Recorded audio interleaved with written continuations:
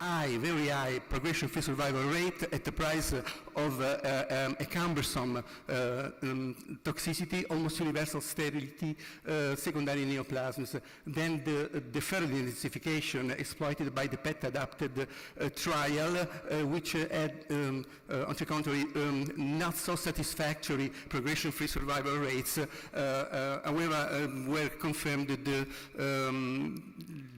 profile, the safety profile of the treatment. Then the third, with the abandonment of both intensification and both PET adaptation to introduce novel agents such as Brentuximab, Bruton, and nivolumab to the ABVD backbone. We tried to realize a trade-off between the intensification upfront and safety and the safe profile of the ABVD. And so to this aim we compared a traditional PET-adapted ABVD with a regimen ABVD, dose dense, dose intense, that we first explored in Naples, and whose results were published some years before. We had a different ABVD regimen. The difference are mainly two. First, we reduced the intercycle between the treatment courses from 28 to 21 days, and second, the drugs are delivered on day 1 and day 11 instead of day 1 and day 14. And second, we enhanced the dose intensity of doxorubicin, that is to say the most critical and active drug of the combination, changing from 50 to 70 milligrams square meter per cycle. And the progression-free survival rates were satisfactory, and especially if you want to consider that we did not adopt radiotherapy. And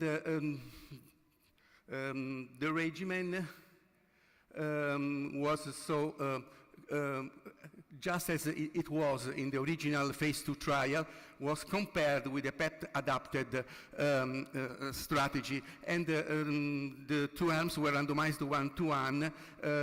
Patients were adults up to 60 years old, and the treatment was stratified according such factors, bulky, stage, and also IPS score. Radiotherapy was, it doesn't work, was delivered in such kind of fashion, and so we have to treat the PET-positive, PET-avid arrests greater than 2.5 centimeters in the dose-dense, dose-intensified schedule, and the same in the other regimen, but with a treatment of the initial bulky by default per protocol. And this is the key statistical endpoints. The primary endpoint was the progression-free survival at 3 years. The events including the event-free survival are stringent. We also included discontinuation for any reasons, and grade 3 and 4 cardiac and pulmonary toxicity given the enhanced schedule of treatment. And the target was to have an improvement in the progression-free survival rate of 10% over the 75% survival in PFS that was achieved by the PET-adapted program. Demographics is representative of the most trial in Hodgkin lymphoma in advanced stage. We have a high fraction of bulky disease. The randomization up front helped to keep well-balanced the two arms. This is a complete and detailed and final consort diagram that shows the numbers, flows of the patient. And I want that you take a look, we have a spotlight on the experimental arm. We have 251 patients, and we find at the completion of treatment 243 patients. That is to say, the patient gave straightly to the end of completion of treatment like a train, with only a few discontinuation due to withdrawal of concert or some adverse event, but the patients are still on the progression-free survival curve. We have I can read 231 over 246 patients as complete responders, and less PR and progression of disease than the comparator arm, where we have a more trouble path with the intensification phase. Let's move on. And so this is the progression-free survival of the comparisons. And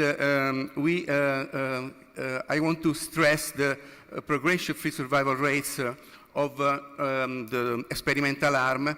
At 3 years, 0.87 versus 0.73, and so the target endpoint of a delta percentage of 10% in progression-free survival was met.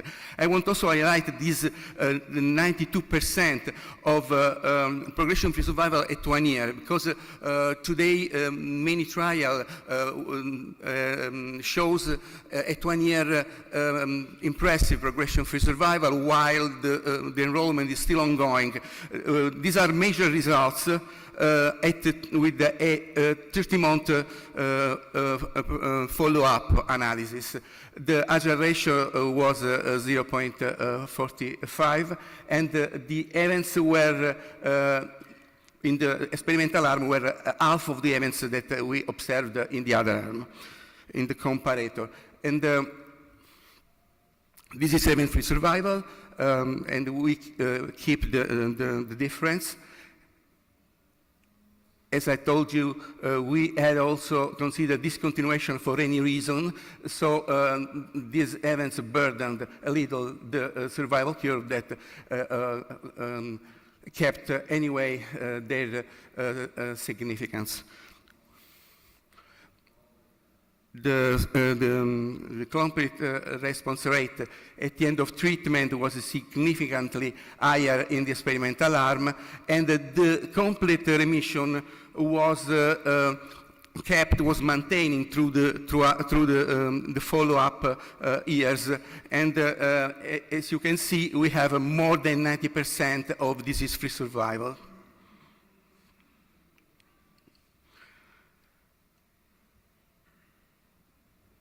Partial responses and primary refractoriness were significantly different in favor of ABVD dose-dense, dose-intense, and this percentage, 4%, is the same that we observed in the escalated BCOP program as it has been presented in the HD 18 trial. It seems that early intensification can enucleate, can sort out a fraction of primary refractory patient. The overall survival is high, obviously. We had a low number of that. 7 were due to lymphoma, and infection affected 1 patient per arm. This is really interesting. As you can see, the difference was kept immutate, or even became wider for stage 4 between the 2 arms. And I want to highlight the results of the interim PET. As you can see, the the PET-positive patients treated with the experimental arm achieved a 72% progression-free survival. That is the same progression-free survival rate that was achieved by the PET adaptation strategies overall. 1 minute. Low fraction of discontinuation for adverse event, small numbers of delayed treatment. So those intensities of the drugs was kept. This is toxicity. It is higher toxicity, mainly hematological, in the PET-adapted ABVD. There is a misunderstanding about that because we can think that the PET adaptation strategy keeps the same toxicity profile as a standard ABVD. We have 20% of patients that undergo an enhancement of treatment through salvage treatment and autologous and stem transplantation or escalated BCOP, so we have an additional toxicity in the PET-adapted strategy as compared with the normal traditional ABVD strategy. It would be more correct to describe the treatment toxicity in terms of PET, more than in terms of arms of treatment. This is the toxicity profile, mainly hematological and gastrointestinal, of patients presented by patients that underwent the 4 courses of ABVD due to PET negativity in the PET-adapted arm. And this is the ABVD patients treated only for 2 cycles and then intensified. So we have a grade 1 toxicity and we have a more hematological toxicity. And this is the toxicity of ABVD-DDI and with very low events of cardiac and pulmonary toxicity. And this is the final, this is the conclusion. So we can say that ABVD-DDI outperformed the PET-adapted program, and the primary endpoint was met.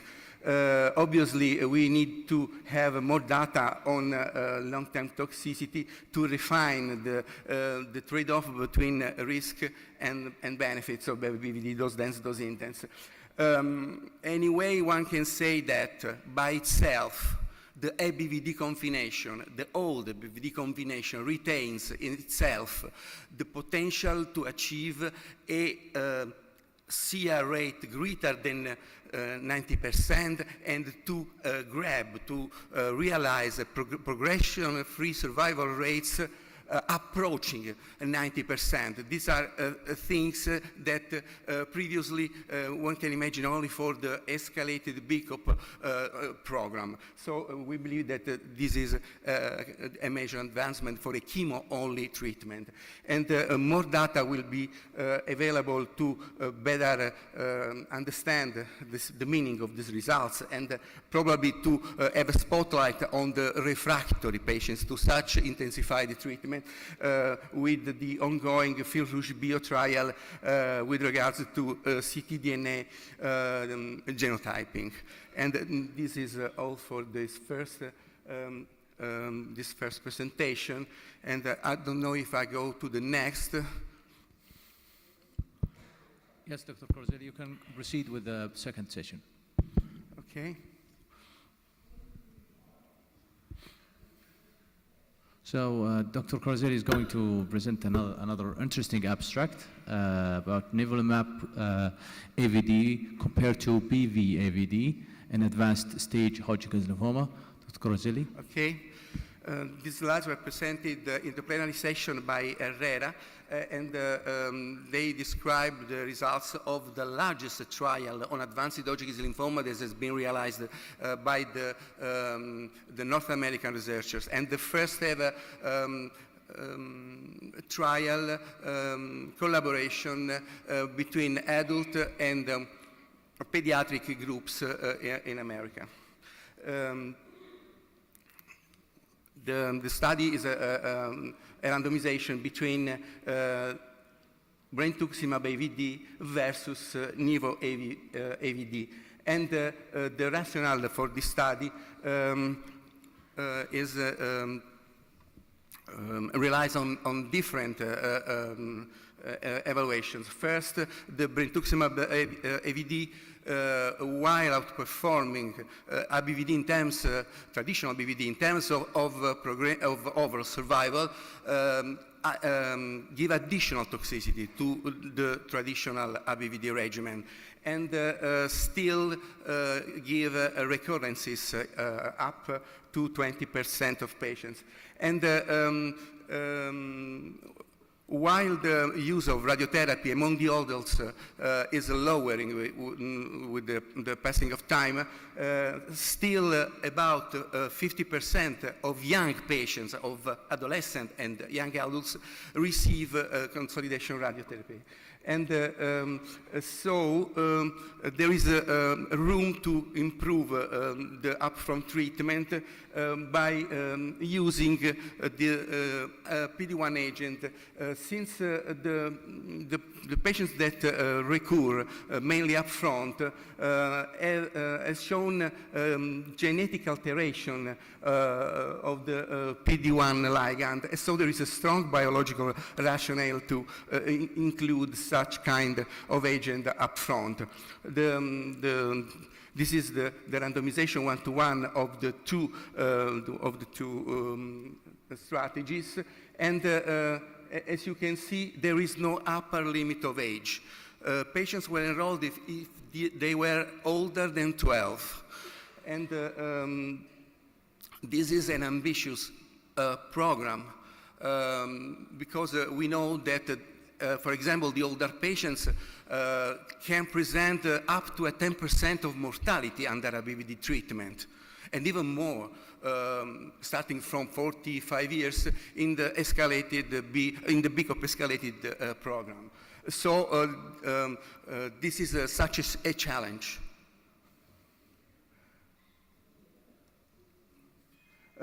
These data are coming from the second interim analysis performed at a number of events of 50% of the total expected. The assumption of the trial was to have a 2-year progression-free survival better in the Nivo AVD arm of 6% as compared with the Brentuximab AVD. And in 3 years, about 1,000 of patients have been enrolled, and this is the eligibility criteria. Beyond the obvious good organ function,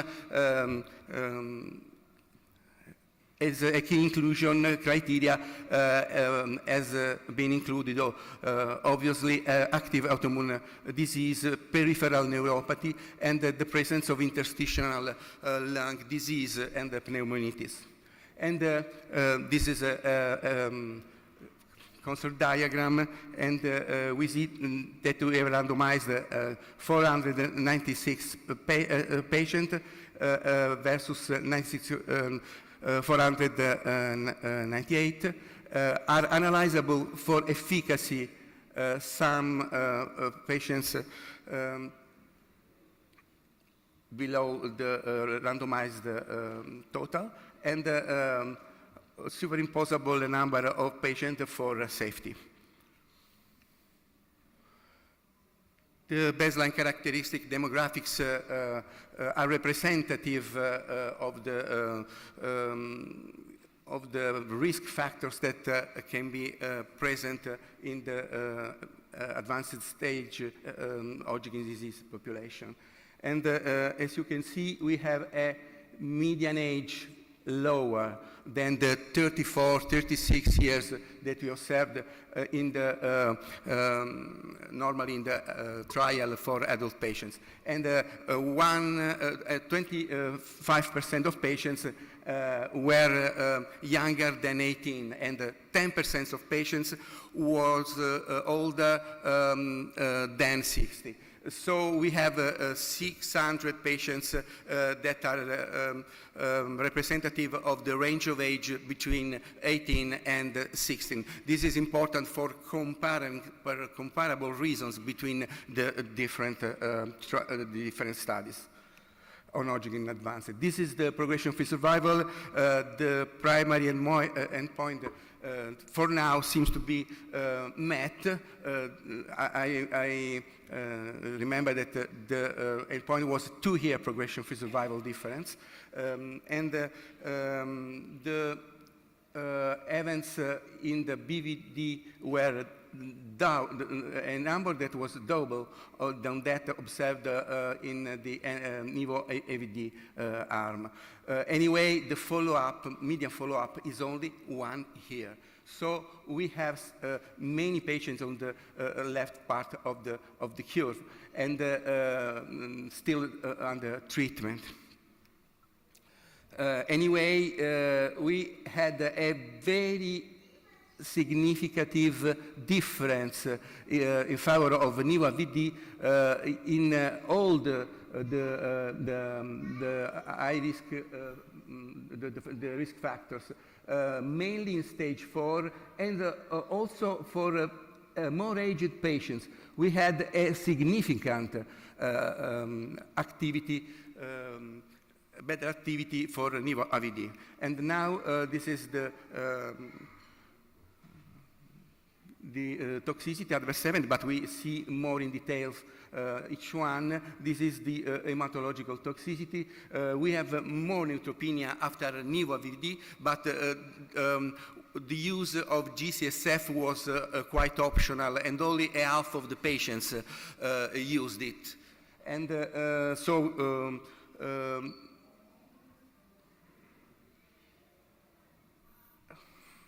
we have more neutropenia anyway.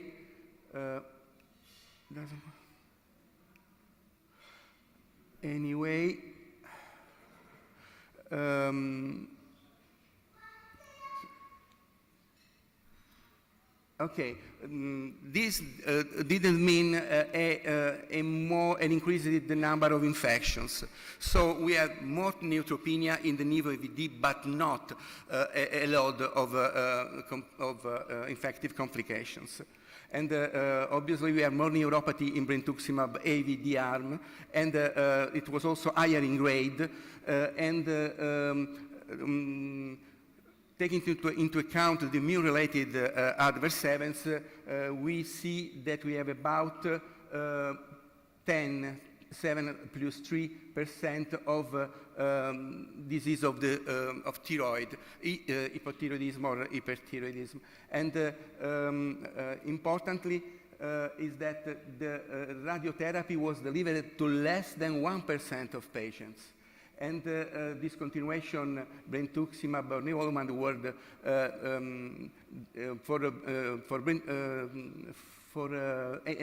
nivolumab was the half of the discontinuations observed in the other arm.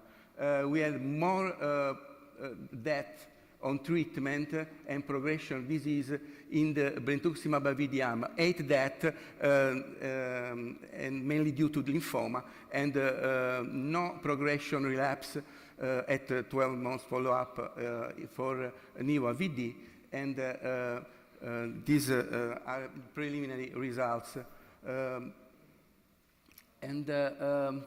Also, event-free survival marked the difference that was statistically significant between the two arms. And the response rate is not complete, the evaluation. Anyway, we can see 80% versus 72% for Deauville 1, 2, 3 point score, and also this time half progressive or partial responses in the Nivo ABVD arm. And this is the overall survival. We observed 11 deaths in the Brentuximab ABVD arm, and only 4 in the Nivo ABVD arm. These are the reason: infection, sepsis, and pneumonitis only in 1 cases. And that's all for this second presentation. It was an ambitious program. The researchers told that, said that this trial may propose a new standard. The impression that we had in the audience is that there is a paradigmic shift in treatment of advanced stage lymphoma. More mature results will come evaluating upon the completion of follow-up and the evaluation of the events of toxicity. Thank you, Dr. Gaetano, for your excellent talks. We'll just give 5 minutes for questions, if you don't mind. Anyone have a question? Dr. Ahmed Said.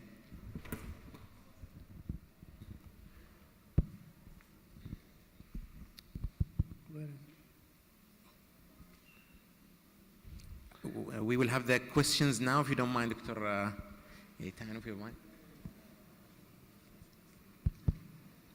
Okay, thank you, Prof, for your excellent presentations. I'm here. So, seems Italian will continue to support ABVD. So now, as a general practitioner or oncologist, now we have ABVD, we have ABVD dense intensity, ABVD as you mentioned, we have BV-AVD, and we have nivolumab AVD. So what is your recommendation about practice changing now from ABVD to whatever protocol you recommend at this point? My guess is that the ABVD dose dense, dose intense represent a sound alternative to the novel agents to all. Because we have a high rate of complete responses and a high progression-free survival with a toxicity that seems now acceptable. And we also have the data from the previous phase 2 study, which has gained a very long follow-up. And we did not register any ominous late adverse event, other than some secondary neoplasm. Data will be published in the next months, in the next few months. And also cardiac and respiratory toxicity was not of relevance. But I think that, as you can see in a following presentation, when we evaluate overall the incoming data from the use of the checkpoint inhibitors, that there is really something new that is moving. I think that, the follow-up is very short, so we cannot draw clear conclusions. But if you take a look at the other presentation in Lugano and what is going on is happening in the literature, we see that although in small-sized trials, we see a toxicity profile very, very appealing when including CPI inhibitors or as a lead-in, as must start, or in concurrence with IVD backbone, so that this will let us imagine a less demanding care load. And this is an important thing because we have a large amount of toxicity. These data, these achievements are without a PET and with a very limited or at all use of radiotherapy. So we don't need PET, we don't need radiotherapy, we don't need less the prompt access to emergency department for infections. If you think to escalated BCOP, you can imagine that this is a quite different thing.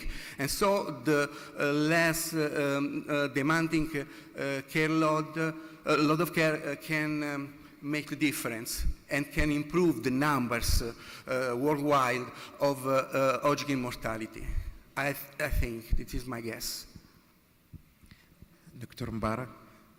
Thank you so much. One more question, please. Yeah, it's about the PET negativity in the first study, the ABVD dose dense. If you see the progression-free survival for those with a PET negative in both arms, those who received the dose dense, they achieved superiority in progression-free survival compared to the PET adapted. Do we have the progression-free survival by the Deauville score, 1, 2, 3? It's my point is those who achieved a negative PET, they still, and both, I mean, in the PET negativity, they do less compared to the PET negativity into the dose dense. Any explanation? For what kind of, for what trial? The first trial, the progression-free survival. For progression-free survival? Yeah. According to PET, to interim PET analysis. Interim PET, both who achieved the PET negative in both arms, they don't do the same. The dose dense, they have a lower progression-free survival. So is it about a false negative, or is it about the deeper response concept in Hodgkin lymphoma? I would believe that it is a deeper response that can justify such kind of results. Okay, I think Dr. Mohsen, one last question. Was there any difference by increasing the dose of doxorubicin and the dose intense compared to the dose dense? The doxorubicin in one of the arms of the dose dense was increased. Was there any benefit or increased toxicity from increasing the doxorubicin? Sorry, can you repeat? What is the... In the dose dense, they increased the... We are dealing with the first presentation. Yes, the first presentation. In the dose dense ABVD, they increased the dose of doxorubicin. For toxicity. Was there any benefit from increasing the dose of doxorubicin? Those increase of doxorubicin did not affect really the toxicity from the cardiac events perspective. We have very few cardiac events and only at no grade 4. I don't have with me, but we have a comparisons of the ejection, the ventricular ejection fraction, and we have no relevant between baseline at end of treatment evaluations. Okay, thank you so much. We will move on to the next talk. And our next speaker is Dr. Salim Dada. He's a consultant adult hematologist at Prince Noura Oncology Center. He will be giving us a talk about the HD21, comparing the efficacy of BrECADD to BIACOP. Dr. Salim, you have 10 minutes. Thank you. Hey, assalamu alaikum.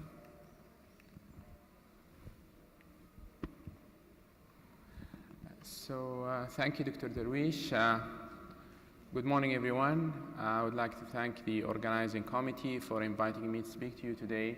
So I'm going to present the data of the HD21 trial, which is a trial comparing escalated BrECAD versus a new combination BrECAD in patients with advanced stage, previously untreated classical Hodgkin lymphoma. The trial was presented as a late-breaking abstract in the last ICML.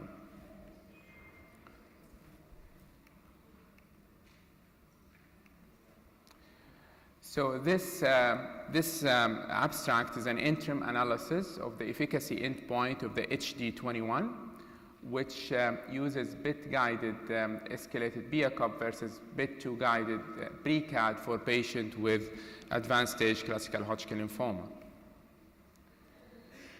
So a newly diagnosed patient, aged 18 to 60, were randomized to receive either 2 cycles of escalated BrECAD versus 2 cycles of BrECAD. Bit-2 staging was done after 2 cycles, and subsequently, patients who were bit-negative received 2 additional cycles of either treatment, and patients who were bit-2 positive received subsequently 4 cycles. So a total of 4 cycles in patients who are bit-2 negative, and a total of 6 cycles in patients who are bit-2 positive. At the end of therapy, bit CT scan was done, and patients who were bit positive at the end of therapy were referred to receive consolidative radiotherapy. So in this trial, they had 2 co-primary endpoints, and the first endpoint was for superiority for treatment-related morbidity, and this was presented before, and this presentation is about the non-inferiority for efficacy.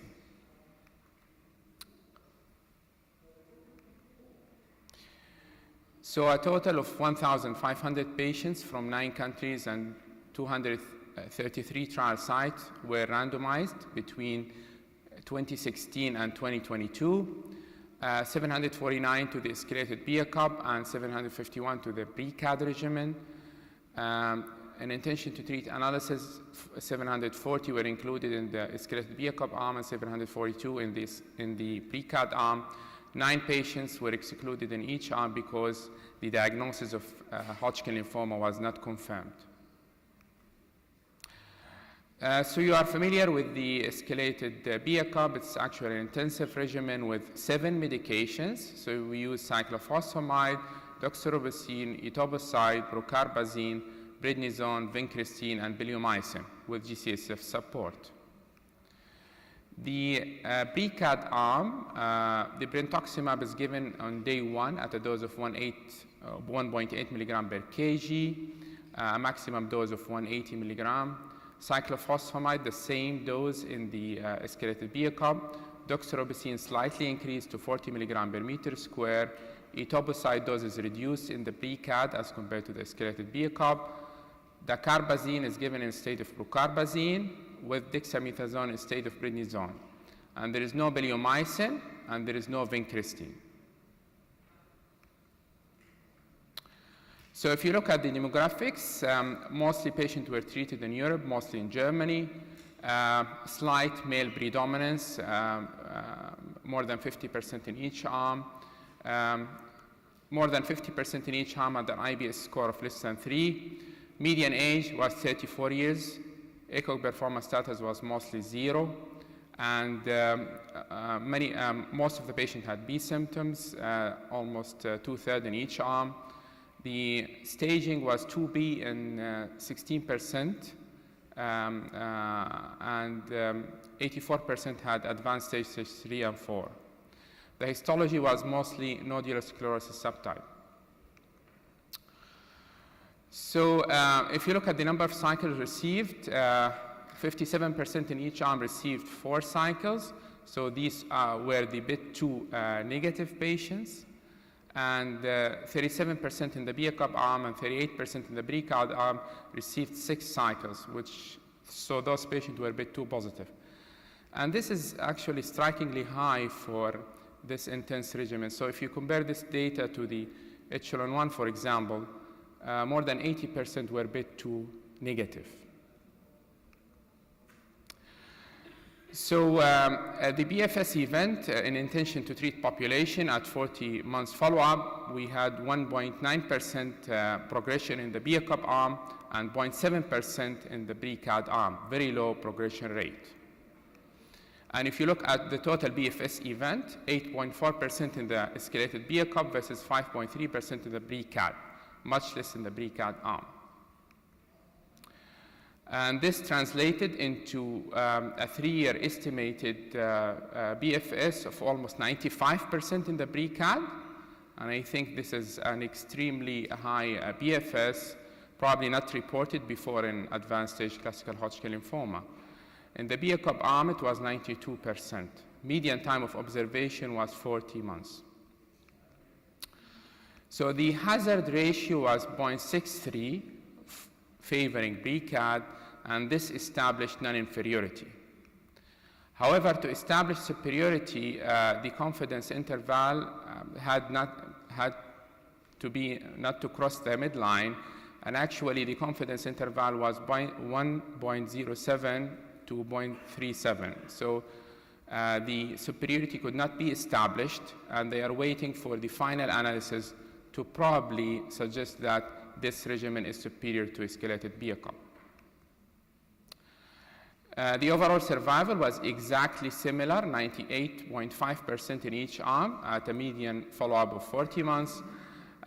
There were more treatment-related mortality in the BrECADD arm, 3 mortalities versus 0 in the BrECADD.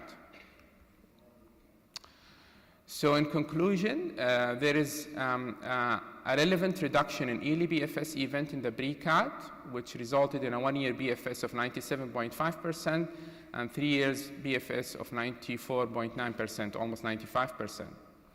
So this interim analysis fully establishes non-inferiority of BrECADD compared to escalated BrECADD. As I said, the hazard ratio is 0.63. So these data suggest that BIT-guided therapy with BrECADD is probably the most effective currently available therapy for advanced stage classical Hodgkin lymphoma, and this set a new benchmark for the primary cure rate in advanced stage classical Hodgkin lymphoma. And within the German Hodgkin lymphoma study group, the BrECADD defines the new standard of care for treatment of a patient with newly diagnosed advanced stage classical Hodgkin lymphoma. By this, I conclude. Thank you very much.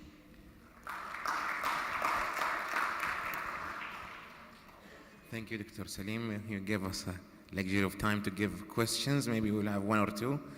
Dr. John here. Thank you for the presentation. I mean, it's very interesting because this study, as you said and you emphasized, is the progression-free survival is 95%. So where do we go from here? I mean, what's the next German Hodgkin's lymphoma study going to be? If you have 95% progression-free survival, and the other thing is, although it's not in the slides, but it was presented at the meeting, the comment was that the fertility is preserved in these patients based on this new regimen, which is very interesting. So the question is, because I'm sure most hematologists in here are confused, what is the first-line therapy you're going to give in patients with advanced stage Hodgkin's lymphoma? Thank you very much, Dr. John. Actually, there was a presentation in the ICML, I think it was an educational session. Are we reaching maximum cure in Hodgkin lymphoma?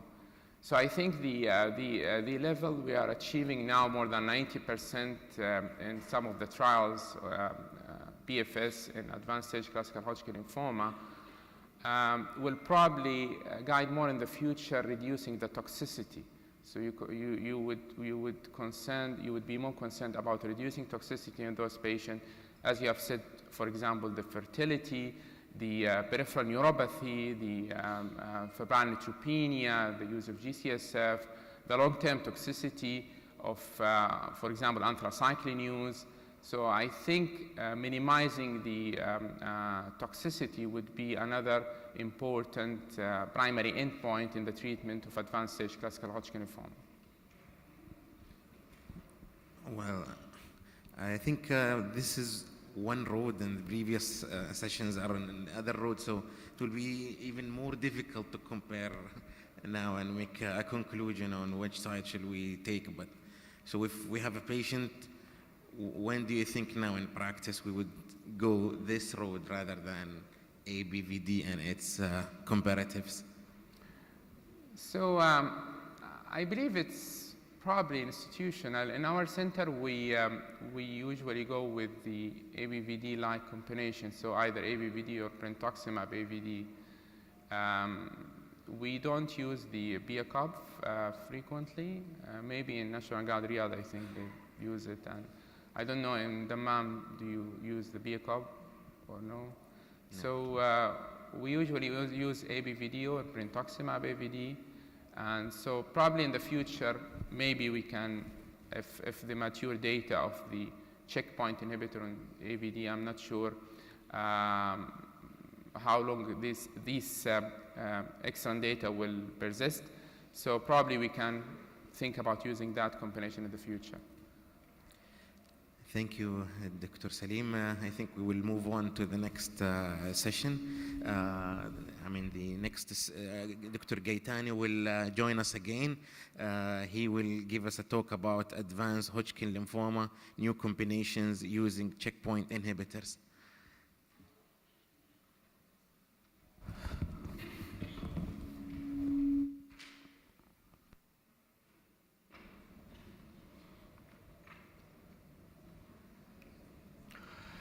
Let's have a look at the highlights from International Conference on Malignant Lymphoma on the current hotspots and the more recent experiences on the use of checkpoint inhibitors in the setting of advanced stage Hodgkin lymphoma. The immune checkpoint inhibitors have shifted from an alternative treatment option to a first-line treatment, achieving a survival, relevant fractions of survival rates in all the assistance settings.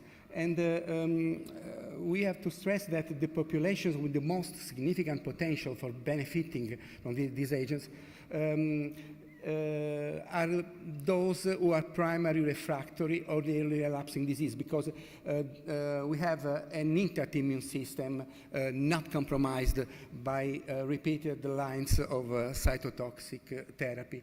And currently we need to better define in the setting of the biology of Hodgkin lymphoma the role of the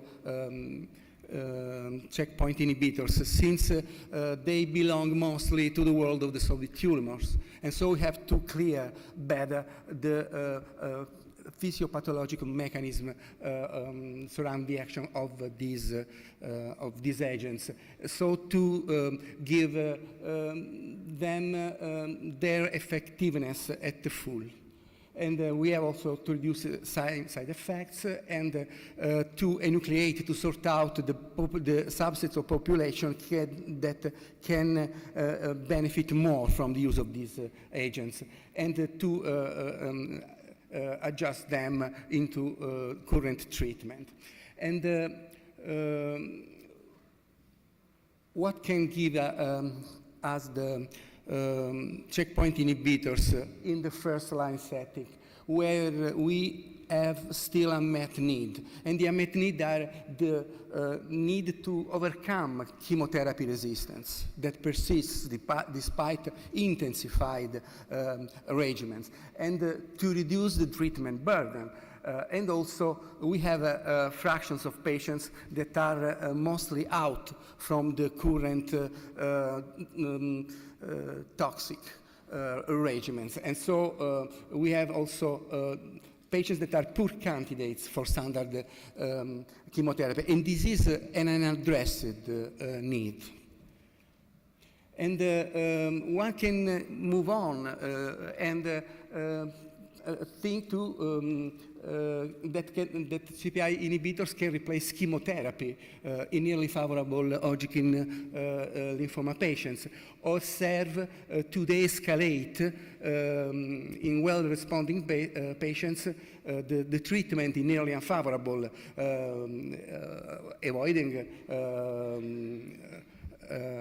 prolonged chemotherapy programs, or even removing radiation therapy.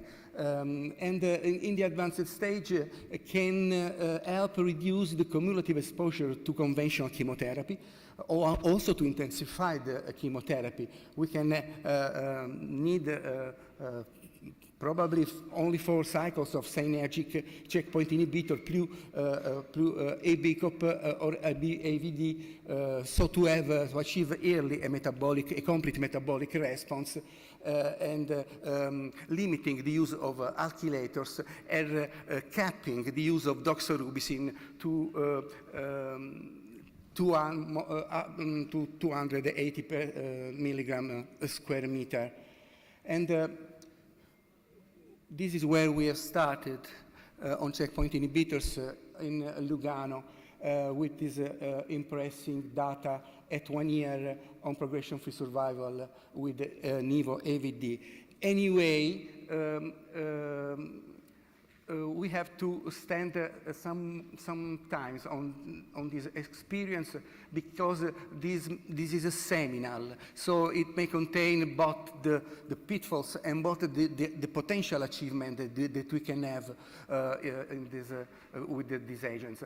The conclusions of the researchers were that Nivo AVD improved progression-free survival versus Brentuximab AVD in patients with advanced stage disease. Few immune adverse events were observed, and this is an important thing to observe, and less than 1% of patients received the radiotherapy.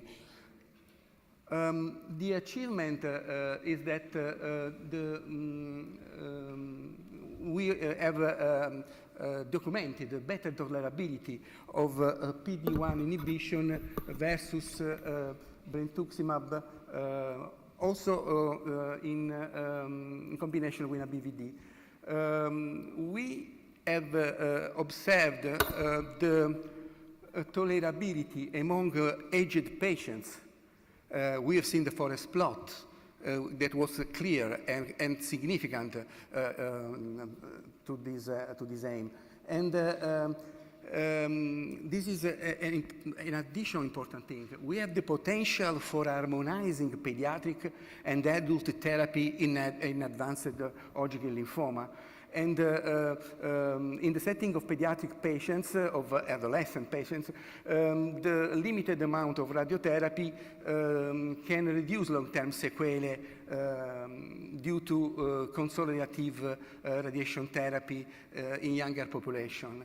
And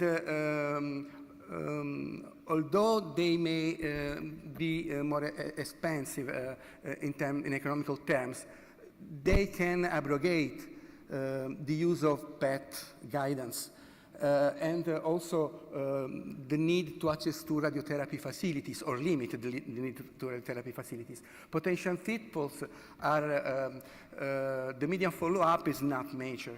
And we have indeed less than 6 months of observation after the end of treatment. And we know that recurrences in Hodgkin lymphoma may happen until 2 years from treatment completion. So it seems really too early. And one may wonder if the progression-free survival is carried by early responses to the PD-1 blockade, or to a true synergic effect between PD-1 blockade and chemotherapy. And this will translate into a maintenance with the time, with the passing time of the responses. Median age is lower than the trials for adults, and so we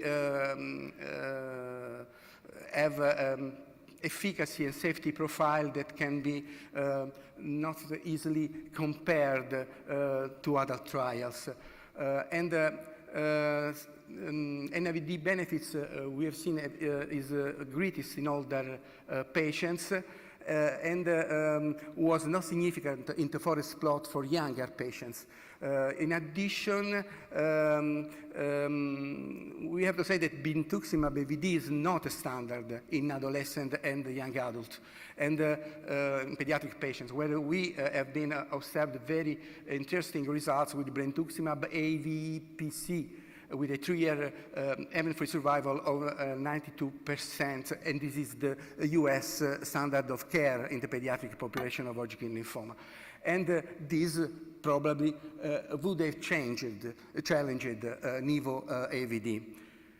Anyway, if you look at additional trials that have been presented in Lugano on the use of checkpoint inhibitors, we can find clues of something new that is in the air. And first of all, we see additional experiences in the older adults, and we see that the Nivo AVD, this is a small-sized study. Anyway, we have tolerability, and the treatment resulted highly effective. And most of all, we has only such kind of toxicity, febrile neutropenia in 5%, and immune-related adverse events only grade 1 and 2. In an elderly population with Hodgkin lymphoma, this can be a real achievement. And in this case, we have a median follow-up of 3 years. Small-sized, but measured results. And in this other study, considering the unfit patients unable to undergo an ABVD program due to comorbidity or aged more than 75.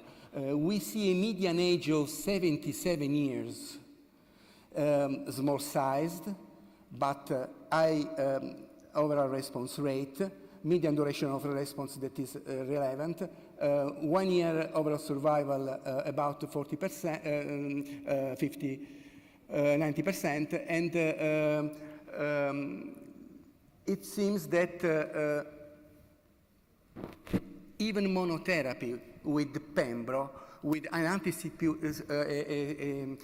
checkpoint inhibitors, is feasible in ABVD unfit, elderly patients, and with comorbid risk score. And so the patients were also monitored for a cumulative illness risk score at baseline and in the following at the end of treatment. And so this is a new addition to the meaning of introducing such kind of agent in the older patients, even as a single agent. Let's go on. And this is a different experience. We have also in this case a more prolonged follow-up, 36 months, and show us how within a PET-adapted program of a traditional kind, where we have 2 initial BVD, then PET scanning, PET negative can benefit from going on with additional ABVD cycle, such as in the Rattle study, PET-adapted study, but PET positive, instead of being rescued by escalated BCOP or being rescued by Savage program with autologous stem cell transplantation, fare well with the Nivo AVD for 4 cycles, and we have progression-free survival at 2 years that are quite superimposable to the percentage, to the rates that we observed in the PET-adapted strategies when adopting BCOP. And this is an additional achievement, although, I repeated, the study is small-sized, but these are clues of something new. And I guess, On the right, we have a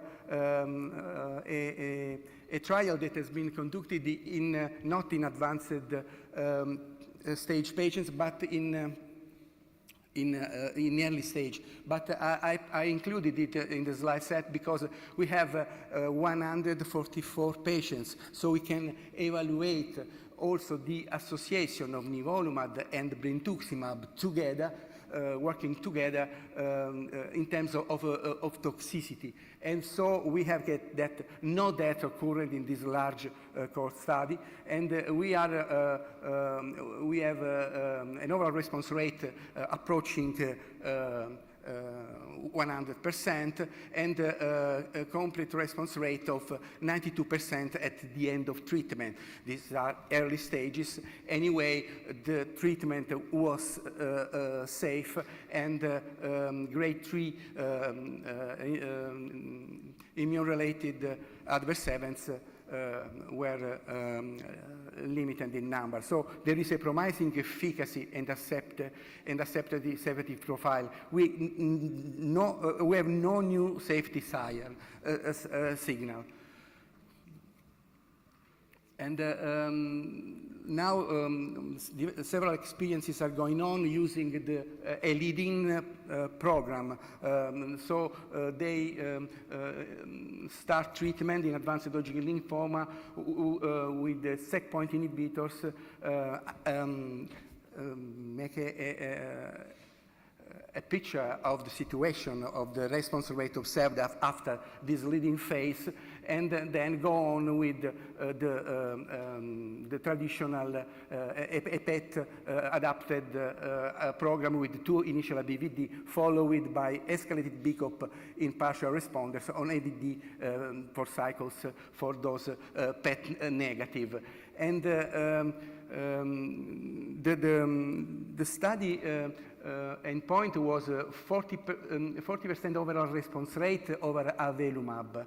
And the response was quite above the predefined threshold.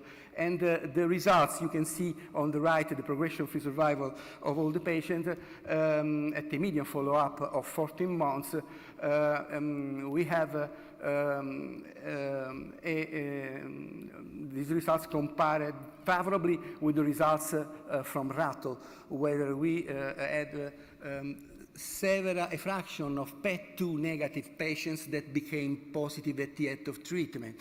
This is an additional insight that can be proposed to the world of researchers in Hodgkin lymphoma. And a further experience on a smart start leading treatment, it is also real interesting. Beyond the only 28 patients that have been treated.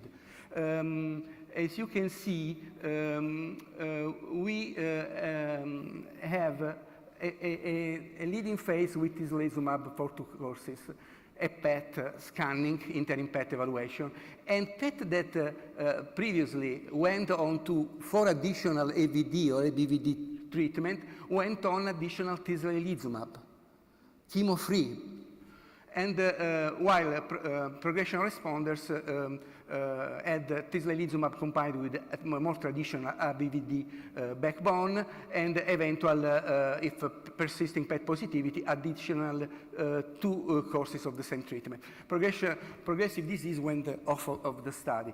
And after the leading phase with tislelizumab, we had about 30% of complete responses at an overall response rate of 96%. And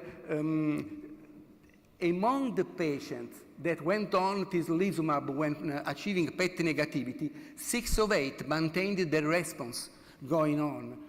And so the message can be that cytotoxic drugs can be reduced and even ignored in some patients with advanced stage of disease. This is an additional insight.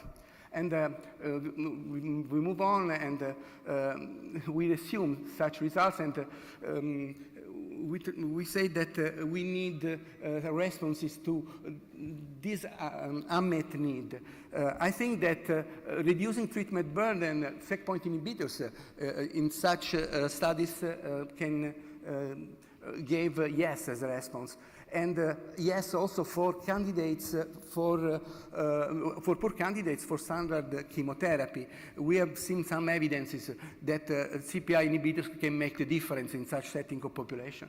And to the study of SWOG, we can expect that it can overcome chemotherapy resistance, but the follow-up is too brief and pending evaluations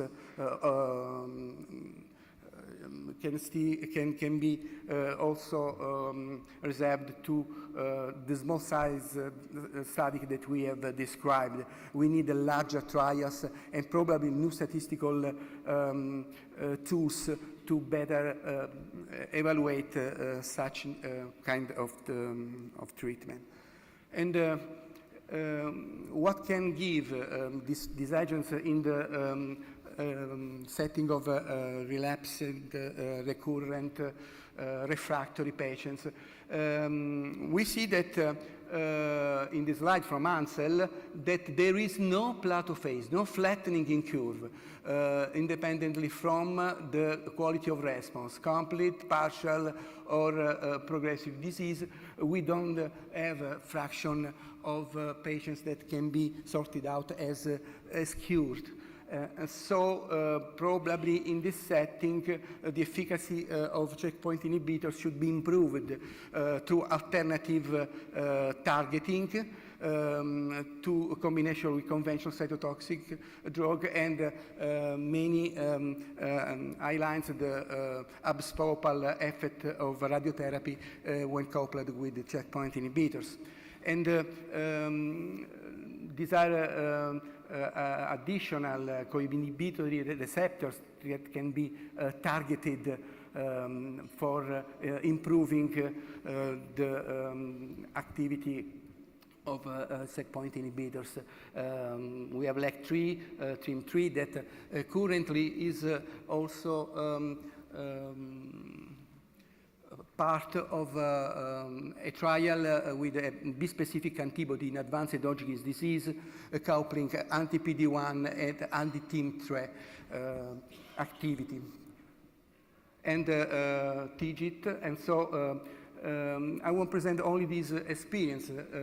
This is a trial started some years ago. Results were already available, and these are two updates. At an additional follow-up, and a dual blockade for patients that have been refractory to PD-1.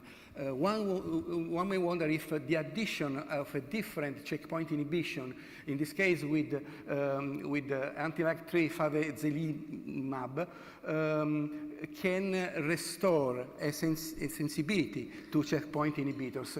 And we see that in the first cohort, no prior anti-PD-1. The second cohort of patients of the MK4280 study were at prior PD-1. 30 patients, 34 patients. And so with duration of response that can be almost superimposable. And also the duration of response in PD-1 already exposed patients is worth of attention. And progression-free survival is 33 months. That is considerable. And also overall survival is interesting. So with additional follow-up, the combination of the double blockade of PD-1 and LAG3 continues to show activity and manageable safety in both the cohorts. And what is the real contribution of favezelimab to pembro-resistant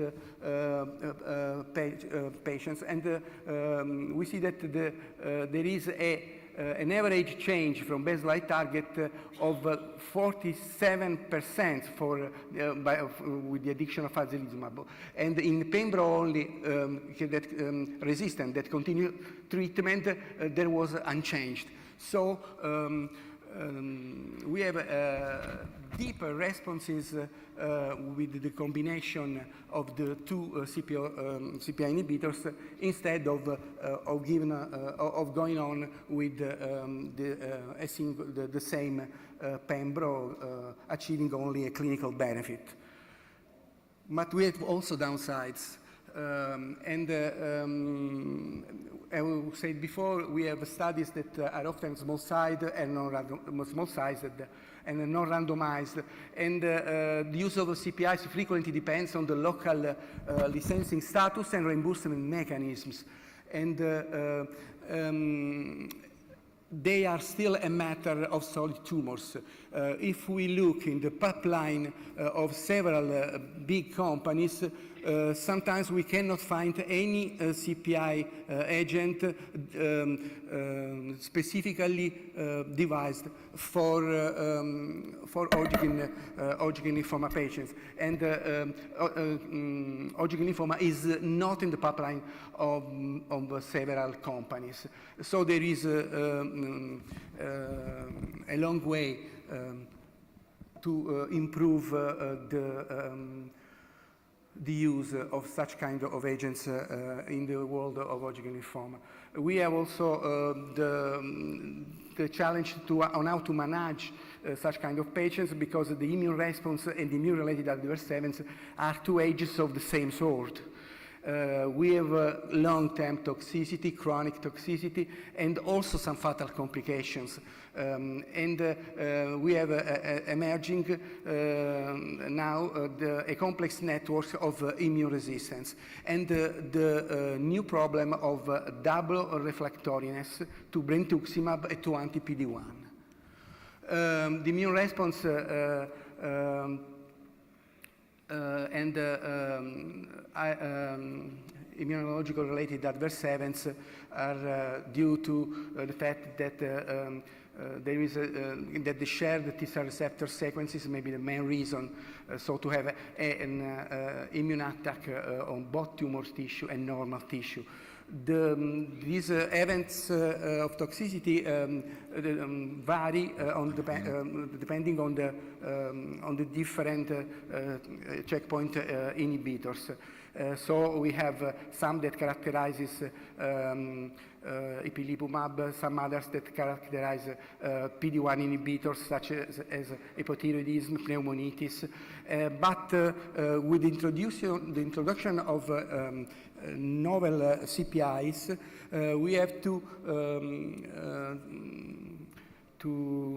observe if we have additional new kind of adverse events. This is the case for the reactive cutaneous capillary endothelial proliferation that is seen in more than 90% treated with Mogamulizumab. 1 minute. Okay. 1 minute. Thank you. And we have also some problem with the resistance. We studied the mechanisms, and we have observed that double refractoriness can be circumvented by some old agents like epigenetic modifying drugs. And so the use of immunotherapy continues to grow and evolve, but more research and time are needed to determine the full utility and long-term side effects in Hodgkin lymphoma. As said before, during Lugano, in a session, a researcher wondered, are we reaching the maximum cure rate for Hodgkin lymphoma? Well, I say yes, and I say no. This is the real incidence at 2020 for Hodgkin lymphoma worldwide, and this is the mortality, estimated mortality more rate. We are not on that kind of rates. And I believe, as said during the previous presentation, that more tolerable and effective therapies coupling with a less demanding care load can certainly be a good viaticum for a global improvement in the numbers of cure for patients with Hodgkin lymphoma. And in this setting, collaborative efforts are critical to success. That's all.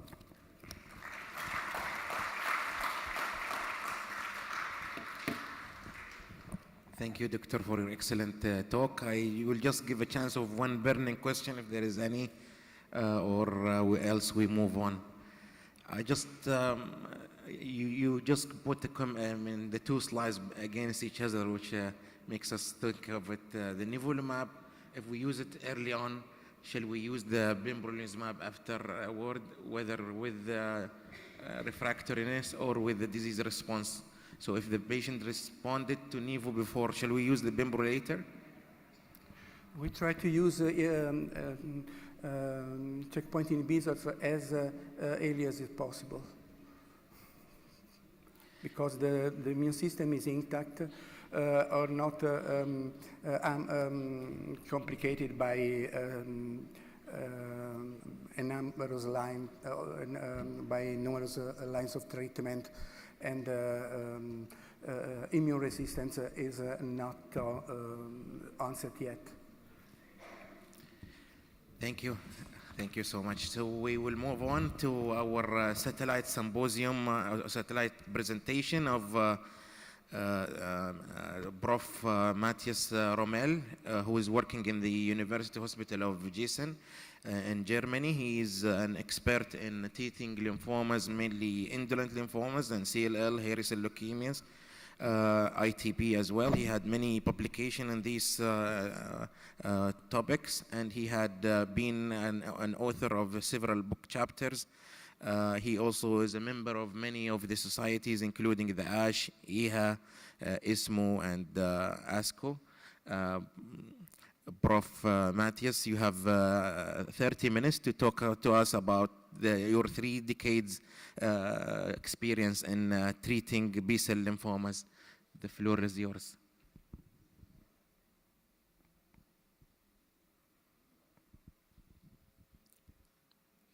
Do you hear us, Dr. Matthias?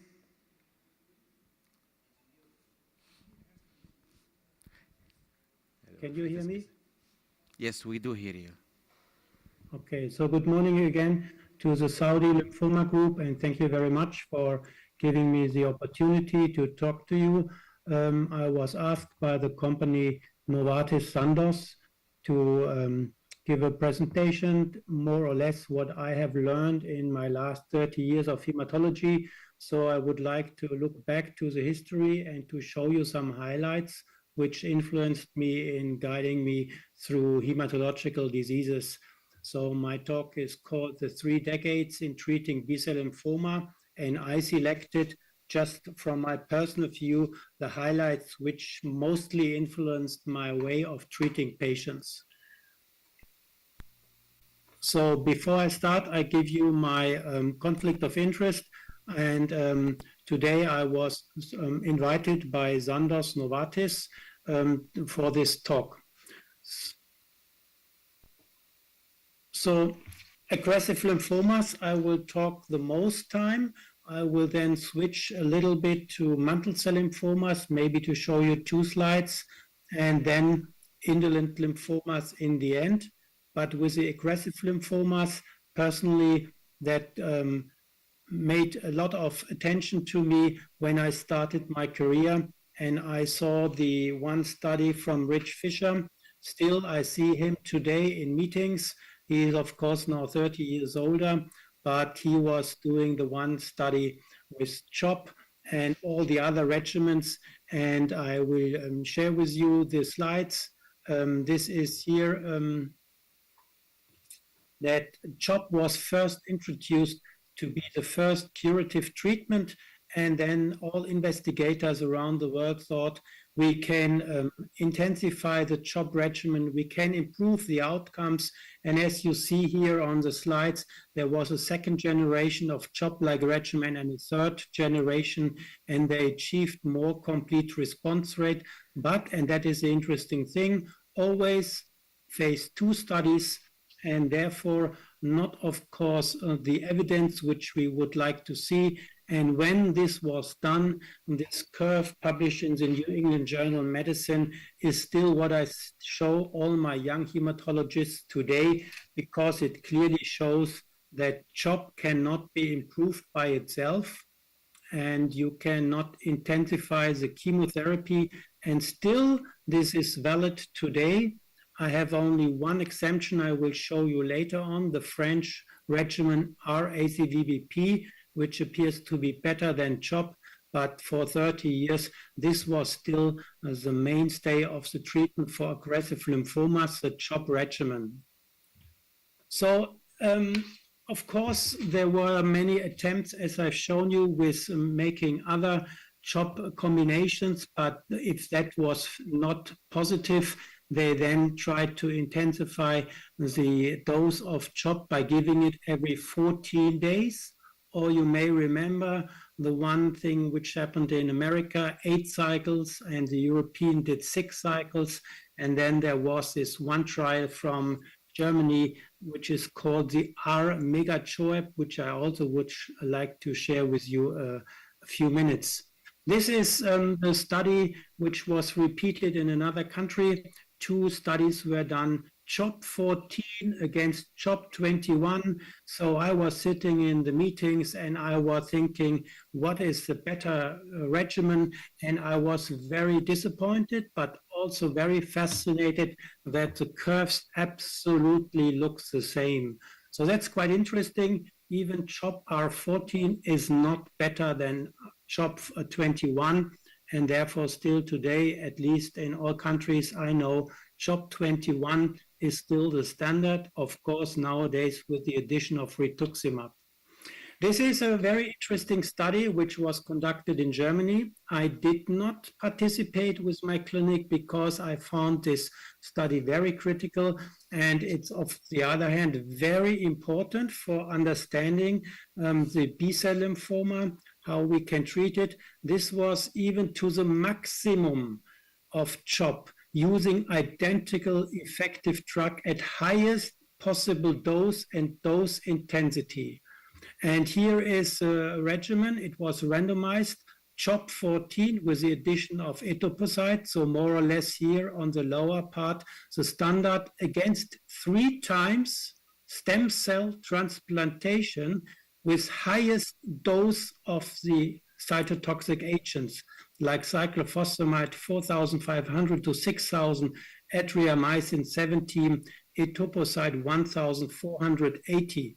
And then this slide was presented, and all the German hematologists were really fascinated. They said, oh, it was a p-value of 0.05, hardly missed a statistically significant difference.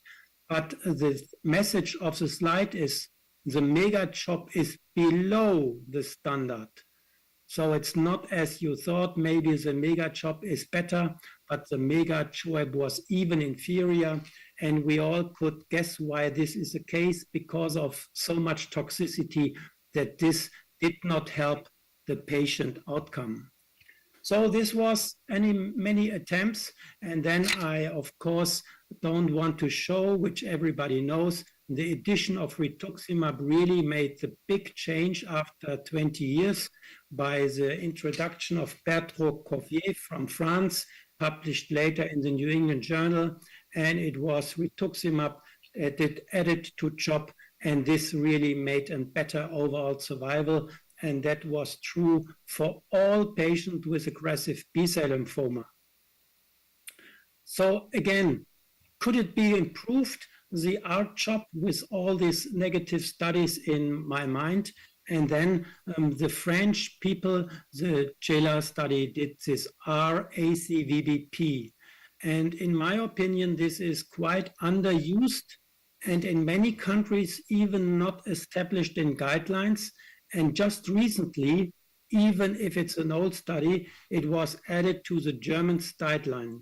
And I will show you very few slides. This was a study from the JELA, and it was R-ACVBP, which is comprising of 4 cycles every 2 weeks, but then with a consolidation of high-dose methotrexate ifosfamide, VP16, and cytarabine compared to the typical R-CHOP 21. And it was, of course, higher dose intensity of the critical drugs, but it is a sequential consolidation using second-line agents like ifosfamide, VP16, and it has a CNS prophylaxis. All these little pieces of treatment improved disease-free survival and absolutely also the overall survival.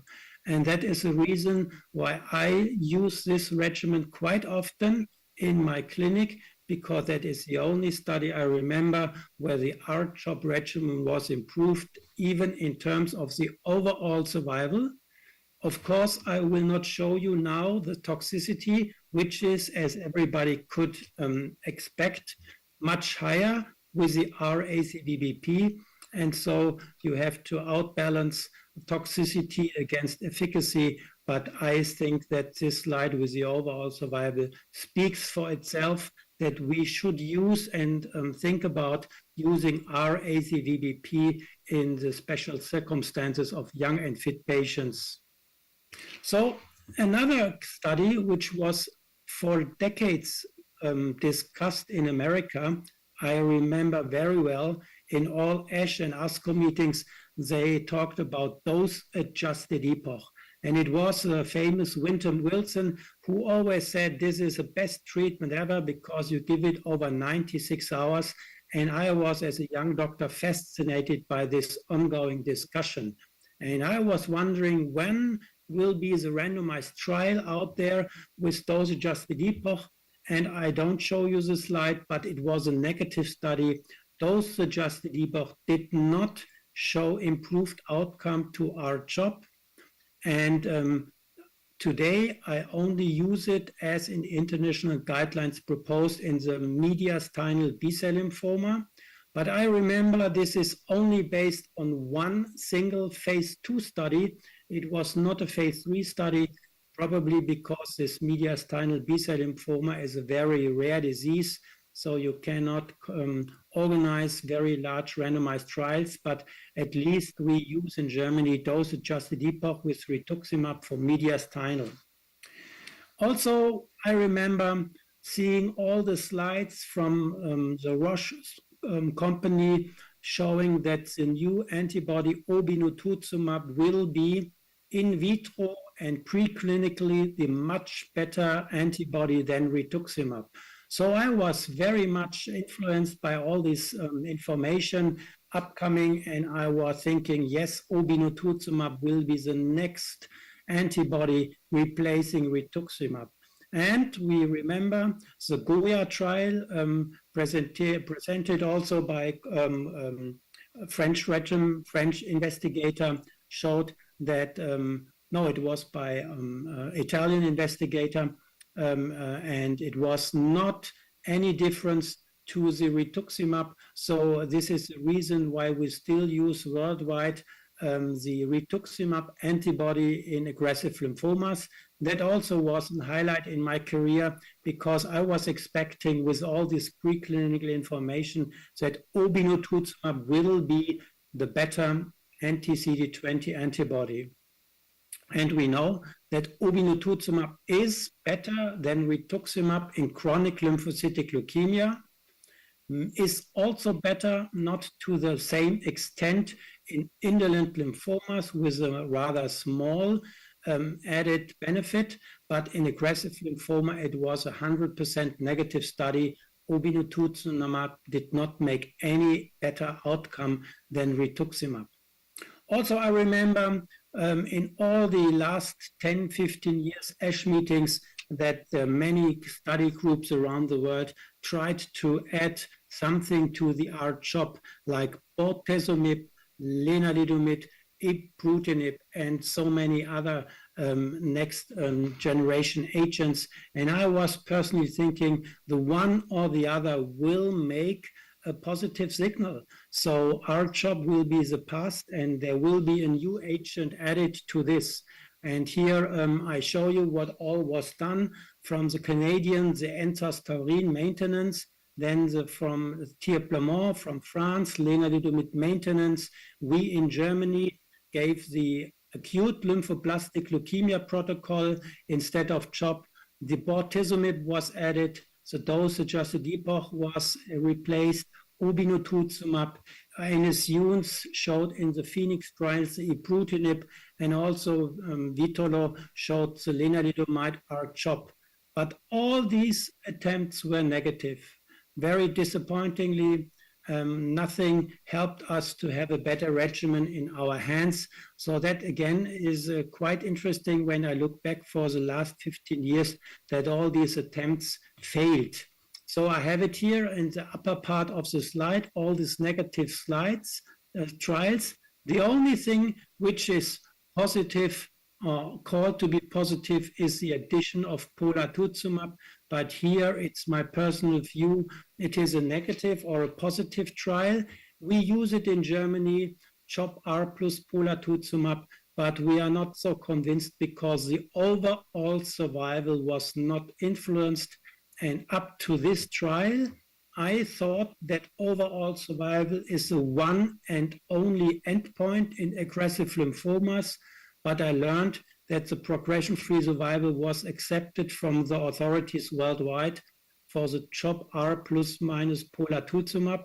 So CHOP-R polatuzumab is given in this patient with a higher IPI.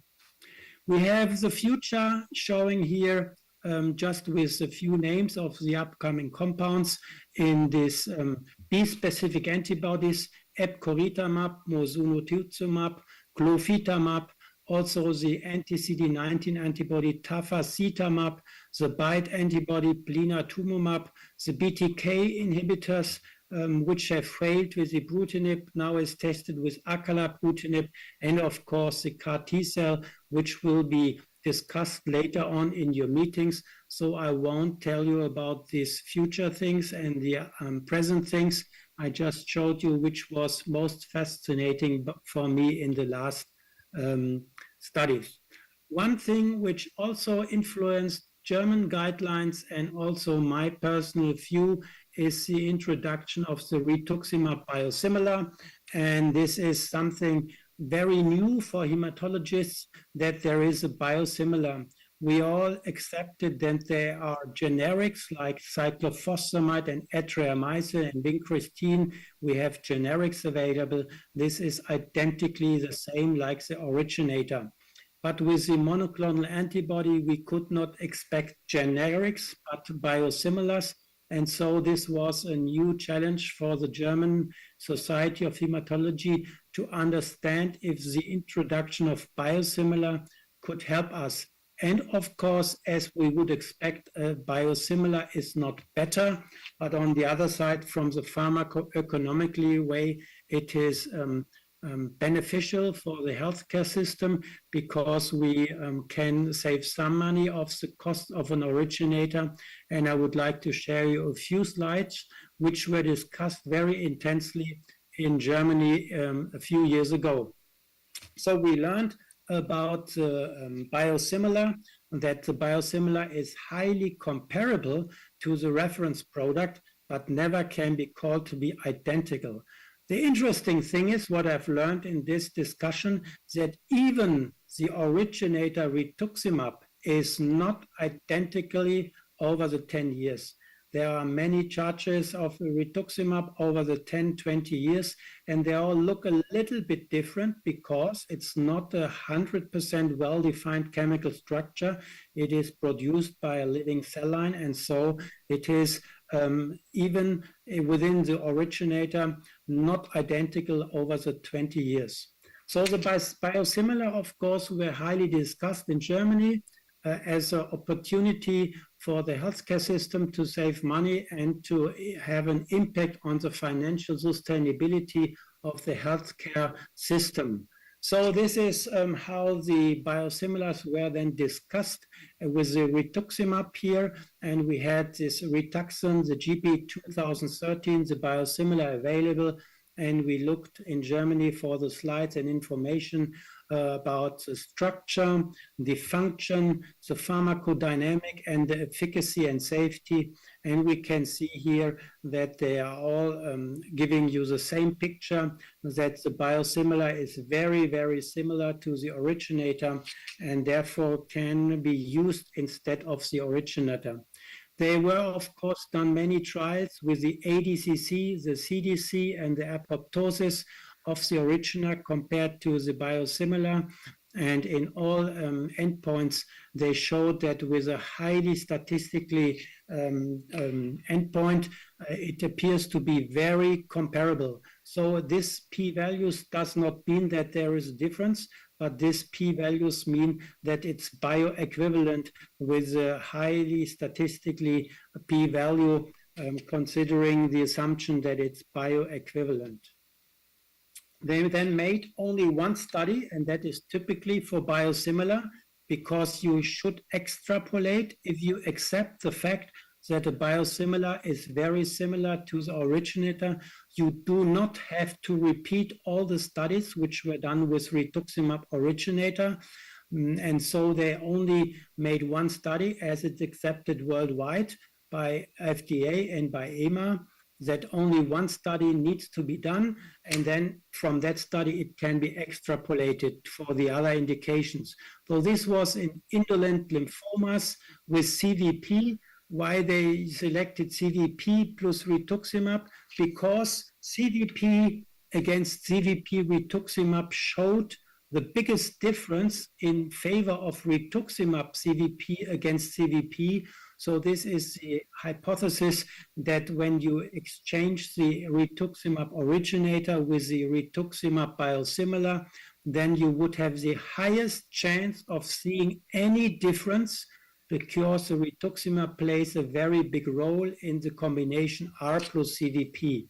And so this is the endpoint, the overall response rate and the complete response rate, and very clearly there is no difference.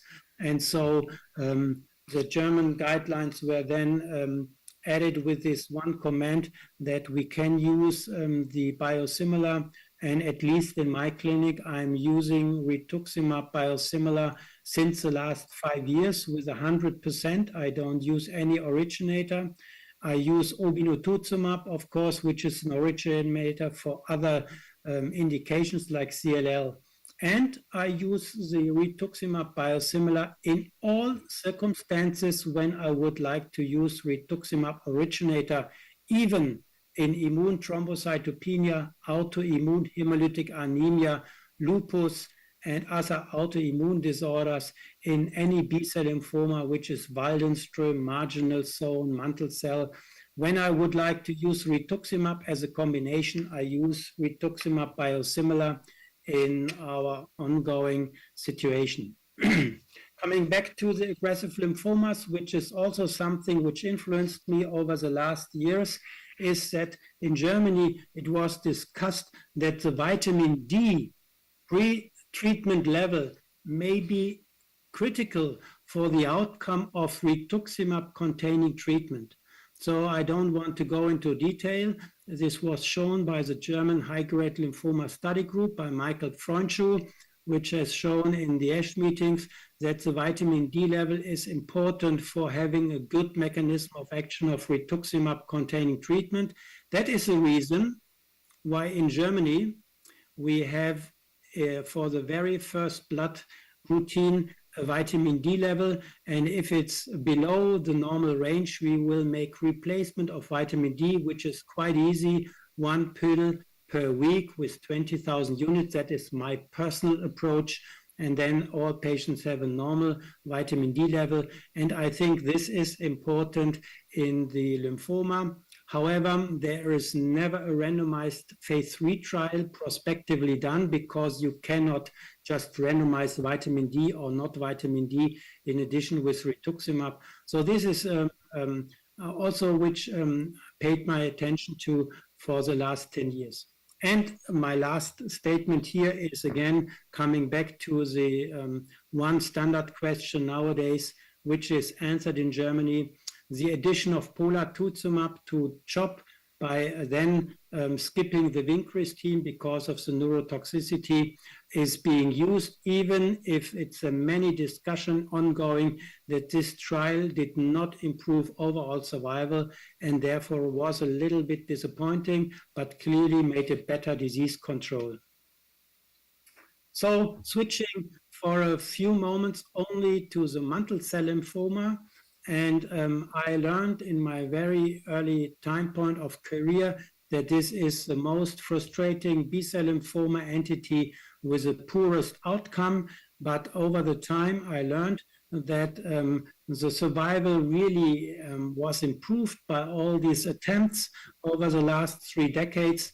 And I would say, even if it's double or even 3 times longer, the survival compared to the time when I started my hematological career. And why is this the case? Also, this fascinated me the most, that the high-dose cytarabine was the most relevant key study to show that mantle cell lymphoma patients live longer. And even the stem cell transplantation with younger patients, followed by Rituximab maintenance, showed by the French study group, is now the standard approach for younger patients. And this comes from Germany. And also I was involved in that clinical science and study. Bendamustine, a very old agent, is an excellent drug for mantle cell lymphoma and also helped the patient who are not eligible for stem cell transplantation to have a better survival than compared to the last 10 or 15 years. So bendamustine for the elderly patient is also a main treatment approach for mantle cell lymphoma, and what recently was introduced to the field, and we remember all the presentations by Michael Wang from Houston in Texas, when he was fascinated to show us the efficacy of single agent activity, ibrutinib. And ibrutinib really made a change also in the mantle cell lymphomas. However, we have learned over the last 2 years that ibrutinib may have some cardiotoxicity, and maybe the second type generation BTK inhibitor, zanubrutinib and acalabrutinib, are a better choice because of less toxicity, which is true. They have less toxicity. And interestingly, acalabrutinib and zanubrutinib are approved by the FDA in US America, not approved in Europe. Ibrutinib is approved in Europe, but ibrutinib was withdrawn in America from the approval for mantle cell lymphoma. So that is at the moment a little bit interesting time. In Germany, I would like to give zanubrutinib, for example, instead of ibrutinib, but it has no approval and indication. But I asked insurance companies and they will give a positive signal to rather switch to the BTK inhibitor with less toxicity. So the ibrutinib clearly made its place for relapsed and refractory mantle cell lymphoma, where also the bortezomib and lenalidomide did show activity, but it's not used so often.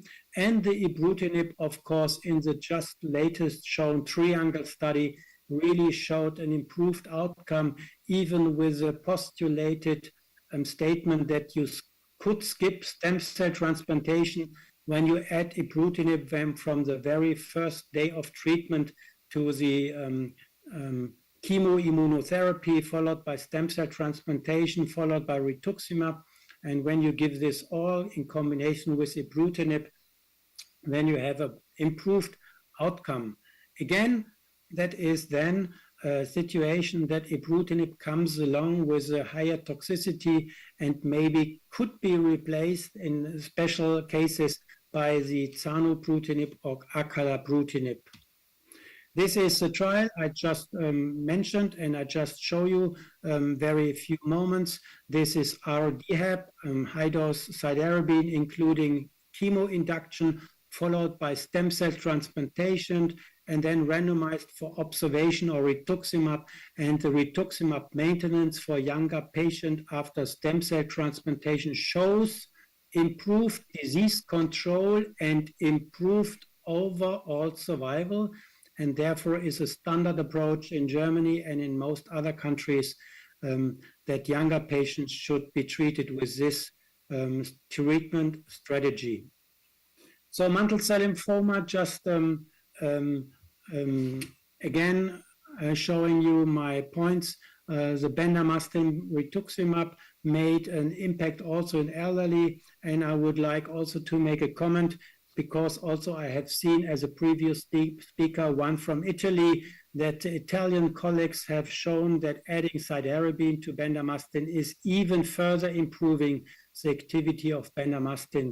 There was not done a randomized trial with this, but in Germany it's quite a standard. In elderly patients who are fit enough, then you can maybe increase the efficacy of bendamustine rituximab by adding some cytarabine to this combination. In indolent lymphomas, that's quite interesting, because I was involved with my study group in Germany in showing the efficacy of bendamustine. And what is first I learned when I went to the meetings, that there was a debate between the US-American colleagues, Bruce Chesson, Sandra Horning, and Rich Fisher, and they have made big discussions 20 years ago. Do you need for a typical indolent lymphoma the anthracycline containing treatment CHOP, or maybe CVP without anthracycline is good enough? This really fascinated me and influenced me for my later career, because it was 5 years ongoing debates between these people and there was no clear answer. And also what I learned in these old days, that even watch and wait versus chlorambucil has its place, which was shown by the British colleague Deshna.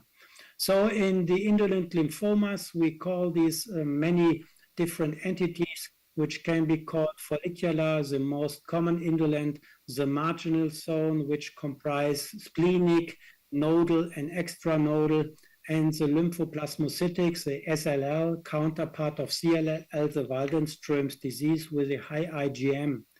What we learned over the years, even if there were no randomized trial, that the rituximab found its place, and no treatment is given without rituximab in these indolent lymphomas. And the bendamustine is now a mainstay also for all these indolent lymphomas. At least I showed in my study where we tested bendamustine rituximab against CHOP rituximab in follicular, marginal zone, Waldenström, and SLL, and showed that the bendamustine has a little bit less toxicity. Of course, we all know bendamustine has also its toxicity, but it is very different from the CHOP regimen, and so it's a beneficial treatment for elderly and frail patients in particular. What also I was fascinated over the last 20 years is what Jill Sall showed us with a PRIMA trial, the rituximab maintenance. I was invited to so many international debates. Do we need rituximab maintenance after rituximab chemotherapy in follicular lymphoma? And of course, I know that most investigators, most doctors around the world give rituximab maintenance. However, in some very large countries, they skip it because they say it's a lot of financial burden when you add a 2-year rituximab maintenance, and it does not improve overall survival. So that was also a very fascinating time of my hematologic careers, when I was part of the discussion and also was sitting in the audience. Is rituximab maintenance absolutely necessary because you have a better disease control, or it is not highly important because it has no influence still today on the overall survival expectancies of the patients? Coming back to the other anti-CD20 antibody, obinutuzumab showed an improved disease control, but not a better overall survival. And so obinutuzumab clearly was adopted in all guidelines of the world. And however, you read still in all guidelines of the world and the same place, rituximab can also be given, because obinutuzumab was not so much superior that you should avoid rituximab. So in many countries in the world, and still in Germany, most patients are still treated with a rituximab combination in indolent lymphoma. So Waldenström, marginal zone, lymphoplasmacytic are clearly treated with rituximab and in most circumstances bendamustine or CHOP. And in follicular lymphoma, we have this gallium study where the obinutuzumab was given.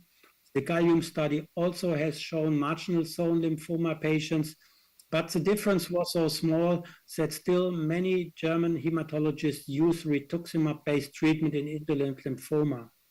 Again, when you use rituximab, we use in Germany the rituximab biosimilar.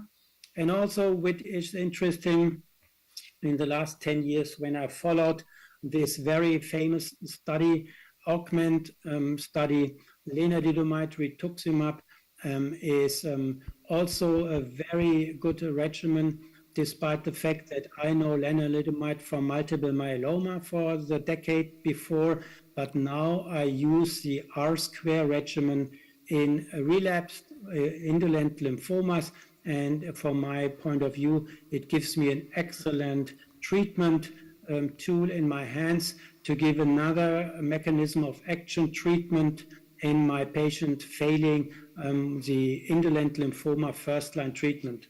However, what is a matter of all debates, if a relapse happens 10 years after the first-line treatment, of course you can repeat the first-line treatment a second time, because after 10 years remission duration, why not just repeating the first-line treatment? And interestingly, in the indolent lymphomas, the new agents like BTK have not found its place, like in CLL, where the BTK and venetoclax BCL2 inhibitors absolutely replaced chemotherapy. But in indolent lymphomas, chemotherapy is still quite often used.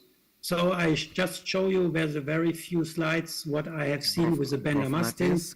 The bendamustine was approved. And so, coming to my last slide, indolent lymphomas, I showed you all my best memories about the last 20 years. Finishing now my presentation, and hopefully we could have some questions. I thank you for your attention so far. Thank you very much.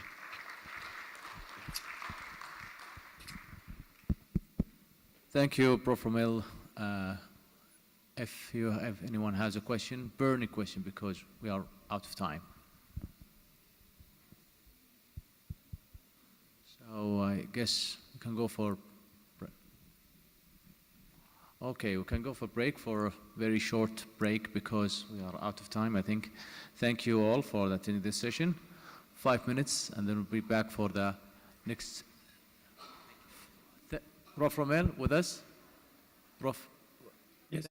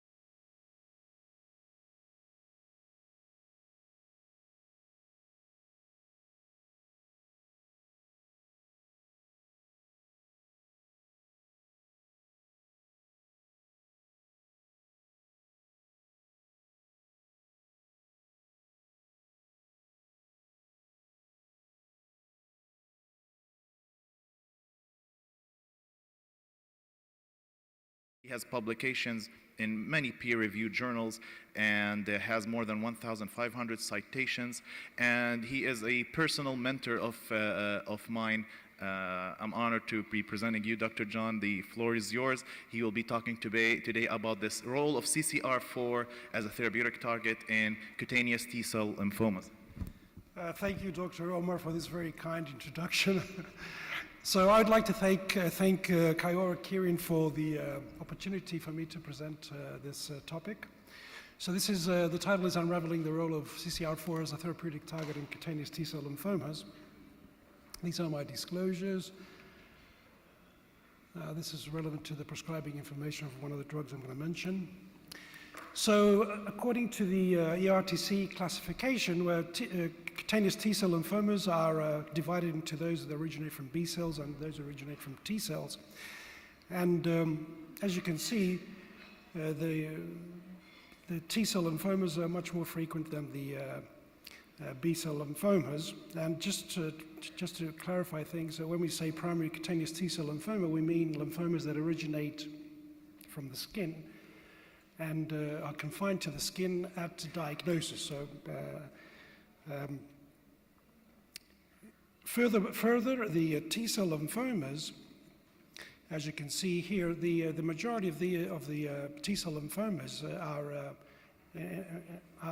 associated with mycosis fungoides and its variants and subtypes, and with Sézary syndrome, and they account for 70% of the T-cell lymphomas. So practically, you know, what I'm going to present is associated with mycosis fungoides and Sézary syndrome.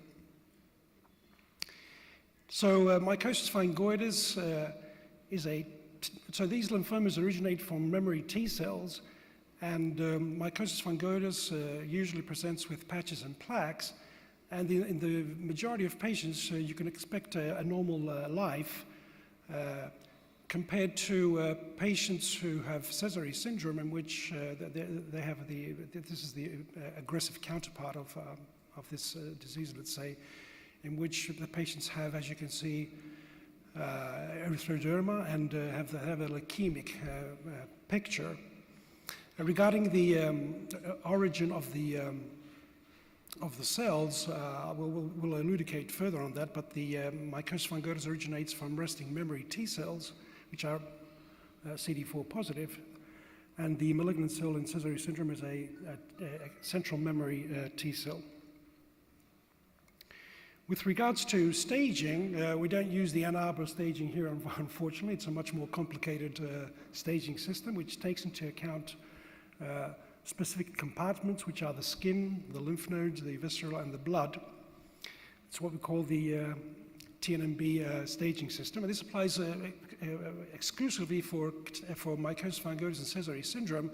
If you look at the other cutaneous lymphomas, it's a different staging system which combines skin, nodes, and viscera, so it doesn't have the blood component.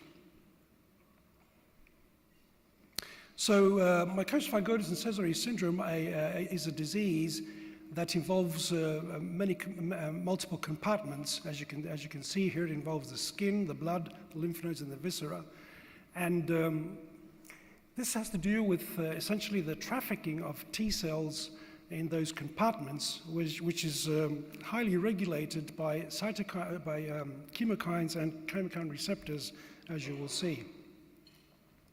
So what are chemokines? They're a family of chemoreactant cytokines. And they play a vital role in the migration of leukocytes through the venules from the blood into the tissues and vice versa.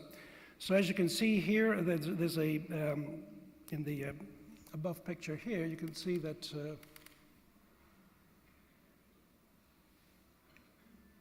it's not working, anyway. Okay, so you can see that in response to what we call the chemokine gradient, we have chemotaxis. That means that the leukocyte is attracted by the chemokine. In the right below picture, you can see that as chemokines are immobilized in the vascular lumen, as you can see by glycosylglycans.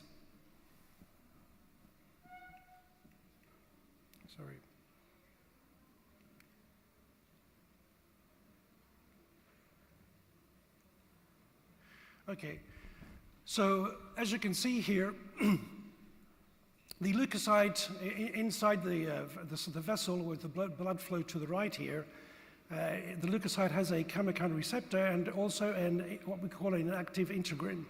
So this is activated once the chemokine, which is laying on the vascular lumen. Once it interacts with the chemokine receptor, the integrin gets activated, and it actually is a hook, which actually allows the integrin to attach to the cell adhesion molecules, and this causes arrest. So the cell essentially stops moving in the vessel, and after that, it's led to extravasation. So this is a very important process in how T cells migrate through the blood. So there are a variety of T cell subtypes, and how they're attracted to the various tissues, as you can see here in the slide, depends on which is the dominant type of chemokine receptor. And as you can see here, the cutaneous leukocyte antigen skin-homing T cells are expressed. They express the dominant chemokine receptor that is expressed is CCR4, as you can see here. So what exactly happens with the T cells in mycosis fungoides? As you can see here, the T cells are led to extravasation. Sorry, through interaction. First of all, with this is the malignant T cell. Here is the endothelial cell, and as you can see, the cutaneous leukocyte antigen interacts with E-selectin, which allows it to roll onto the endothelial cell lumen, and through the interaction of the CCR4 receptor with the CC ligand 17, this leads to extravasation. So the T cell is extravasated into the derma, and due to the presence of CCR17, there is an epitropism, and it's attracted actually the T cell to interact with the Langerhans cells, and this leads to the formation of what we call the Poitier microabscess. So the interaction here essentially is between CCR4 and CC ligand 22. So as you can see, CCR4 is constantly expressed in these interactions, and is a potential target, a druggable target, as you will see further down. So what happens to the T cells in the normal skin? So as you can see here, first of all, we have a variety of compartments. Here's the skin. Here's the lymph node compartment. This is the blood, and this is the skin. So essentially, the skin has around 20 billion T cells. The vast majority of these are CD4 T cells, and a small number of these are around 5% are naive T cells. And these naive T cells, they interact with antigens that originate from the skin, and through the draining of the lymph node, these native antigen T cells are activated, and through contact with the antigen, and they differentiate in what we call T-effector T cells. These cells, for the first time, express CCR4 and CLA. Okay, from then on, they can differentiate once they have differentiated into central memory T cells, which express CCR4, CLA, but also express CCR7 and L-selectin. And on the other hand, they can differentiate into resident memory T cells. Now, what's the difference between these two, the central memory and the resident memory T cells? The resident memory T cells stick to the skin, very rarely come out into the blood. On the other hand, T central memory T cells have the ability to move between the various compartments of either the lymph node, the blood, or the skin. And those are intermediate T cell, which is the T migratory memory T cell, which expresses CCR7 and CLA4, but is L-selectin negative. And this essentially is a intermediate T cell, memory T cell, which slowly can occasionally move between the blood and the skin. So a very interesting article that was published, I think this is a landmark study by Campbell and published in Blood in 2010, actually clarified the T cell origin of mycosis fungoides and Sézary syndrome, and what the study actually proved is that mycosis fungoides originates from resident memory T cells, and these express CCR4, CLA, but they are negative for CCR7 and L-selectin, and essentially the malignant cells in mycosis fungoides are confined to fixed plaques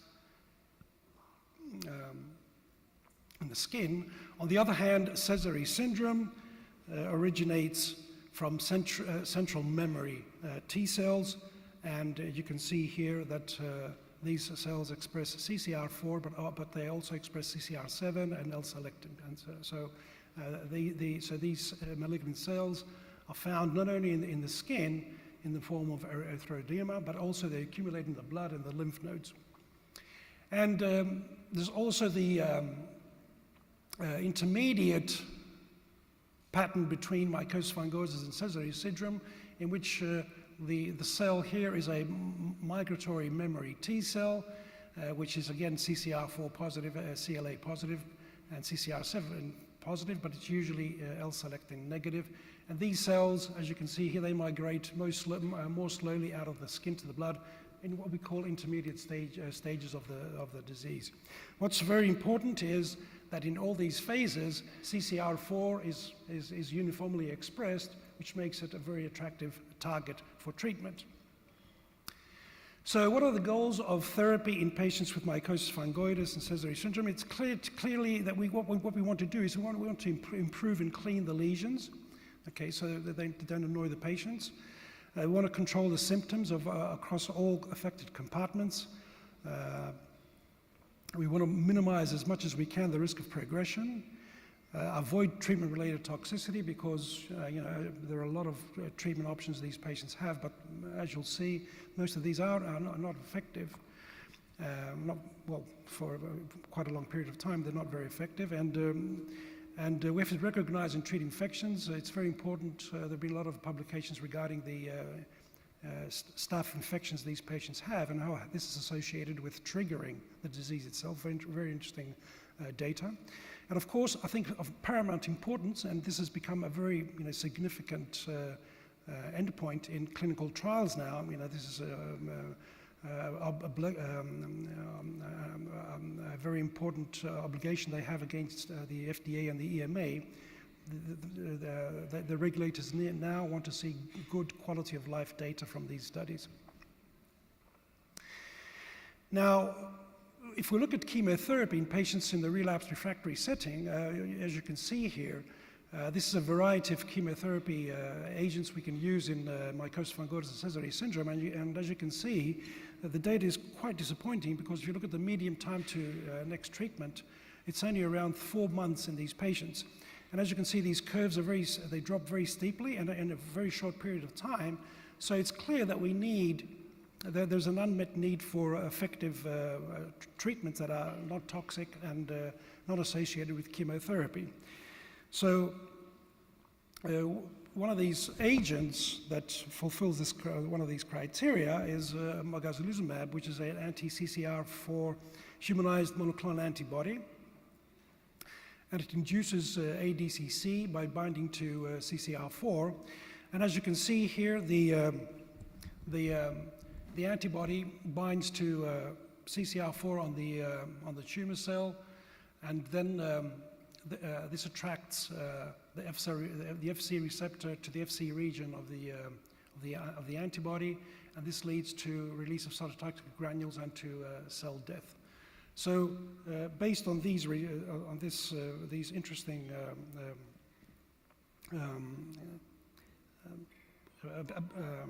characteristics of this monoclonal antibody, a phase 3 trial was conducted in which the monoclonal antibody was compared to Vorinostat, which was at that point one of the standard drugs used in relapsed refractory cutaneous T-cell lymphoma.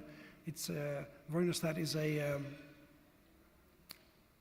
deacetylase inhibitor, and the study design was, as you can see here, it included a significant number of patients, 372 patients. The key inclusion criteria were adults with stage 1B to 4B, histologically confirmed mycosis fungosa or Sézary syndrome. They had to have received at least one prior course of systemic treatment, a ECOG performance status of 0 to 1. I think from the key exclusion criteria, just have to keep in our mind that they excluded patients who had large cell transformation. So these patients were randomized 1-to-1 to Mogamulizumab, which was administered at a dose of 1 milligram per kilogram IV once weekly for the first 28 days. Once weekly for the first 28 days, and then once every 2 weeks thereafter. While Vorinostat was administered at a dose of 400 milligrams once daily for a 28-day cycle, and both treatments were continued until progression or intolerable toxicity. Interestingly, patients who failed or did not tolerate Vorinostat could be switched over or crossed over to Mogamulizumab in the study, and there was also an endpoint looking at this too. CCR4 expression was not required for participation, and this was a multi-center, as you can see, as a study, 61 centers, and 11 countries were involved in this big study. So the primary endpoint was progression-free survival, based on a global composite response score. And secondary endpoints were overall response rate, duration of response, the patient-reported outcome assessed by using a quality of life scoring system, and safety. So here's a summary of the patient population, comparing the Mogamulizumab arm with the Vorinostat arm. As you can see, practically in the analysis intent and treat included all patients, and practically all patients were included in the safety analysis. And there's also a specific group of patients, which is those who had failed Vorinostat and were crossed over to Mogamulizumab. This was quite a big number, as you can see, 137 patients, 136. So we will talk about these patients too. Here are the baseline characteristics. Well balanced, if you look at age, ECOG performance status, and disease type. And regarding clinical stage, I can't say that there was any significant differences. I think what's important to keep from this slide is that the median number of prior systemic therapies was 3 in both arms. Here is the primary endpoint, progression-free survival. The median PFS for Mogamulizumab was 7.7 months compared to 3.1 in the Vorinostat arm. So this is a highly statistically significant finding with a hazard ratio of 0.53. So this reduced the risk of progression or death by 47% in the Mogamulizumab arm. And if we break down the overall response, if you look at the overall response, In the Mogamulizumab arm, it was 28%. In the Vernostat, 5%. If you look at specific diseases,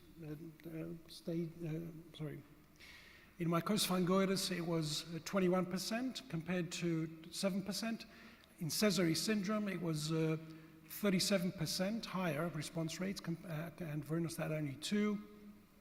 And again, very statistically significant differences in favor of Mogamulizumab in all stages, in particular those with advanced stage disease. As you can see, stage 3 or 4, the response rates were between 23 and 36% in stage 4. If you look at the duration of response, it was 14 months in the Mogamulizumab arm and 9 months in the Vernostat arm.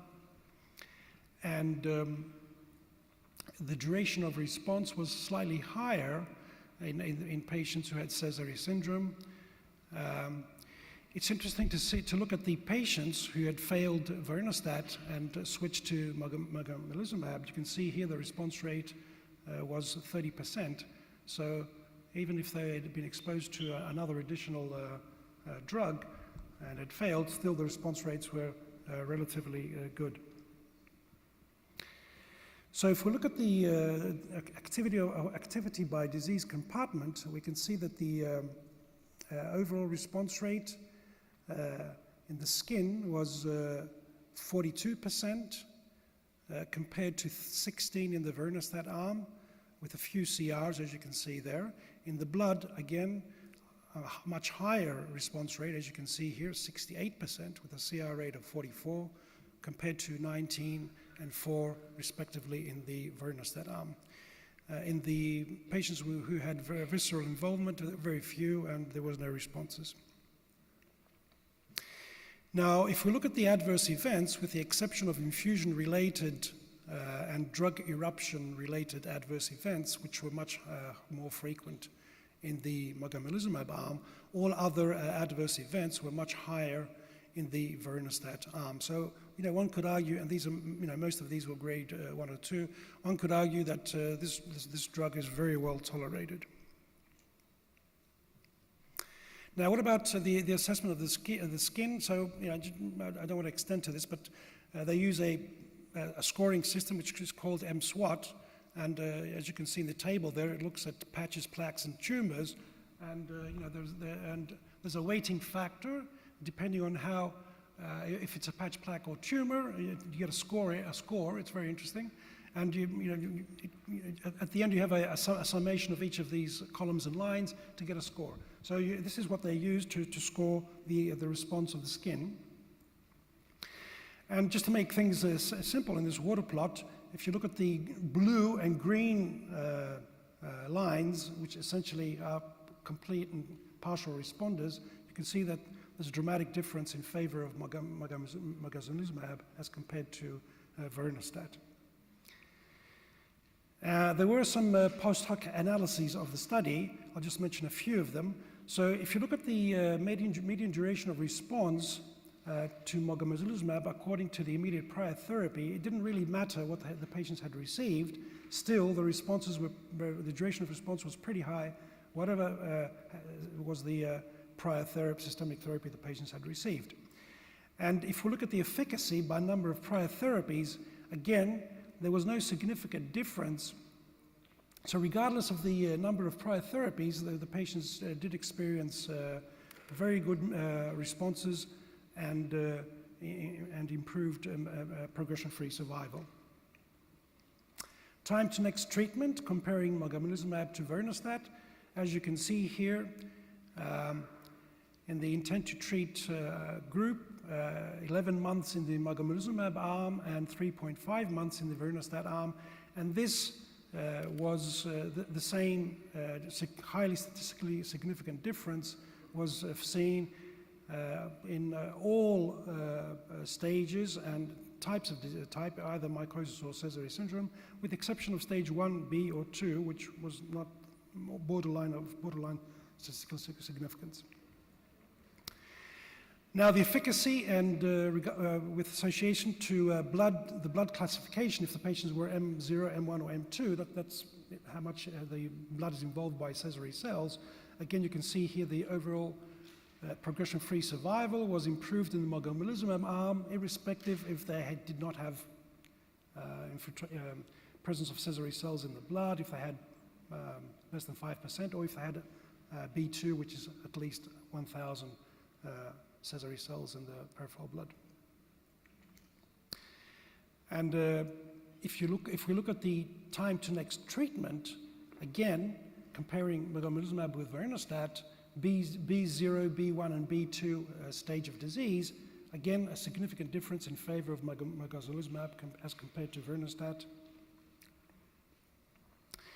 Here is a correlation between improvement in skin response and blood. Again, as you can see here, all patients had a improvement in their blood tumor burden with Mogamulizumab, and with the greatest response seen in patients with B2 stage disease, as you can see in the red line. But on the other hand, if you look at the overall response with Vorinostat, it was inferior, and only patients with B1 seem to have some response in the arm of Vorinostat. What about quality of life? Simply looking at a variety of indexes such as the Skin Index 29, which actually is a questionnaire the patient reads and fills in himself.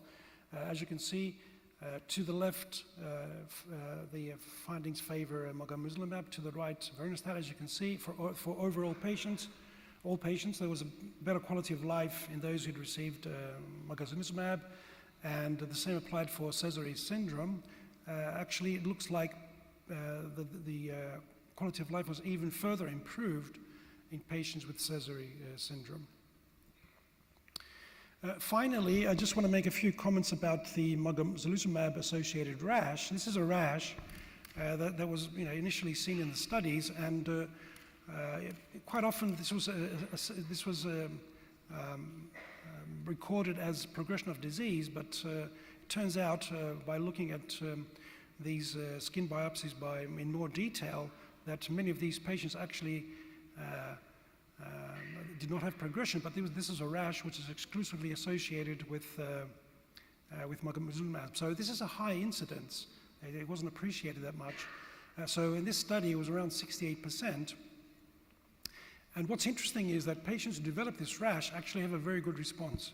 So the overall response rate for patients who have this rash, is 88%, compared to 29% in patients without this rash. And it's very important to differentiate if this comes from the disease or not. And it's very simple, actually. So if you check for TCR for clonality, and if you also look at the CD4-CD8 ratio, which is decreased, that means you have more CD8 positive cells in the biopsy, then this favors the diagnosis of MAR, which is so it's very important to differentiate that. So in conclusion, CCR4 is, as I showed you, is a very important receptor that determines skin homing trafficking of T-cell lymphomas. It's universally expressed in mycosis fungosus and Sézary syndrome. And as I showed you, Mogamulizumab, which is a first-in-class humanized anti-CCR4 monoclonal antibody, demonstrated superior efficacy compared to Vorinostat. Quality of life was improved in patients who were treated with Mogamulizumab, and the Mogamulizumab-associated rash is common and is associated with response. So it's careful. We should be careful to differentiate if this is disease progression or a rash associated with the drug itself. So I would like to thank you with that, and I don't know if we have time for any questions. Thank you. Okay, thank you, Dr. John, for your elegant presentation. So I think for the sake of the time, we'll move on to the next presentation. We would like to welcome Professor Andre Ferreri, who is a professor of hematology at the University of Vita Salute San Raffaele of Milan. He is the guru in the field of CNS lymphoma and he is a member of major society in the field of hematology, including ASH, EHA, ASCO, and he is a faculty in the society. Professor Andre has over 360 experimental and clinical articles in the field of lymphoma in a peer-reviewed scientific journal with over 380 abstracts that was selected for national and international scientific meetings. And he is an invited speaker in more than 219 national and international scientific meetings. Professor Andre, welcome. Thank you. Thank you so much for the introduction.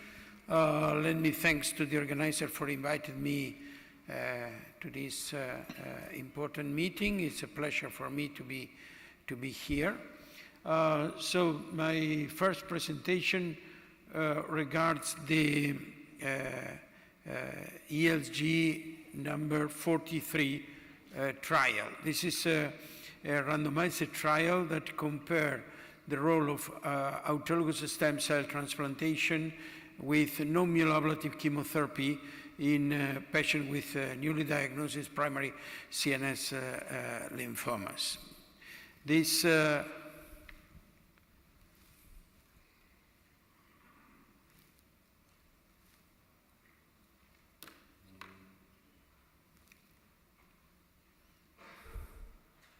okay, sorry. So as you probably know, the ELG 32 trial, the previous trial of the International Extranodal Lymphoma Study Group, defined a new standard of care for patients with primary central nervous system lymphomas. This was the first randomized trial showing an improvement in the overall survival of these patients with the comparison of 3 different chemotherapies. In particular, the use of 4 drugs, methotrexate, cytarabine, tiotepa, and rituximab, the so-called matrix regimen, was associated with a significantly improved overall survival. Whereas regarding the second randomization of the trial, the comparison of the 2 different consolidations, whole brain radiation therapy and autologous transplantation, showing similar results. Both strategies are equally effective as consolidations. However, the use of whole brain radiation is associated with higher rates of neurocognitive decline. And then for these reasons, our standard of care in most European countries and other places around the world is matrix for 4 courses, followed by autologous stem cell transplantation. And these are the results of these combinations. However, this is a very intensified strategy, and it is in particular patients over 65 years old are highly selected, need to be highly selected to receive this type of a strategy. Then some years ago we designed a randomized phase 3 trial comparing 2 different consolidation strategy, the autologous stem cells transplantation versus the non-myeloablative chemotherapy. This trial was conducted in 79 centers in 5 European countries. Progression-free survival was the primary endpoint. This was the key selection criteria. We considered only immunocompetent patients with an with a similar age and performance status scores in comparison with the ELG 32 trial, and with at least 1 measurable lesion. The recruitment was successfully completed in 5 years, between 2014 and 2019, and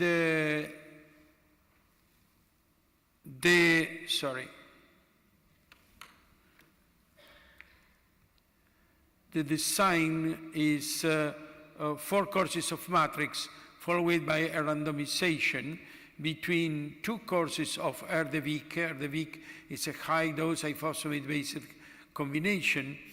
Obviously, it's a non-myeloablative chemotherapy versus high-dose chemotherapy with carmustine and thiotepa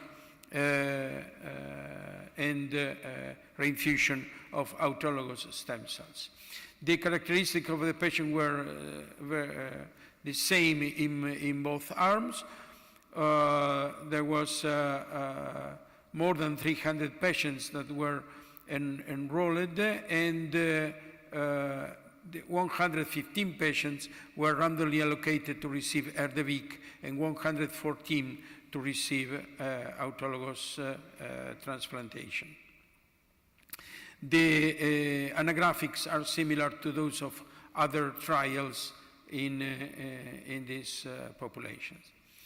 From the 368 patients, 346 started the treatment, others were excluded for different reasons, in particular due to staging and diagnosis, and 116 patients discontinued the treatment, in particular due to progressive disease and adverse events. There were 13 patients who did during the induction chemotherapy, in particular due to infection complications. That is, in an international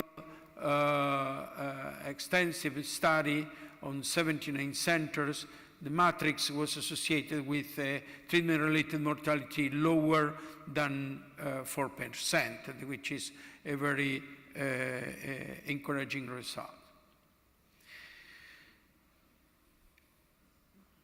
So, a few words on the toxicity. The toxicity on the randomized arms were prevalently hematological, with obviously higher toxicity in the transplantation arm, with a higher rate of infections and mucositis, but this is expected with this type of strategy.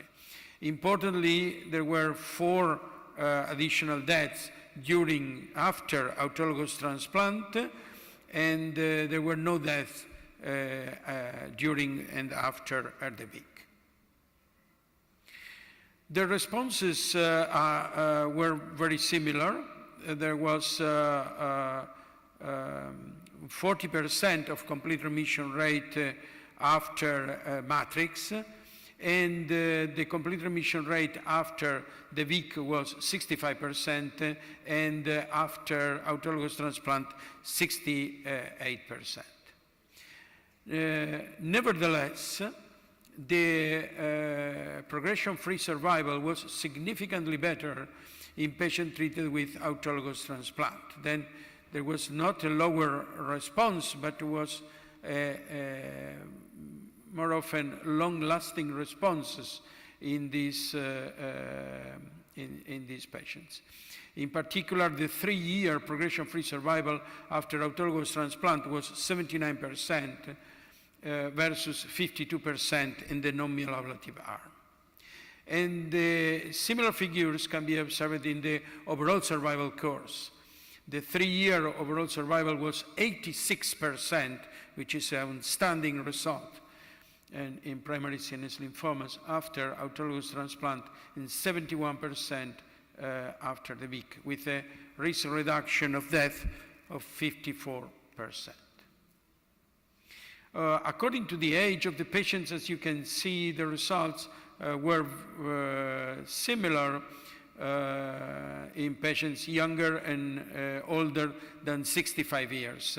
There was not a difference. We confirmed the superiority of autologous transplant with respect to R-ACVBP in both subgroups of patients. Importantly, there were not a difference in neurocognitive functions.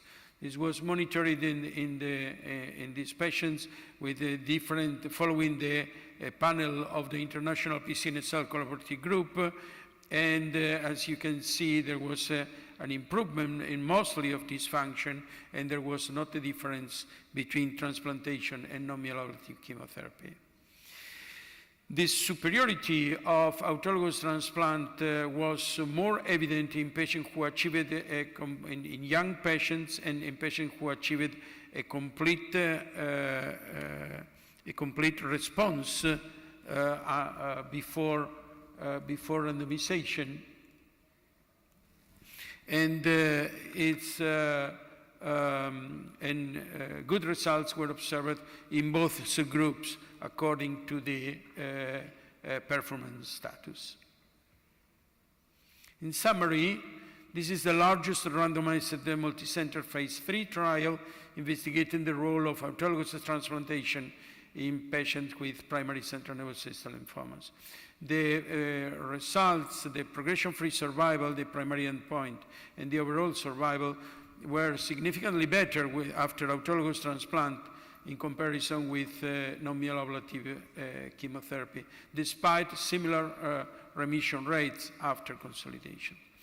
The neurocognitive improvements were observed in both subgroups, and obviously this encouraged us to improve in particular the tolerability of matrix in order to offer to a larger proportion of these patients autologous transplant after induction. In fact, in Europe there is now an ongoing randomized trial, the Optimate trial, that compare the conventional matrix with a sort of de-escalated matrix in particular during the first course in order to improve safety, tolerability, and then to increase the proportion of patients to receive consolidation. This is only to thank the 79 centers in the different countries that participated in this trial. In particular, my friend Dr. Gerald Irerhaus from Stuttgart, it is my co-chairman of this trial. And thank you for your attention.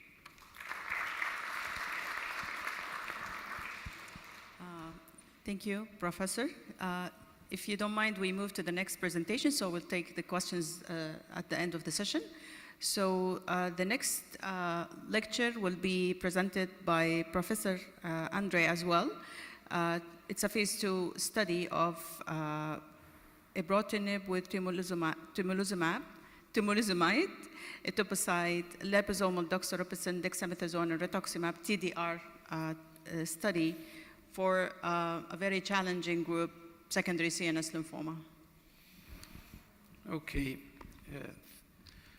So this is a phase 2 trial presented at Lugano meeting by Mark Roszkewski from the National Cancer Institute of Bethesda. Is a multi-center study of the American group that assessed this safety and the efficacy of a combination called TEDIR, that is temozolomide, etoposide, liposomal doxorubicin, dexamethasone, and rituximab for secondary CNS lymphomas. So there are a few ongoing prospective trials on secondary CNS lymphomas conducted in Germany, Italy, and Netherlands. And the results by the moment are very poor. The only multi-center international trial reported in the literature regards the Marietta study. The Marietta study include a treatment for patients with central nervous system dissemination, both at presentation and at relapse, with 3 courses of matrix, followed by 3 courses of rice and autologous stem cell transplantation. The only patients with secondary CNS lymphomas that are cured in the literature were treated with autologous transplantation. And another important concept is that the patients treated at initial diagnosis exhibit a significantly better prognosis with respect to patients with isolated or concomitant relapse after R-CHOP in particular. Some genetic analysis demonstrate that there are subtypes of diffuse large B-cell lymphoma with a higher risk to disseminate in the central nervous system. In particular, the MCD subgroup, which is characterized by mutations in the MYD88 gene and the CD79B. And as you know, this subgroup of lymphomas in general are those more responsive to BTK inhibitors, in particular to ibrutinib. You perfectly know the role of ibrutinib. Then the researchers thinking about a prospective trial that include the treatment with ibrutinib for 2 weeks, and then according to the response, there was a response adapted with a patient who achieved a response of 20% or more in the measurable disease that received 2 different regimens. The first one is the arm 1 with ibrutinib for 21 days, and the arm 2 with ibrutinib for 10 days.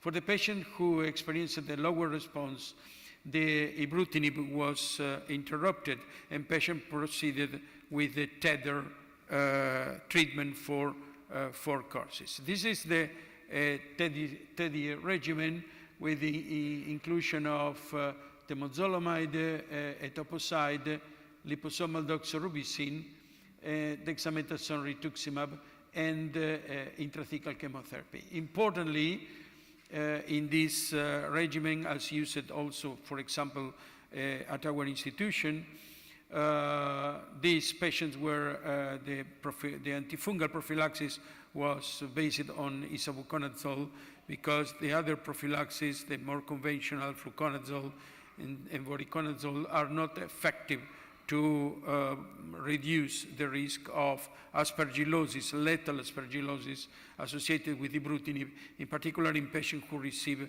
steroids for different weeks. 52 patients were screened, 50 patients were enrolled, 43 patients were assessed for the response to ibrutinib, and there were 18 ibrutinib non-responders and 25 ibrutinib responders. These are the characteristics of the patients. Importantly, it's evidence that 1/3 of the patients were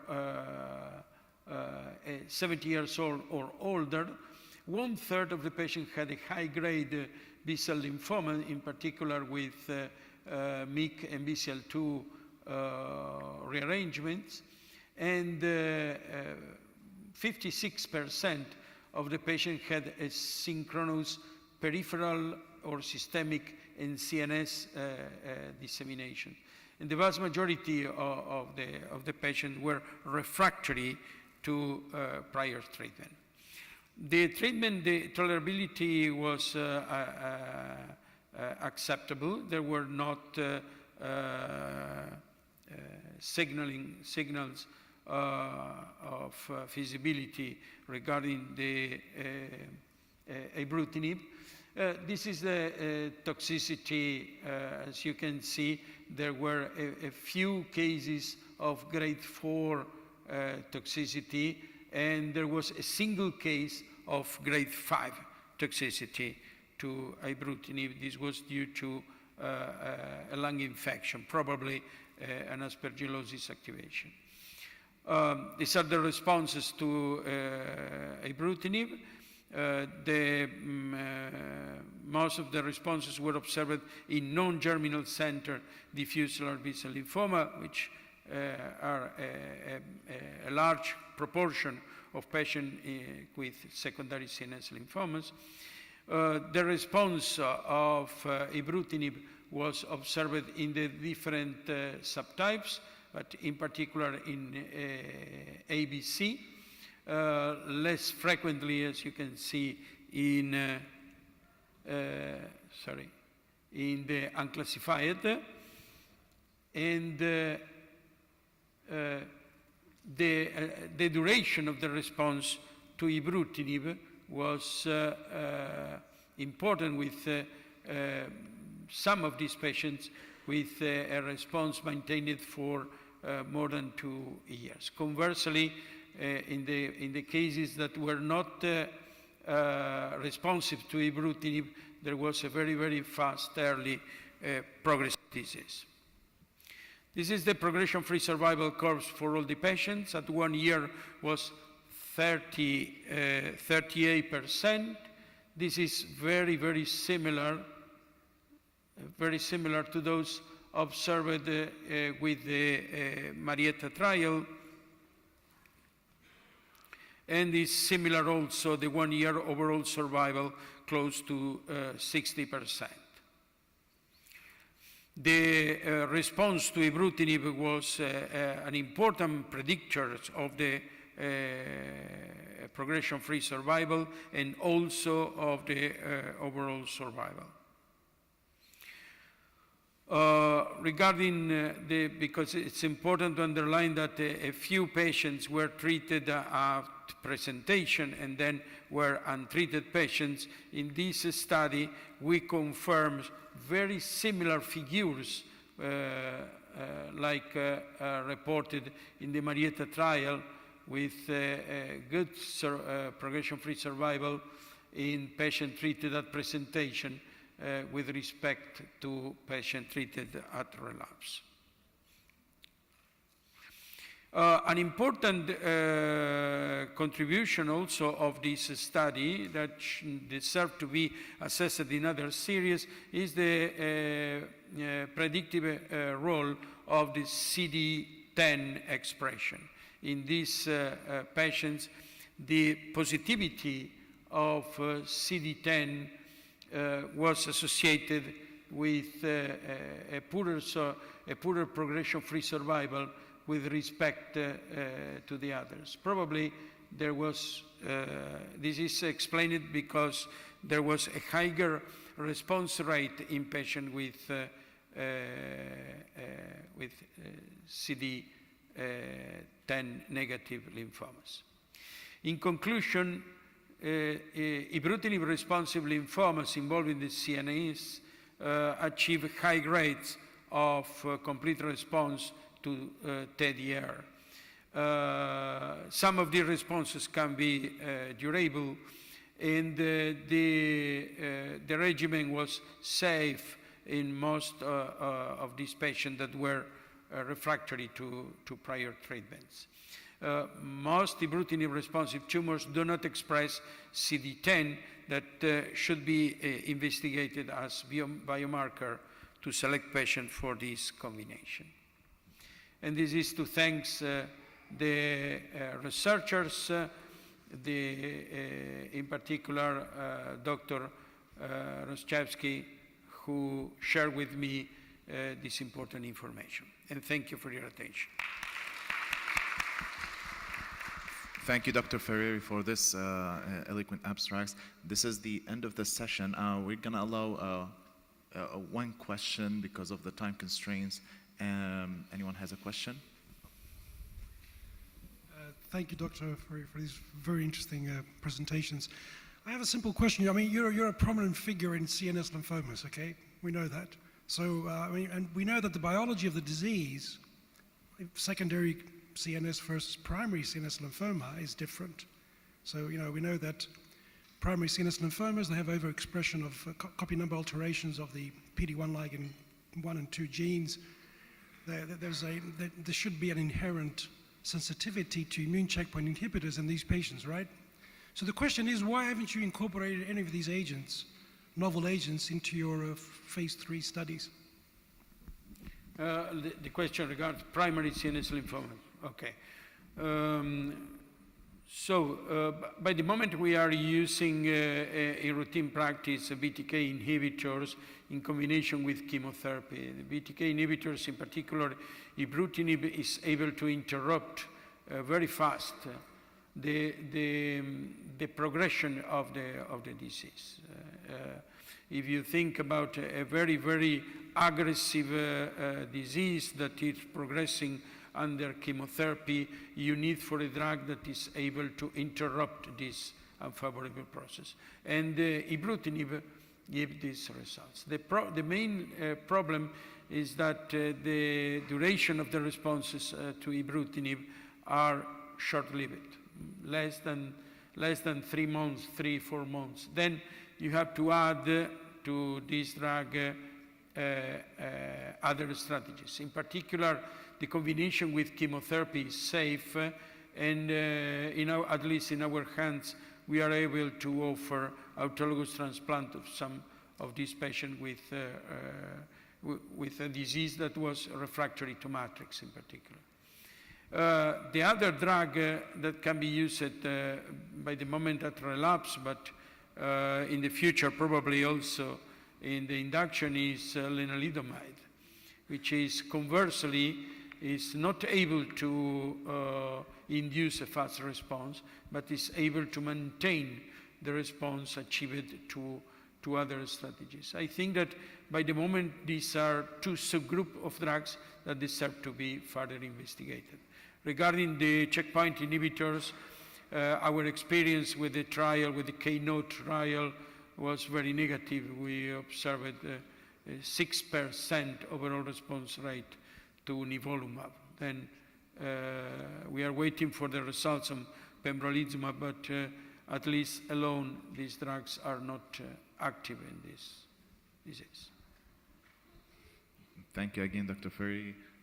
We will commence now for the break and the Juma prayer, followed by lunch hosted by the SSBMD. Thank you, everyone.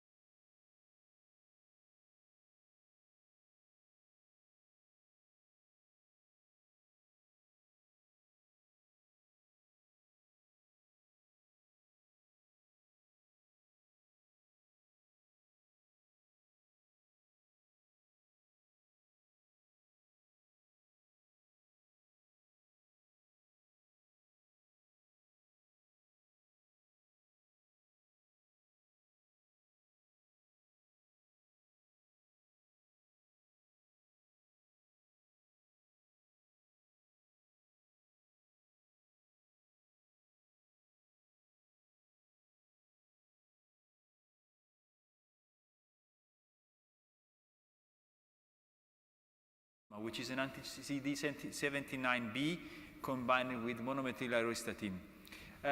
So why this study? The study has a strong rationale because glofitamab, which is a bispecific anti-CD20, anti-CD3 antibody that is unique compared to the others because it has 2 anti-CD20 sites and 1 anti-CD3 sites in the same molecule, has been used in early phase studies and showed manageable safety profile and activity, significant activity in relapsed refractory diffuse large B-cell lymphoma.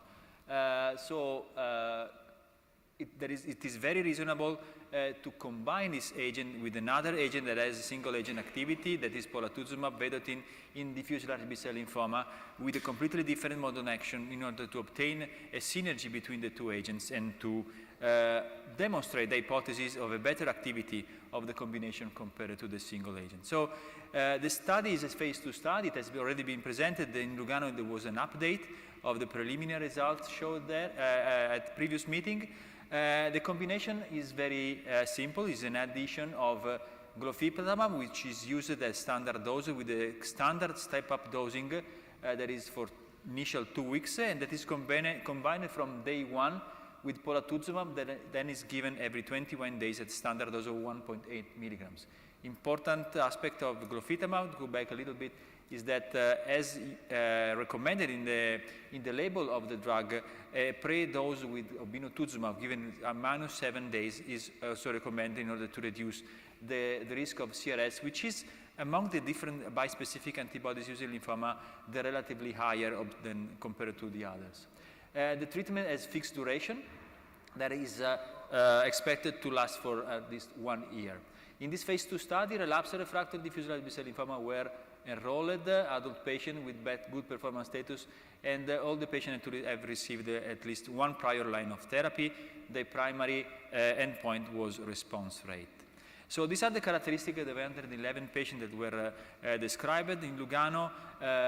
You see the different histologies, not only de novo DLBCL, but also transformed follicular high-grade B-cell lymphoma, and 2 cases primary mediastinal B-cell lymphoma. The patients were heavily pretreated with a median line of therapy that was 2, and with 61% of the patients that had received at least 2 prior lines of therapy. The patients were heavily pretreated, including prior CAR-T, prior autologous stem cell therapy. Starting from the safety side, because when we combine 2 agents, it's always important to look at the safety. The hypothesis that the addition of 2 drugs of another drug to glofitamab was safe was actually demonstrated. There is here a summary of the high-level detailing of the adverse event that are not saying anything unexpected. There were some discontinuation that is shown here. 9% of the patients had to discontinue glofitamab or polatuzumab, and unfortunately there were 5 adverse events which were fatal, and as observed in other similar and parallel trials of bispecific that have enrolled patients recently, COVID hit quite hard because in this case, 3 cases who died during the study died due to COVID infection. In terms of the toxicity of interest, that is cytokine release syndrome, this was observed as expected, and as expected it was mainly limited to cycle 1 and mainly to the first dose of the treatment. I remind you that there was a mandatory hospitalization for 24 hours for the first administration of glofitamab. Then hospitalization was not mandatory anymore, but the patient had to be observed with particular care in order to intervene and act rapidly for the occurrence of CRS. The CRS management was very well detailed in the protocol, allowing the use of tocilizumab, anti-IL-6, and corticosteroids, which were actually used in order to further reduce the impact of CRS in the safety profile of the combination, which was actually, as expected, not additive in terms of number of toxicity in general, and in particular in terms of CRS. Adverse events of interest, apart from CRS, infections play a significant role in defining the safety profile, in general bispecific, and in particular when bispecifics are combined with agents that can add some events in terms of infection. Again, you see here detailed the COVID infection, which occurred in 1/3 of the patient, which were grade 3 or higher in 18% of the patient. Then subsequently, neutropenia was the frequent event reported at being grade 3 or 4 in 30% of the patient. However, was not associated with febrile neutropenia, as observed here. And no ICANS of grade high grade, only 3 cases of ICANS low grade were observed. Moving to efficacy, the best overall response was shown here. The complete response rate was 56%, observed in all patients, and consistent in the larger groups of patients that were included in the study, in particular the novo DLBCL CR rate of 60.7% and high-grade BCL 44% of CR rate, with a significant proportion of patients who experienced a reduction in tumor sites corresponding to an overall response rate overall of 78%. Moving to survival data, it is typical of bispecific and CAR-T to report not only PFS but also duration of response, because it is the observation that tells us probably and describes better the real efficacy of the drug. For those patients who respond, who achieve a good response, the duration of response is excellent. The median duration of response, of complete response in this series has not been achieved, and this 1-year duration of response rate is 73%, with a nice plateau-shaped curve as shown here, which has been suggested, has been used to suggest, as in the single-agent Glofi study, that maybe glofitamab alone or in combination can cure some patients with relapsed refractory disease. And this is the median PFS that is reported to be 10.4 months, with 1-year PFS rate of 47.2%. And both the duration of complete response and the PFS was quite consistent among the different treated groups. So in conclusion of this first abstract, the longer follow-up of this experience, this phase 2 study, still demonstrates the high response rates and the durable responses in patients with DLBCL who are relapsed refractory to at least one prior line of therapy. CR rates are encouraging, as well as the safety profile that remains manageable, is not affected by the addition of another agent to the bispecific glofitamab. And of course, further studies are now investigating which are the subgroups we benefit the most from the combination, and we'll see in the future how this combination will evolve and if it will be moved to earlier line of therapy or to phase 3 studies in relapsed refractory setting.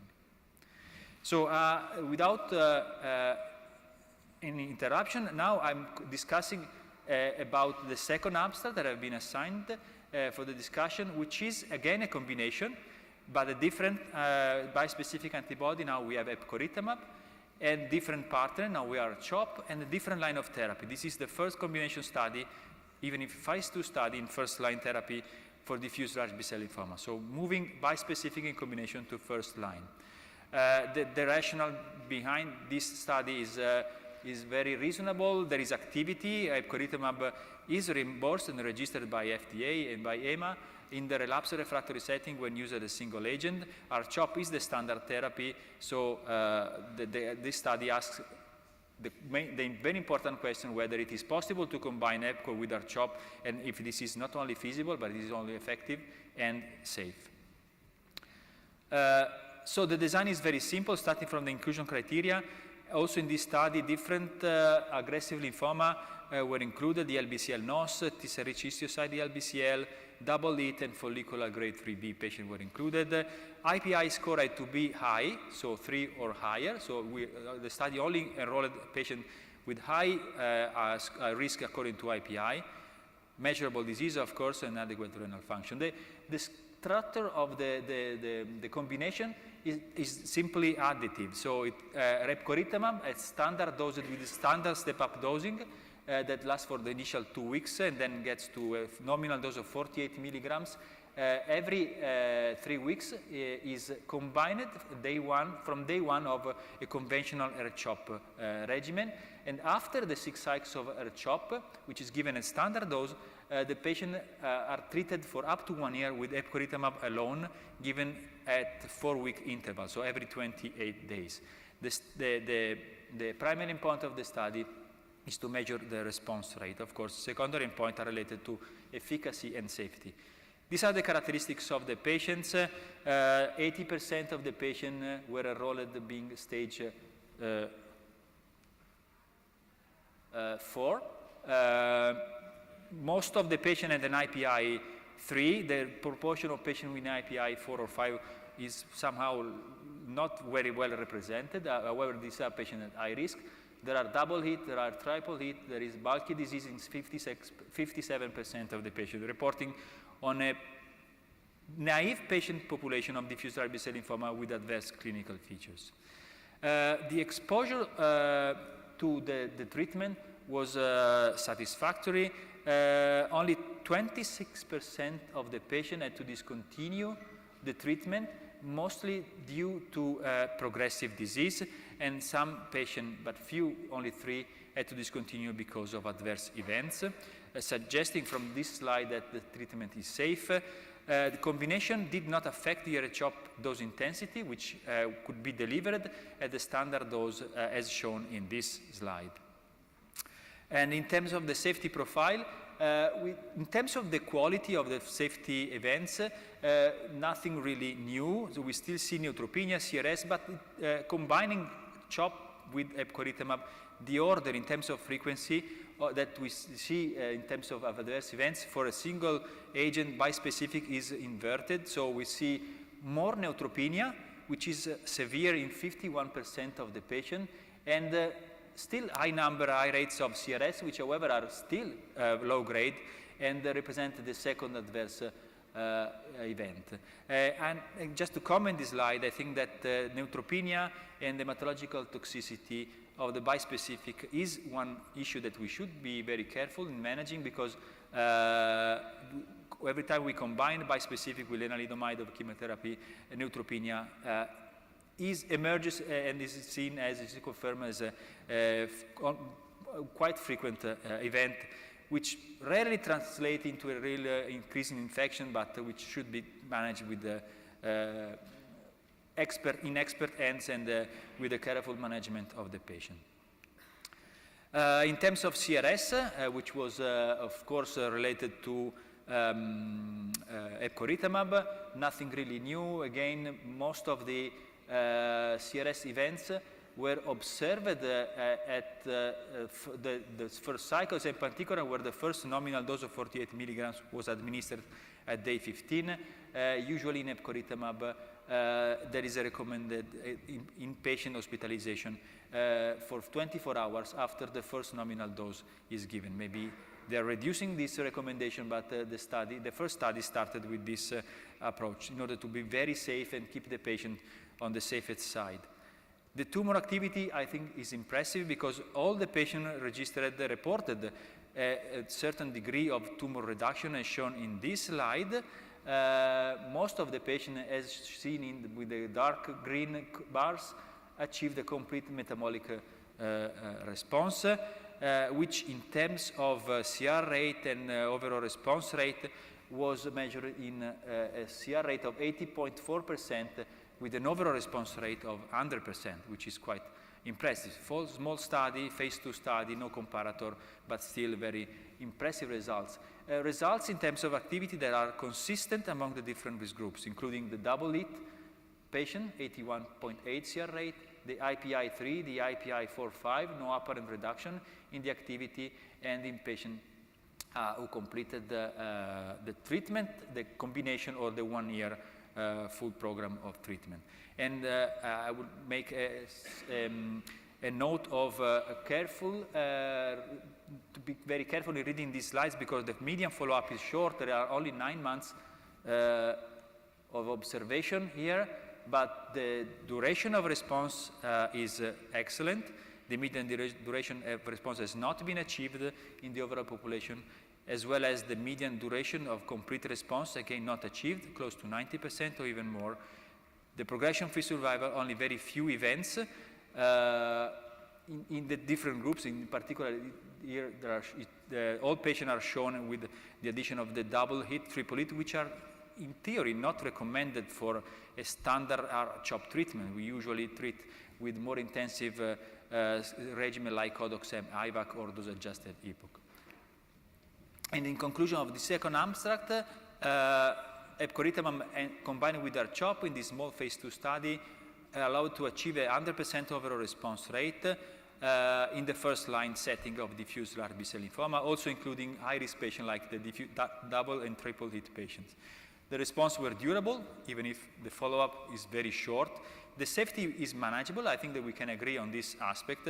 And for this reason, and based on this data, the company is now enrolling patients in a phase 3 study with the registration aim of epcoritamab plus R-CHOP versus R-CHOP in first-line diffuse large B-cell lymphoma.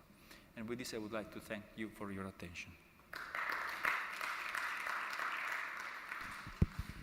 Many thanks, Dr. Luminari, for these fascinating talks, and you finished a bit early, although we have started a bit late. So we can have questions. Dr. Raymond Higgins.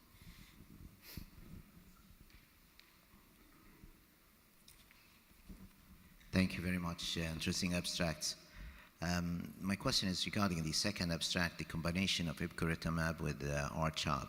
Now we know that we have two molecules that are competing. Actually, my initial view of bispecific was that bispecific is Rituximab plus anti-CD3, which is not actually the case, because the CD20 portion included in the bispecific antibody is different from Rituximab. It is Fc silence. There is an elimination of this Fc portion of the heavy chain region of the monoclonal antibody that not only allows to increase the half-life of the bispecific, solving managing the issues of blinatumomab that had to be infused as continuous infusion, and also eliminating the activity, the ADCC activity of the link between CD20, anti-CD20 and CD20. So the mechanism of action of a bispecific is not that of Rituximab,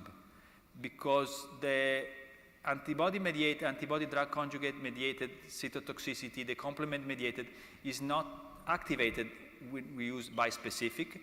This is done by Rituximab. So it is reasonable to combine, because the mechanism of action of bispecific is just activate T cells on the tumor tissue, on the site of the tumor. Thank you. Dr. Mohsin.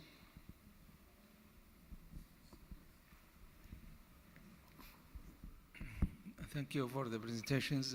For the second abstract, the overall response was 100%, but when you look to it, 80% around complete metabolic response and 20% partial metabolic response.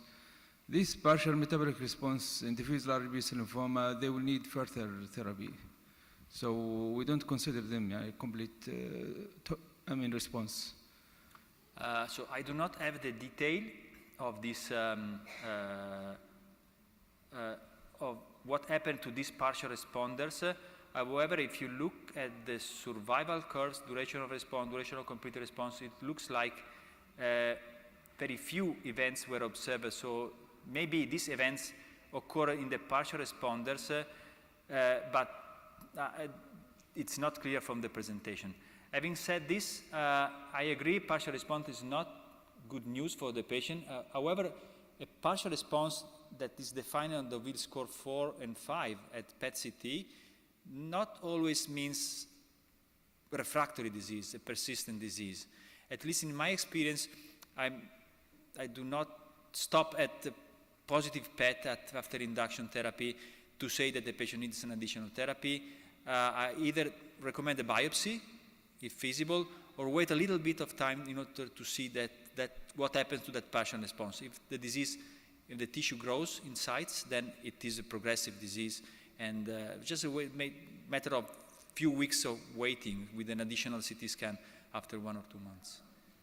But yes, it is important to understand what happened to this patient in this study. Thank you. Dr. Abdullah?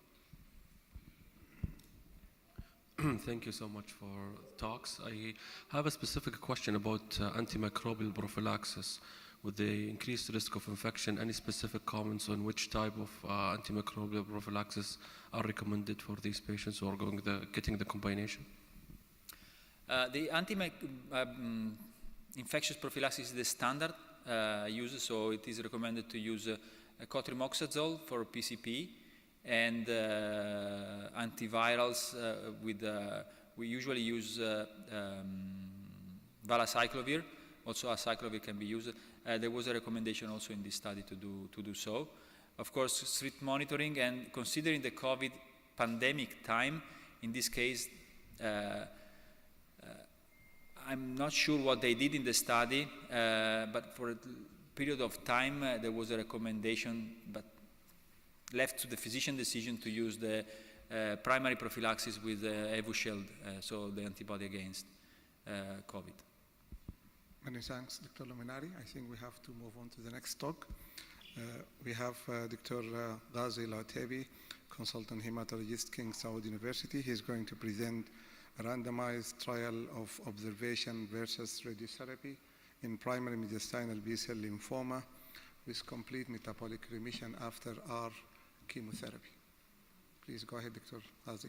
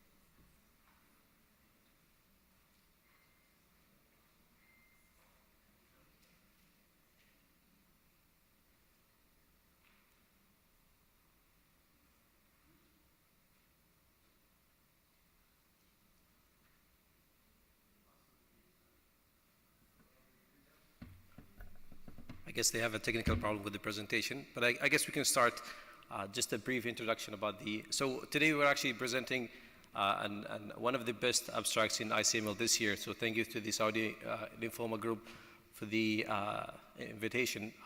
So one of the most interesting presentations is looking at the role of radiation therapy in primary mediastinal B-cell lymphoma. And honestly, if you look at the majority of the patients who are usually young patients, they're usually in their 30s, in a disease subset that's actually very difficult sometimes to characterize between a subset of a DLBCL or a classical Hodgkin lymphoma. So in this study, so if the IT can give me a hint that the presentation is in. So basically, this study was actually designed to see if a consolidation can actually add to the overall survival in those patients when they achieve a PET negativity at end of study. So ultimately, looking at all landscape of patients who come with the primary mediastinal B-cell lymphoma, you can see that a significant overall response rate can be achieved. A majority of patients can actually go into a complete remission, but ultimately, those who fail to achieve a good response at the beginning, they're very hard to salvage. That's why it's very important to keep so that's the study that I'm actually presenting today. So it's an observational radiotherapy as consolidative therapy post-standard chemoimmunotherapy. So it's a distinctive subtype of lymphomas. They're usually characterized by, they're all CD20 positive. CD30 positivity is a distinctive feature in there, and they're CD15 negative, which makes, Hodgkin a less likely diagnosis with a significant expression of PD-L1, which is an interesting feature. Mostly, they're in 95, 98% primarily mediastinal disease alone, but a subset of patients, especially in our population, can be seen with a bone marrow involvement and below the diaphragm lymphadenopathy. The outcome of those patients is always excellent. However, if you look at the salvage response to salvage therapy, these curves show that the survival probability is less than actually 30%, which makes it a very difficult disease to salvage. So why this is an important question at this point? We've got actually conflicting data. So if you actually see a lot of retrospective data, they actually show that consolidation therapy can improve overall survival in patients. So the SEER registry have looked at a good number of patients between 2006 and 11, and they said combined modality can improve survival versus just chemoimmunotherapy alone. But if you actually look at the NCI trial, which was actually a landmark trial, a phase 2 that looked at just the EBOC-R, you can see that they only used chemotherapy and their median overall survival has been very impressive. You're talking about 97, 98% in a population that has been followed for 5 years. So now, do we go with radiation? Do we actually just omit radiation? That's actually the whole goal of this study. So again, in those who achieved CR and their PET scan after 5 to 6 weeks remained negative, would you do a consolidative radiation or not? That's the question. The primary endpoint is PFS at 30 months, and I think that's actually a reasonable output or an endpoint in a study. If you're looking at a disease that if it doesn't relapse usually within the first 2 to 3 years, then the chance of relapse is actually becomes very, very, very low. The secondary endpoint is overall survival at 5 years, as well as the long-term toxicity from radiation as the intervention of choice. So the patients got actually a registration and a PET scan at baseline, as with all standard of care practices. They get a standard chemoimmunotherapy, and the most commonly used one is usually the common European protocol. So they used quite a bit of R-CHOP 21 in the induction setting. Some small population they get an R-CHOP 14. R-CHOP is an option, and about 20% only they get the dose-adjusted EBOC-R. So the continued therapy, once they achieve the final PET scan, then they will be stratified based on PET. So PET negative group, they will also be randomized in a 1-to-1 fashion to a 30-degree radiation to the mediastinal bulky area versus observation. So we're not talking about patients who are PET positive at end of therapy. So why do we choose a diverse score 1 to 3 versus above 3?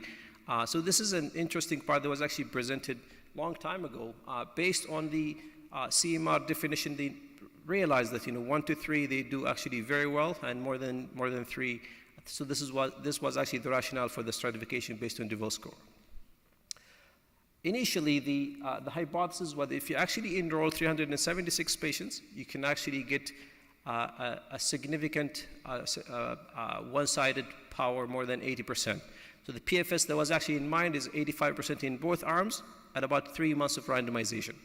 They also had another hypothesis going on, which is the PFS, if it's less than 70% in the observation, then they achieve a non-inferiority margin, but that's something they didn't actually do in this study. So the aim for a 540 needed to be enrolled with an expected PET negativity of about 70%. In the interim analysis, which is, probably this is a case study in designing clinical trials, is they did 2 planned analyses and 1 unplanned, and they actually realized that the number of events that they captured was actually very low.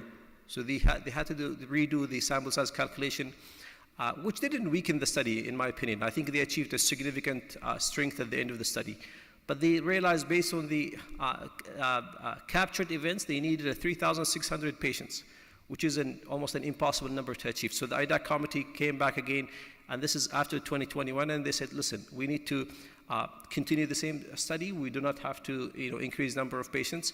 And based on when we actually complete the accrual rate, at that time we'll redo a post hoc sample size analysis, and that's exactly what they did. So the follow-up duration is actually quite good. So those patients were actually followed for 5 years in both arm, observation and on the radiotherapy arm. So 545 enrolled in the study, 530 were actually accessible, 530 PET scan were reviewed, and then we end up with 130 in each arm, which is, in my opinion, a very reasonable number. And then even if you do the post-hoc sample analysis, you can see that they maintain more than 80% power. So the demographics of this study, so 130 in each arm, you can actually see that, as we would imagine, 65% in each arm are female. The performance status is excellent in all the patients. The median age is as what you would expect in the literature, people in their 40s and 30s. Bulky disease in more than 50%. Almost all of them, they had an elevated LDH. And the low risk to intermediate risk based on IPI scores. So the regimens, which is an interesting option here. If you actually see R-CHOP 21 was given at about 20%. R-CHOP 14 was also given in a 20 to 25%.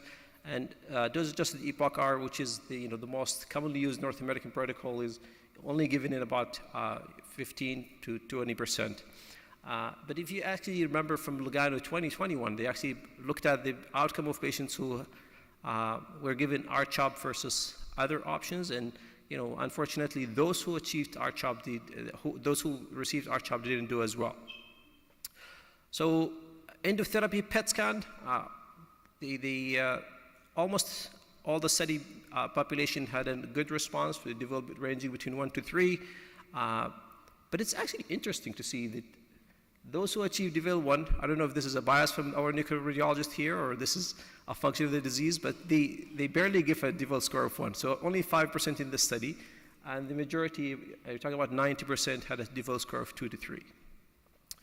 So the progression-free survival is almost overlapping. So the 30 months PFS, so the 30 months PFS was 97% in both arms.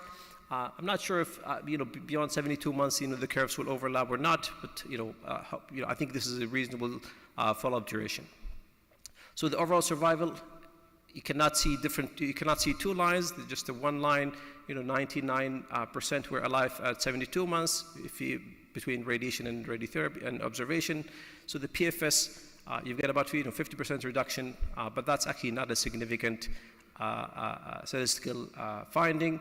So I think the conclusion from the study was, both curves are overlapping. There is no difference. So they went back and they did a statistical power, and they actually noticed that, at the detection rate with the PFS they actually captured, they still maintain an 86.1% power. So that makes this actually a very good study. So side effects from radiation and other therapies, nothing really, pans out. 6 patients had side effects. Most of these things are unrelated to therapy. So in conclusion, the ILSG 37 study was actually the largest so far that looked at radiation versus observation. Mediastinal RT can be omitted in those who achieved a complete metabolic response at end of therapy, and in keeping with the bulk of the literature, those who are PET negative, they can actually omit PET scan. They can actually omit the radiotherapy at the beginning, and that's pretty much it. Thank you very much.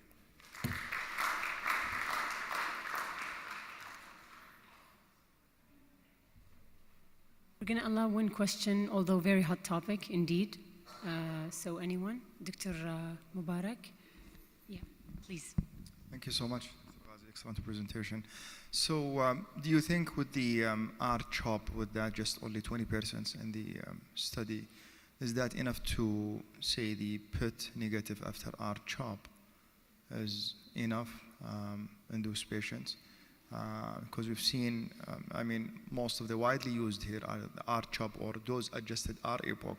And most of the people, they still use R-CHOP, even consolidation radiotherapy, even for the PET negative. We have retrospective data from British Columbia. But with this study, in their conclusion, they said like complete metabolic response after chemoimmunotherapy. So Correct. can we say after R-CHOP is enough to omit the radiotherapy?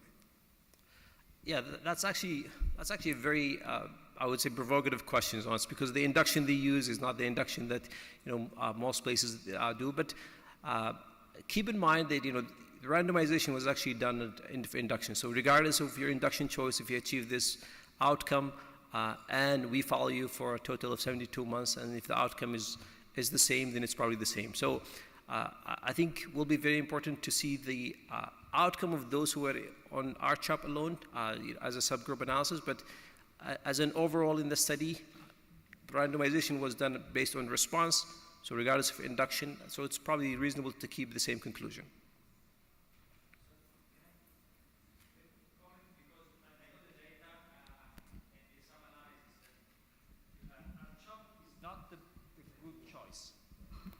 R-CHOP 21 is not a good choice because when the patient responds and in Deauville 1-3, there is no difference in the addition of radiotherapy consolidation or not. But the problem is patient treated with R-CHOP 21 has lower response rate. So you lose something before end of induction. So R-CHOP is not recommended given at 21 days. The alternative, if you don't want to go to the APOC or the other regimen, is R-CHOP 14. If some reasons they received R-CHOP and they achieved like a Deauville 1, 2, 3, is that enough to omit? Yes, okay. But it's a risk to start R-CHOP. Sure, thank you. Sorry, can I ask something? I mean, sorry. These randomized phase 3 trials, and the problem is that the survival, the progression-free survival, and those survival curves are different from the ones we see in reality in real-world population. We've had this problem with diffuse large B-cell lymphoma. We even see it here. What's the overall survival? 99%? 97, 98%. You don't see these curves in reality. Why do we have these curves? So there's a bias in the selection of patients. This might actually distort the results. One reason, of course, could be the inclusion in clinical trial, and also that this study was true primary mediastinal lymphoma. So it was very carefully assessed, the baseline features. Any localization in PET that was outside the mediastinal excluded the patient. So these are pure mediastinal, stage 1 or 2.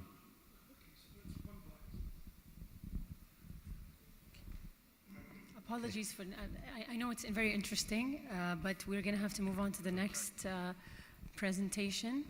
It's an honor to present Dr. Majid Al-Ahmadi, who actually has had his internal medicine and hematology degree from London, Ontario, did his lymphoma myeloma BMT fellowship in Princess Margaret Center in Toronto, May 2015 to May 2016.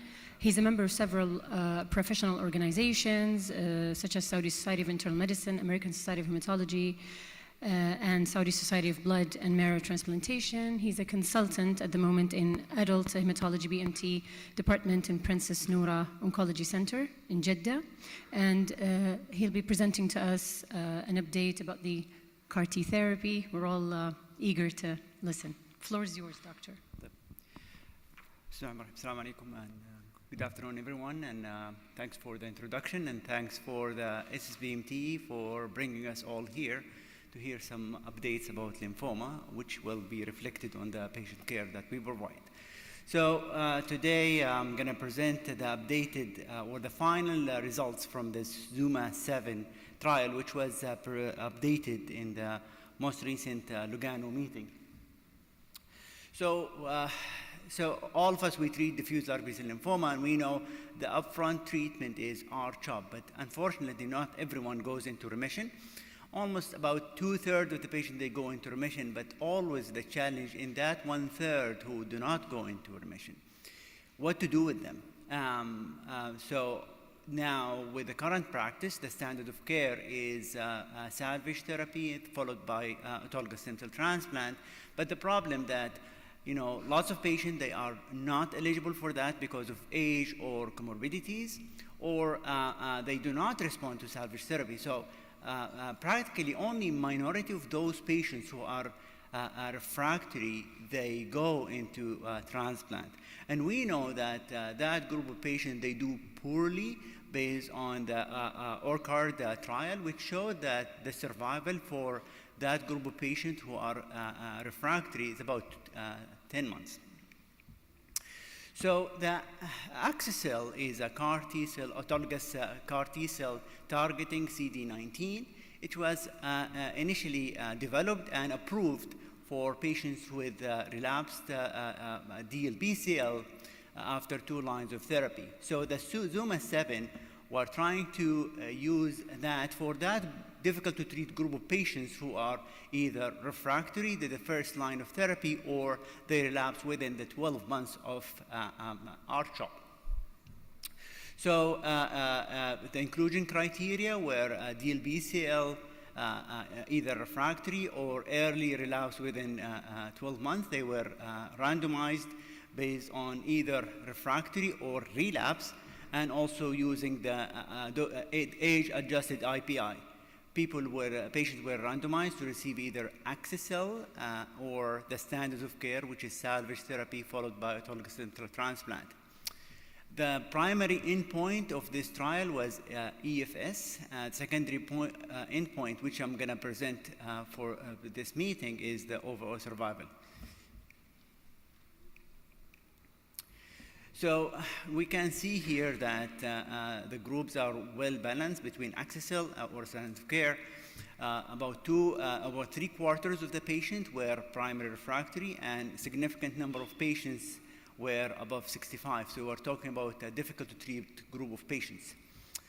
So 180 on the axi-cel arm, 179 in the standard of care arm.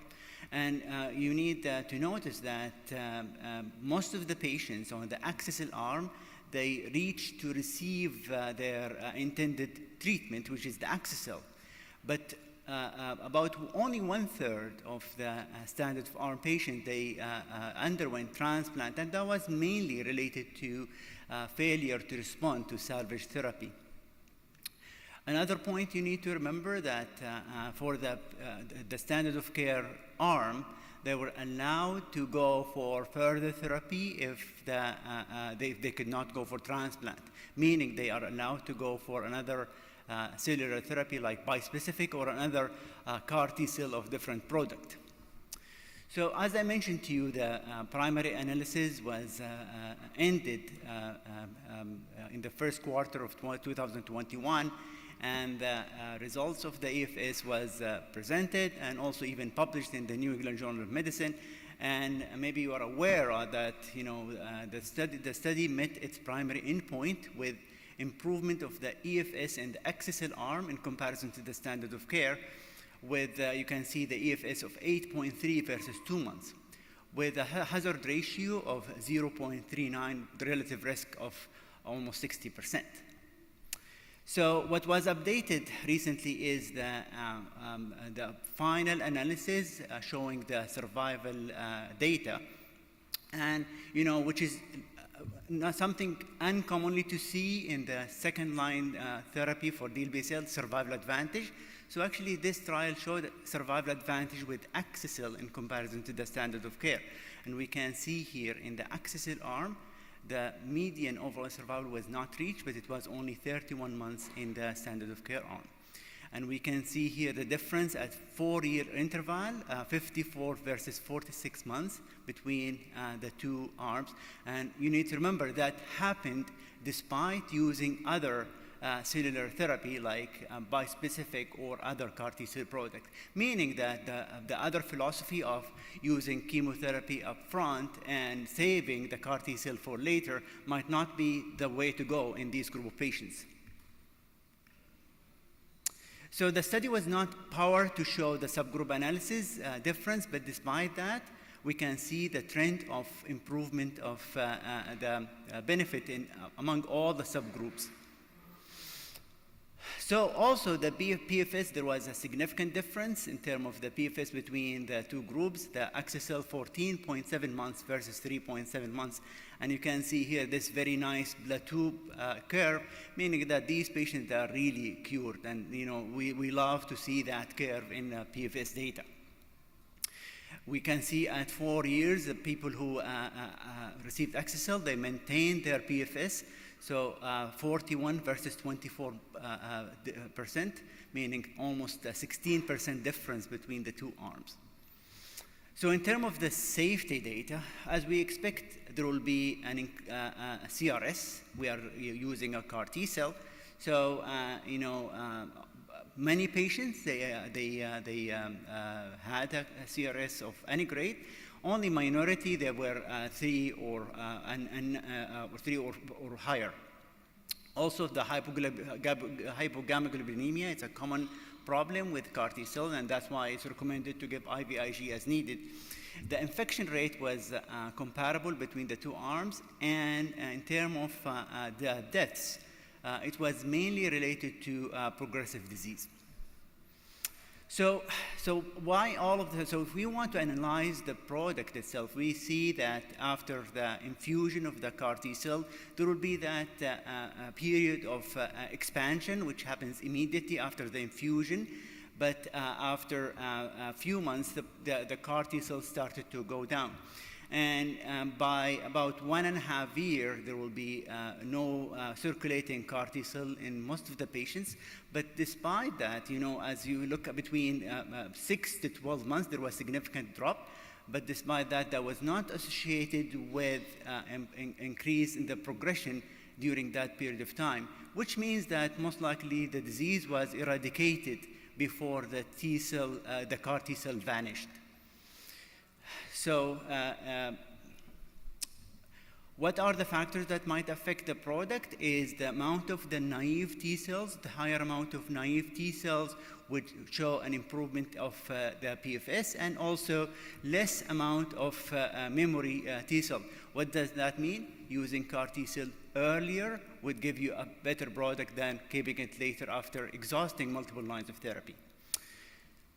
So, in conclusion, the axi-cel improved the survival as a second-line therapy for patients who are primary refractory or early relapse, 27% reduction in the risk of death. This is something we not commonly see in that group of patients, and that actually would result in changing the paradigm of treatment of early relapse primary refractory DLBCL.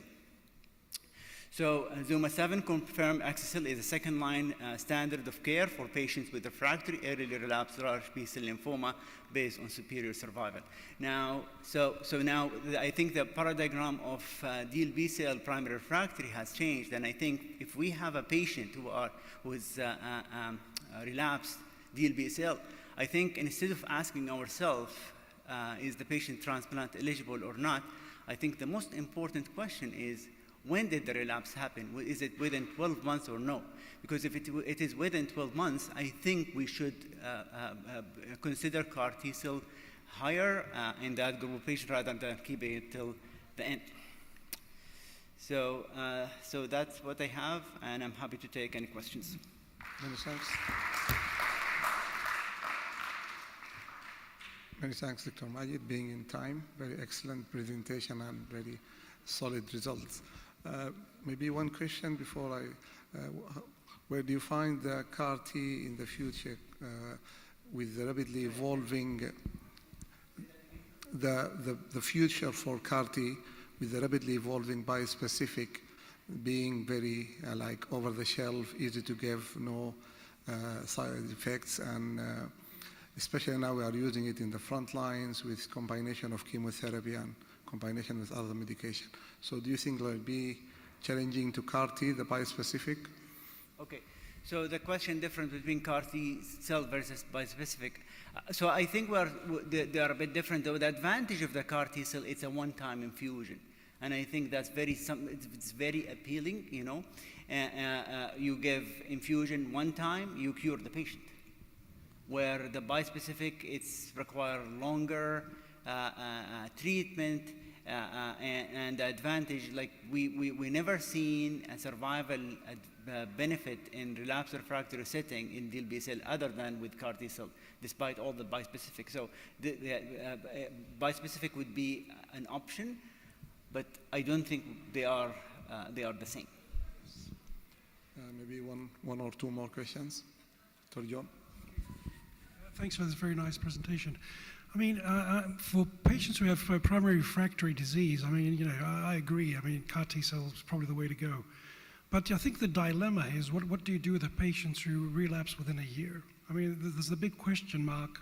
Should you try and salvage these patients, and, you know, should they go for auto if they achieve response?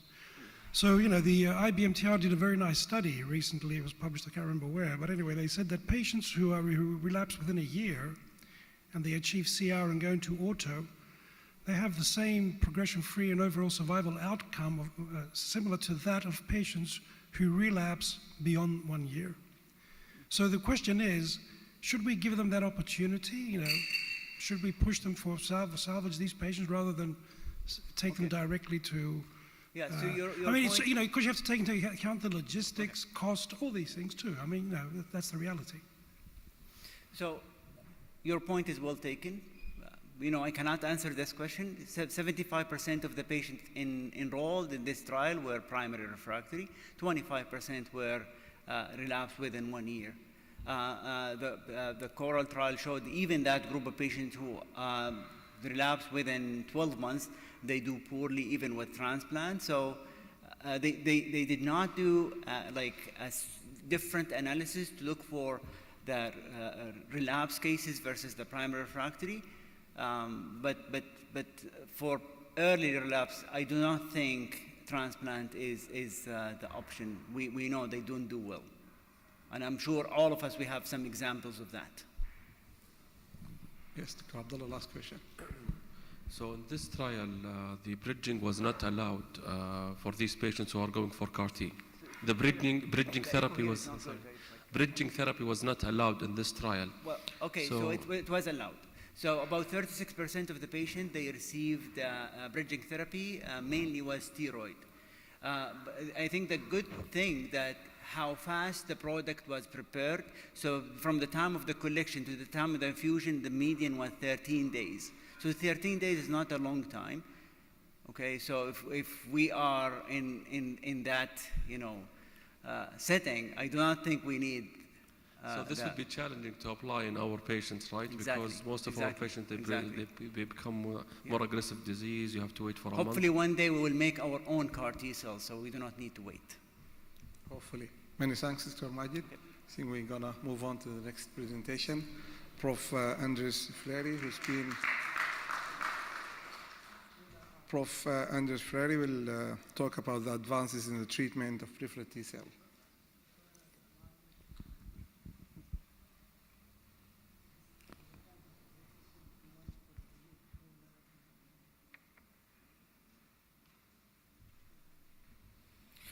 So thank you again. As you know, the prognosis of primary T-cell lymphomas remains very poor.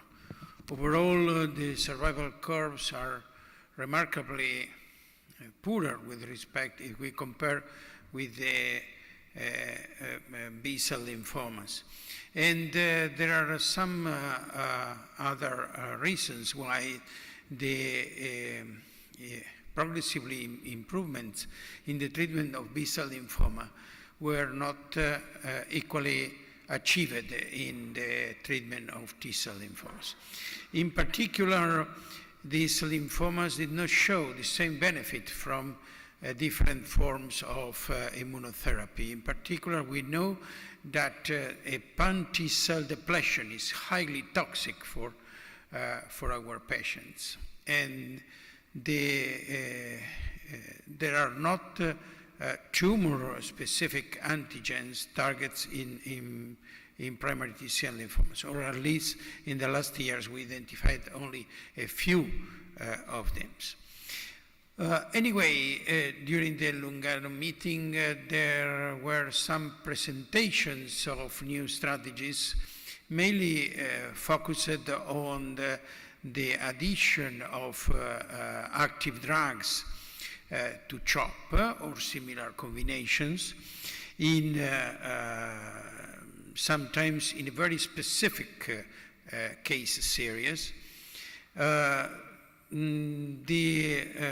are some studies focused on the identification of active drugs in patients with relapsed and refractory disease, and the design of trials focused on new forms of immunotherapy, in particular the use of monoclonal antibodies, the bispecific antibodies, and more recently the use of CAR-T cells.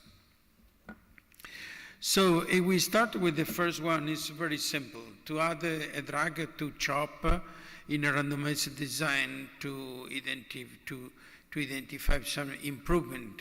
But the strategy with romidepsin did not produce good results, at least in the first presentation of the study that was published some years ago. In this presentation, after the authors updated the results after a median follow-up of 72 months on these categories of T-cell lymphomas, and they're in a population mostly including patients with disseminated disease and with extranodal organ involvement. And these are the results. There was a significantly marginal improvement in progression-free survival and an improvement in the duration of response, but without any change in the survival curves in the overall survival. This study added the contribution of this drug in the T follicular helper phenotype. In this group of lymphomas, the addition of romidepsin was associated with an increase in progression, an improvement in progression-free survival. This was not confirmed in the other types of T-cell lymphomas. Then it should be a specific effect of this drug in this group. The addition of romiplastin was associated with higher toxicity, in particular higher hematological toxicity. Thrombocytopenia is the most commonly related effect, and 2/3 of the patients interrupted the treatment, and 1/3 of the patients need for some dose reduction of romidepsin. And anyway,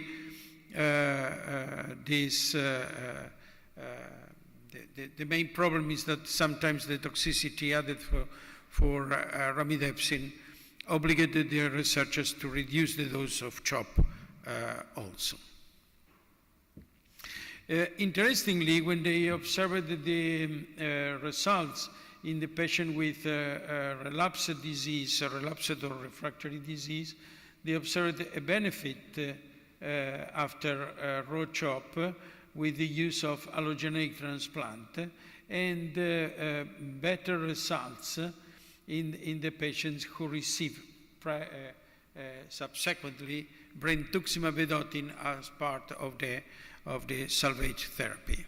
The effect of the overall effect of salvage treatment in patients who experienced the relapse or progression after RO-CHOP was marginal, with very, very poor results. Then it is important to explore the specific role of some drugs. In the second trial, the drug that was added to CHOP was Mogamulizumab. The Moga is an anti-CCR4 antibody, as explained this morning by Professor Apostolakis. And these are the mechanism of action that was explained very well this morning.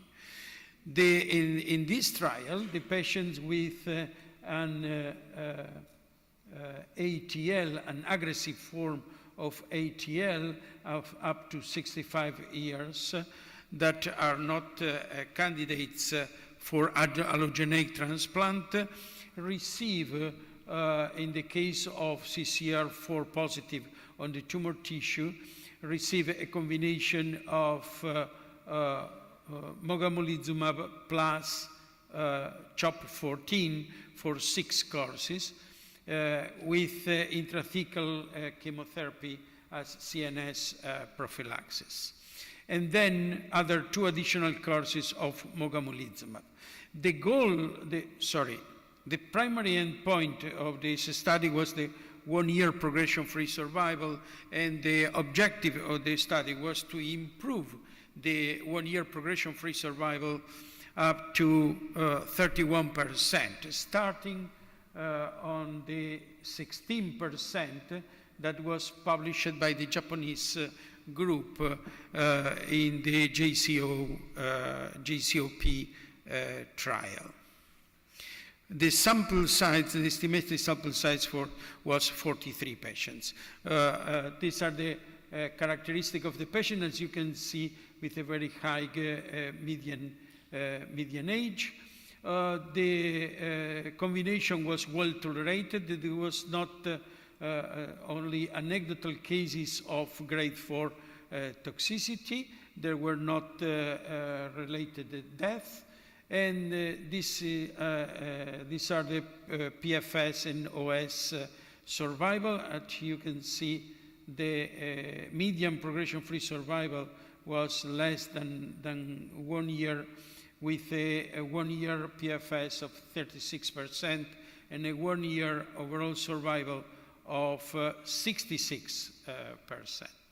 Then, when we compare these results with those of the comparator, and the comparator in this randomized trial reported by the Japanese group, the JCOG trial, this was a randomized trial comparing this combination versus CHOP14. This combination produced better results, but was not acceptable due to the toxicity and the inconvenience of strong prophylaxis and GCF treatment. Then the standard of care, the CHOP14, was not changed. When we compared the results of this trial with Mogamulizumab versus CHOP14 alone, we can see an improvement in progression-free survival and in complete remission rate in this series. There was also a marginal improvement in the median survival. Then the authors concluded this is a good combination, in particular for elderly patients who are not eligible for allogeneic transplant. Respect to the new drugs, one of these is the glidositinib. Glidositinib is a JAK1 inhibitor. The first results of the phase 1 trial were presented at ASCO the last year, and the recommended phase 2 dose is 150 milligrams once daily. In the trial, this patient received this oral treatment for until progressive disease or toxicity, and the complete remission rate, the overall response rate, was the primary endpoint. They treated 112 patients with the distribution of T cell subcategories as expected, and most of these patients filed at least a prior line of chemotherapy. These are the results. There was an overall response rate of 44% and a complete remission rate of 24%. And there was not a remarkable difference among the different histology subtypes. However, there were some subgroup of these patients were small, and then it's very difficult to draw definitive conclusions on this. Anyway, this drug was well tolerated. The most common toxicity was hematological, with some cases of non-hematological toxicity mostly of grade 3. Another interesting drug is lacutamab. Lacutamab was tested in T-cell lymphomas in this study. This is an antibody, an anti-KIR3DL2 antibody that links to the tumor cells and, that link to the tumor cell and exert an attractant effect on CD16 cells, NK cells, on the tumor cells. And this marker is expressed in 90% of Sézary syndrome cases in all the tissues assessed, and in close to half of patients with mycosis fungoides. Then these two conditions were considered for this type with a complex design with different cohorts. The first cohorts with Sézary alone, the second cohorts with mycosis fungoides that express the target, the third cohort, the mycosis fungoides that not express these targets, and then finally all the cohorts put it together to achieve the total sample size. The overall response rate was the primary endpoint, and as described by Professor Apollodis this morning, it was important the use of the new guidelines for the definition of the response at the lymphnodal involvement. They used the recently reported guidelines proposed by Olsen et al., where all the different components of this disease, the skin, the blood, the nodes, the organs, and the lymph nodes are considered to define the response. And as we will see, using this score, they obtained a higher global response rate. There was not, considering the cohort of mycosis fungoides, there was not a significant difference between the two subgroups, that is, those expressing and not expressing the target. These are the responses. Unfortunately, very low complete remission rate, but with an overall response rate that is close to 30% in this group of patients. When we consider that the not expressing group of patients, the results are very similar, with a higher number of stable disease and a few cases of partial response. Anyway, as preliminary results, this antibody, which was well tolerated with only asthenia, arthralgia, and nausea in these patients, may play an important role in the future in the treatment of this disease.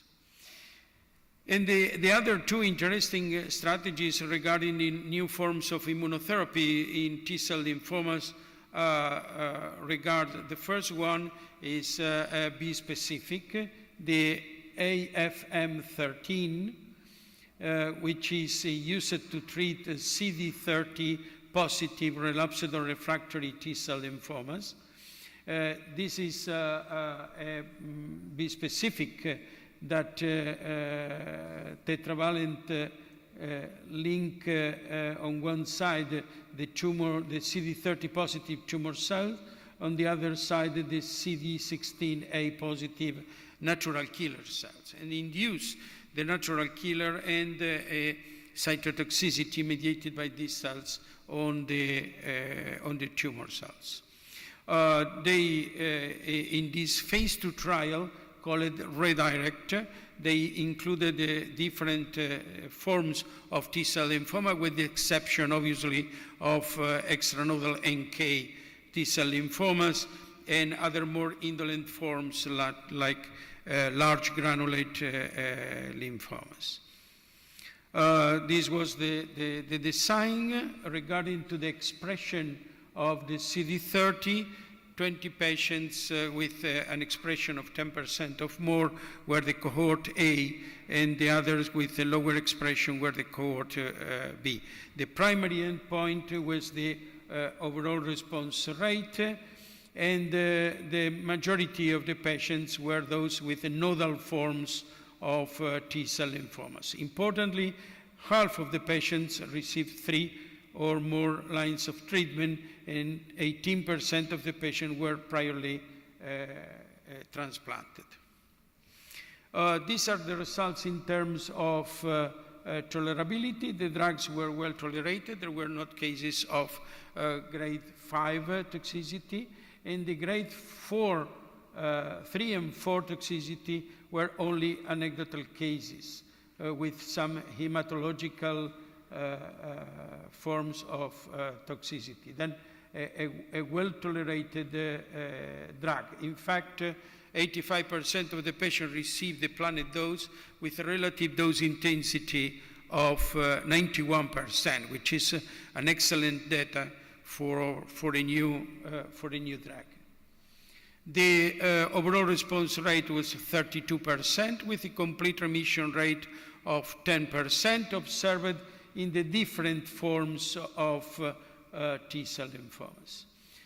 The median duration of response was, and the median progression-free survival was close to 3 months, and the median overall survival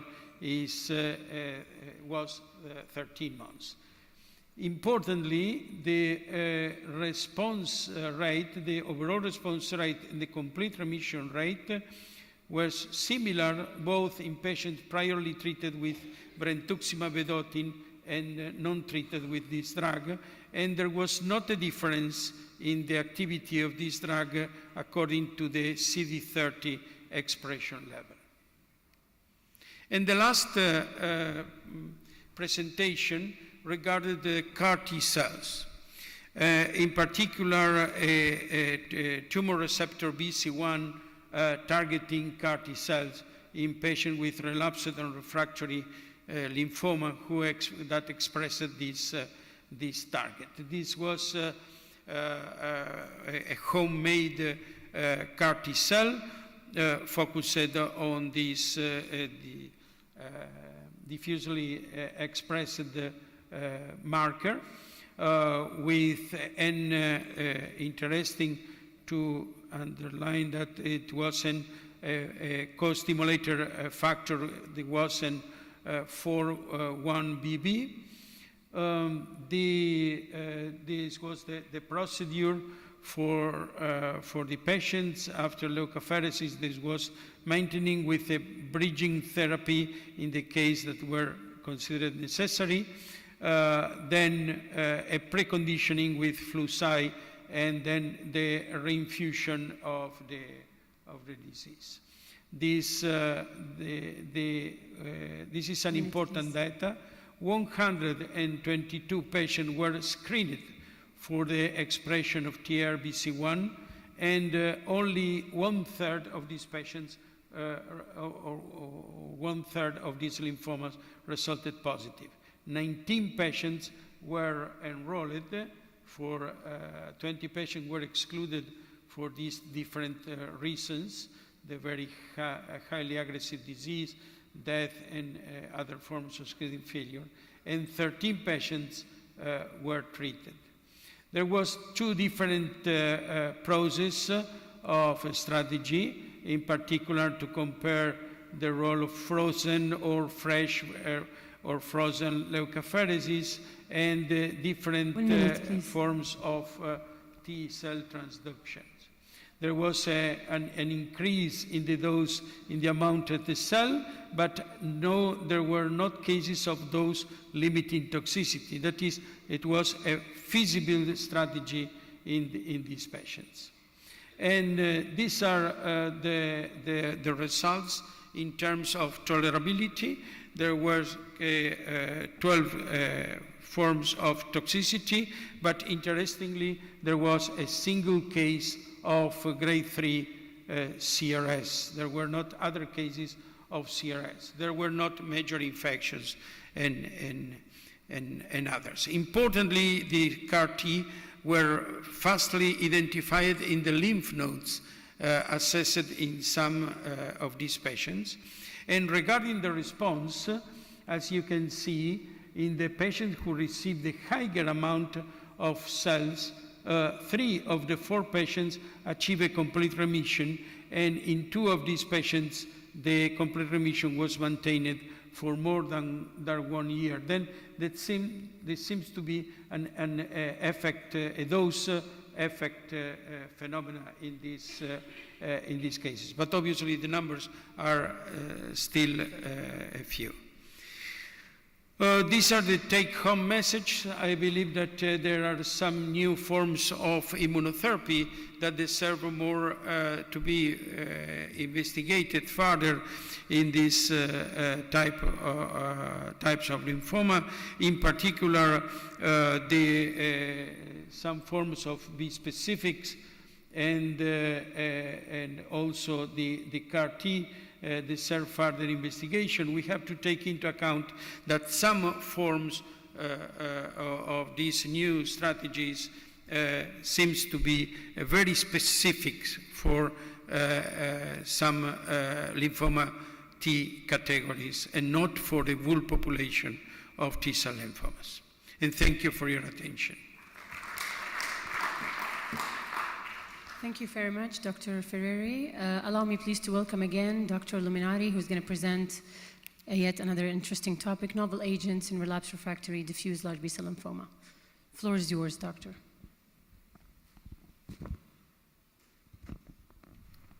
Thank you again, and thank you for asking me to discuss about this very interesting, I would say, huge topic today, because there are a lot of things. I will try to make it in 20 minutes, maybe less.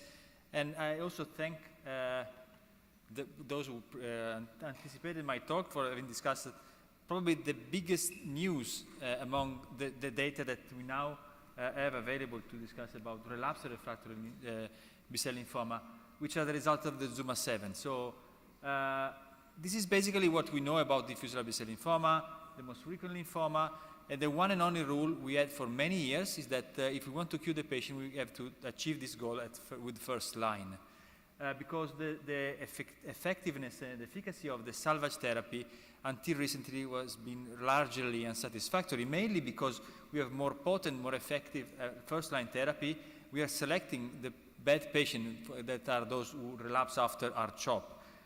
Now with the ZUMA-7, we have a different paradigm, a paradigm shift that allows us to completely change our approach. We are not asking anymore for a patient who relapses if he's eligible or not to autologous stem cell transplant, which has been the standard of care for many years. We just need to ask how long the relapse, how long the response lasted. Because if it's less than 1 year, then the patient should be addressed to CAR-T. Of course, if the treatment, if eligible according to age, for example, in Italy, we have an age limit of 75, but in theory, there are no age limits for CAR-T. But of course, there are problems that are not solved with this randomized trial, that are the patient who relapse after second-line CAR-T, or the patient who relapse later than 1 year. Those that are still eligible for autologous stem cell transplant, that still is an unsatisfactory option, that still is not available for all the patients. So we still need other additional therapies in order to try to proceed in our attempt to cure as many patients as possible. And for this reason, we have approximately 60%, 70% of the patients who relapse who still need additional therapy after a correct standard approach is done. And for this reason, we need novel agents. And what I'm going to do today is discuss those agents that are available, have achieved at least one approval by one of the regulatory agencies. And of course, there are still CAR-Ts. But if we are strict with the recommendation, CAR-Ts are now allowed, if not given a second line, in patients who relapse later than 1 year after first line, and that relapse after autologous stem cell transplant if they are eligible, or if they relapse after an additional chemotherapy. There is a very tiny difference between second line, third line. If we want to make, I think that we should do everything possible to anticipate the use of CAR-T even in third line, just to checking for chemosensitivity, go to third line very quickly, and then use CAR-T. Of course, if feasible, if the patient is eligible to the treatment. But still, this is a treatment that cures patient, but doesn't cure all the patient. It cures approximately 40% of the patient. The remaining 60% of the patient need additional therapy. And what do we have? We have some data about agents that we already discussed before. And polatuzumab vedotin is an anti-CD79B monoclonal antibody conjugated with monomethyl auristatin, that is the same toxin that is present in Brentuximab vedotin, and is active single agent in B-cell lymphomas, and is the only agent that has achieved a formal approval based on a randomized trial, that is this phase 2 randomized trial. That is part of a more huge, larger project conducted by the sponsor that combined polatuzumab with bendamustine and Rituximab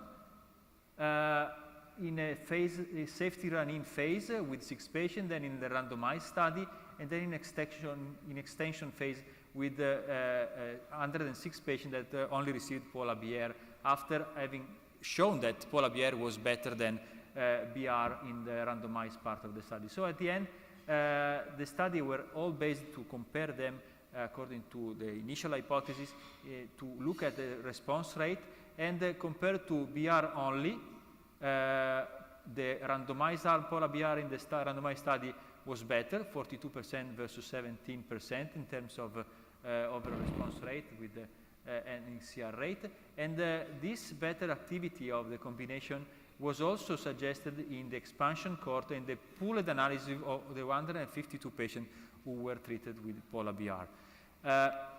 These are the survival curves. I would say we have a randomized study, we have a positive results in terms of CR, in terms of PFS, also in terms of overall survival there is a difference that can be clinically relevant. However, at the end there are some problems because we are not going to cure anyone with this regimen because the survival curve of the best combination is going to zero without a clear plateau. So we cannot rely our expectation and the discussion with the patient only on this Pola-BR. We know that if we give Pola-BR, we need more. So the problem is how to position, where to position this combination and how to administer with combination. We can discuss also about the role of bendamustine that is probably not the best part of the combination. Maybe Pola-R is enough in order also to save the patient from unnecessary toxicity. And also we should consider what will be discussed later today, that Pola-BR is now being shown to be active, more active than immunochemo in the first line with the POLARIX study. So based on all this consideration, I think that my point of view about the position, the best position of Pola-BR is, apart from the patient who have very late relapses, is probably kind of a bridge to CAR-T if we don't have a CAR-T available yet in second line, or a bridge after the apheresis to the time when CAR-T is available for the infusion. Moving to a second agent, the second agent is tafasitamab. It is a naked anti-CD19 antibody, so no ADC, nothing very different from Rituximab, apart from the target that is CD19 instead of CD20. We don't have randomized data yet. We only have one small phase 2 study that combined tafasitamab given IV with lenalidomide. This is the design of the study L-MIND. Tafasitamab is given for 3 cycles weekly, 12 weeks every week the patient needs to receive IV infusion of tafasitamab, then every 2 weeks until progression. For the first year, the treatment is combined with lenalidomide, given orally at the starting dose of 25 milligrams. The study included patients with relapsed refractory disease. However, initially, it was designed to exclude patients with refractory disease. So a kind of a selection of the best patient among the relapsed refractory cases. Overall response rate was the primary endpoint. The clinical characteristics are those shown here, 81 patients, with the median number of treatment that was 2, but with most of the patients who received only 1 line of therapy, and with a very few patients which were primary refractory, 18%, and with a very few patients who received a standard treatment. At that time was autologous stem cell transplant. So I would say a selection of the patient.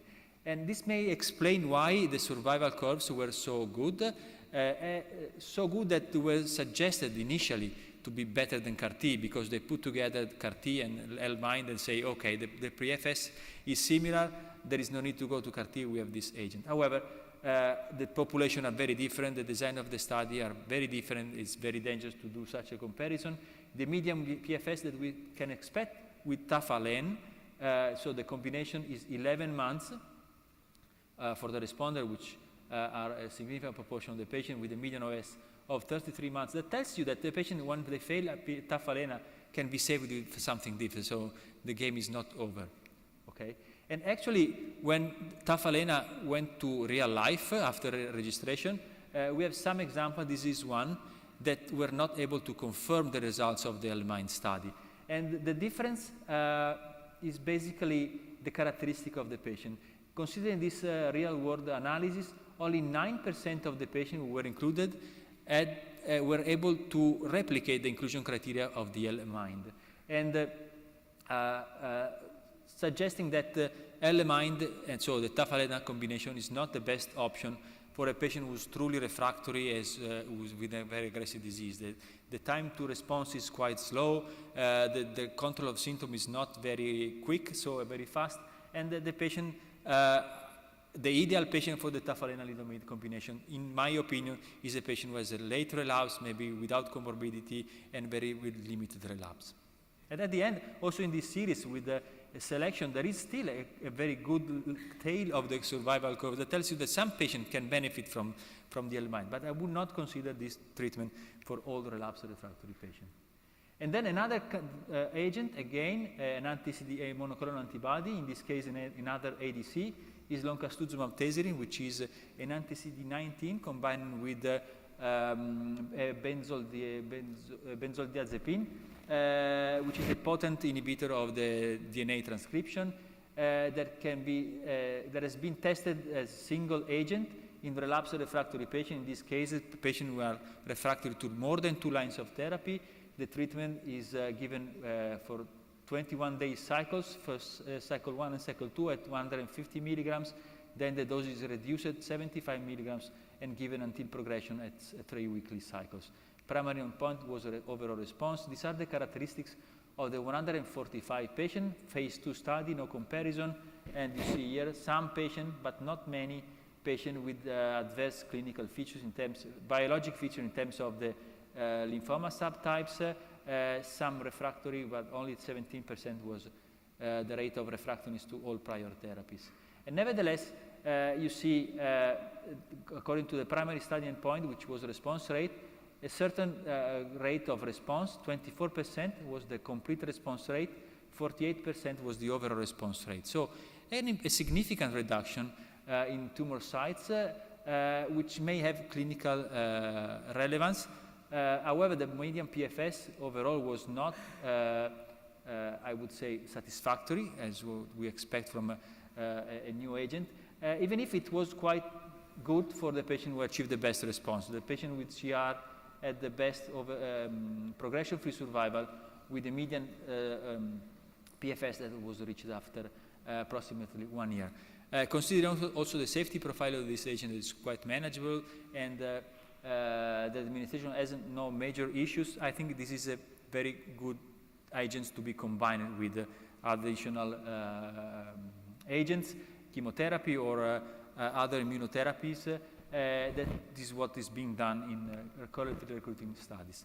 And the final two agents that are somehow registered and reimbursed are the bispecifics.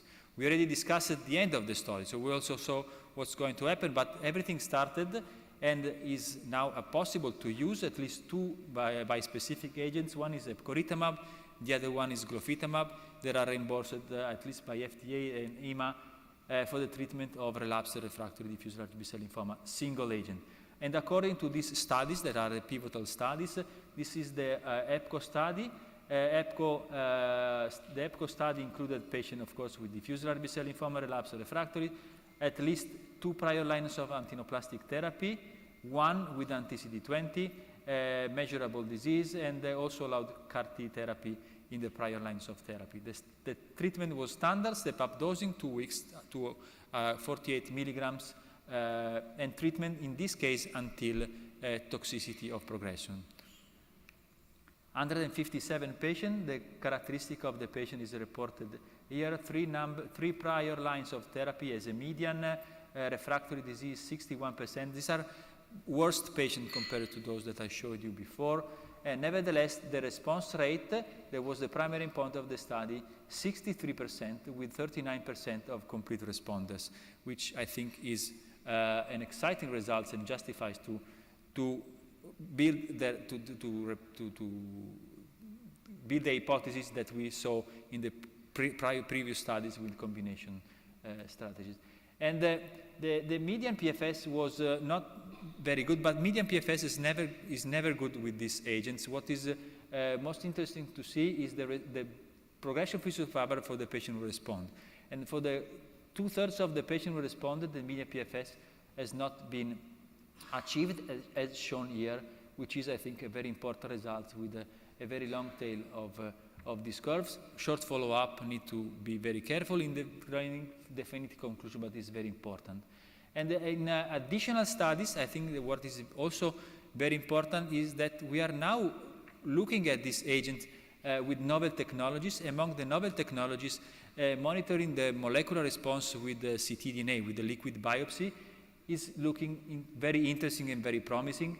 In this study, all the patients at the end of induction and during the treatment were monitored for the ctDNA levels, and there was a definition of MRD negativity in this study, and approximately half of the patients achieved MRD negative status, independent of clinical response. Of course, more patients with MRD negativity among the CR patients, but nevertheless, patients with MRD negativity achieved the best PFS as shown here with this exciting, I would say, survival curve, significantly better compared to the patient who did not achieve MRD negativity that went to 0% in the PFS survival function. In terms of toxicity, we already discussed this a little bit.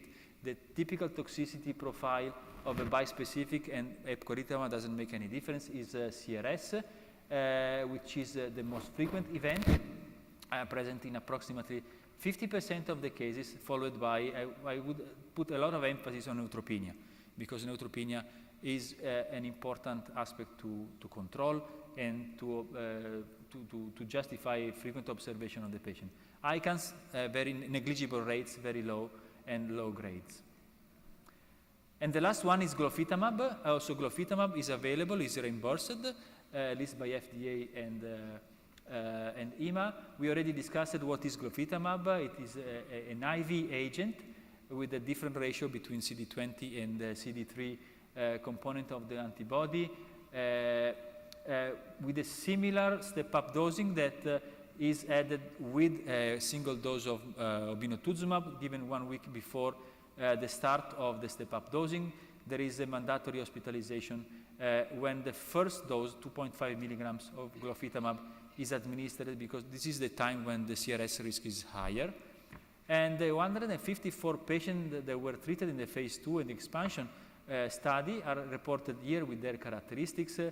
Most of the patients received, many patients received CAR-T as prior treatment, 18% prior autologous, 90% were refractory to any prior therapy, so very bad patients for whom we cannot expect meaningful and significant results with the available approaches. Nevertheless, with this agent, response rate observed in 80% in 51%, 80 patients, and the responses were complete in 39.4%, approximately 40%. With the consistent activity across the different groups, and in particular, as shown here, among patients who were already treated with CAR-T or were CAR-T naive. And moving to the survival data, the efficacy data, again, the duration of complete remission here at 18 months, 67%, and an additional analysis were able to look to observe in landmark analysis from the time of CR achievement, what happened after the achievement of CR, and there is a strong suggestion that at least for a proportion of a patient, a fraction of patients, this option can be curative. This was one of the most important, I would say, contribution presented at Lugano and also at ASH last year. Toxicity, nothing really similar. Glofitamab is probably more toxic than epcoritamab. It's more difficult to use, probably also because maybe it's more effective, because toxicity in terms of CRS correspond to expansion of T cell, which is also a measure of the activity of the drug. 63% of the patient experienced CRS events of any grade, which was more frequently of grade 1 and 2, but there were also grade 3 and 4 events in this series. So an agent that should be managed carefully with in a center that has expertise in these approaches. And just to go very quickly to the conclusion, I think this is one of the most important slides because there are many data, many agents, but I think that now there are many questions. Because, of course, as you realized and you are seeing, the treatment landscape of refractory diffuse large B-cell lymphoma is changing very rapidly. We have new paradigms, a paradigm shift that is due to the very good results achieved with the CAR-T. Most of the new agents, I would say, if not all, are still based on targeting the surface. There is a very open book in terms of the possibility to target intracellular mechanism. There are limited data for the use of small molecules like BTK inhibitors. Most of the good results we see are still achieved with agents that target the surface. But for sure, we are moving to a chemo-free approach with so many agents that I think that are raising important questions. Because the first one would be sequencing. So we already discussed this a little bit, how to sequence these agents and how to look at the different agents. For the time being, we have a randomized study, ZUMA-7, that is the only randomized study. None of these agents has been challenged in a randomized study with CAR-T. It should be done, this kind of study, in order to answer properly to the question, but in the meantime, we know that bispecific are probably the best option to choose when a patient failed CAR-T. Retrospective analysis, not randomized, but the data suggest this. Then there is a kind of too many agents on a single target. So CD19 was chosen because CD20 was already well used by Rituximab, but now too many things on CD19 that at least also in some countries are creating problems. For example, we cannot use tafasitamab after CAR-T because the label doesn't allow us to do so. I don't know here if it is possible. If you use a monoclonal antibody anti-CD19 prior to CAR-T, we need to show that the cell still has CD19 expression, so a new biopsy. There are all practical problems that can be added to the discussion. Of course, the future will be combination regimens. We already saw two contributions presented at Lugano meeting, but remember when Rituximab was started 20 years ago, it was associated with the PFS that was 11 months. But then it changed everything with combination. And I expect the same, in particular for bispecific, I would say. Duration of treatment, the study that I showed before, only glofitamab is fixed duration. EPCO is until progression. All of these agents are now moving to fixed duration treatment, which I think is the best for the patient. And last comment is what's going to happen when the results of the ongoing studies, the randomized studies for the first line, which include some of these agents, polatuzumab, but also tafasitamab, will show the results. And if they are positive, we will have problems and a lot to discuss. Thank you very much for your attention. Many thanks. Thanks, Dr. Luminari. I think we are late around 25 minutes, so we'll move on to the next talk. Thank you, Dr. Luminari. I think we continue with the satellite symposium, future of first-line treatment in diffuse large B-cell lymphoma.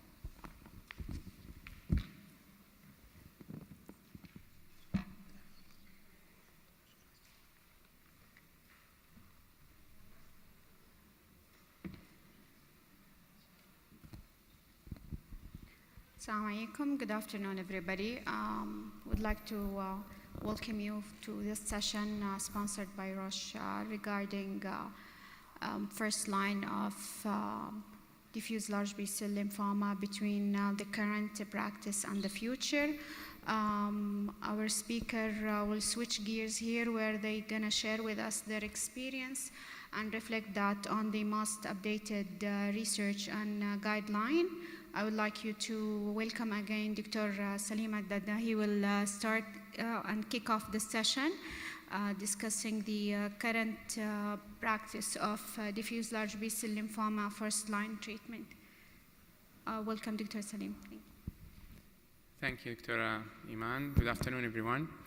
So in the next 20 minutes, me and my colleague, Dr. Ahmed Absi, will discuss the where are we now and what is the future of first-line therapy of diffuse large B-cell lymphoma.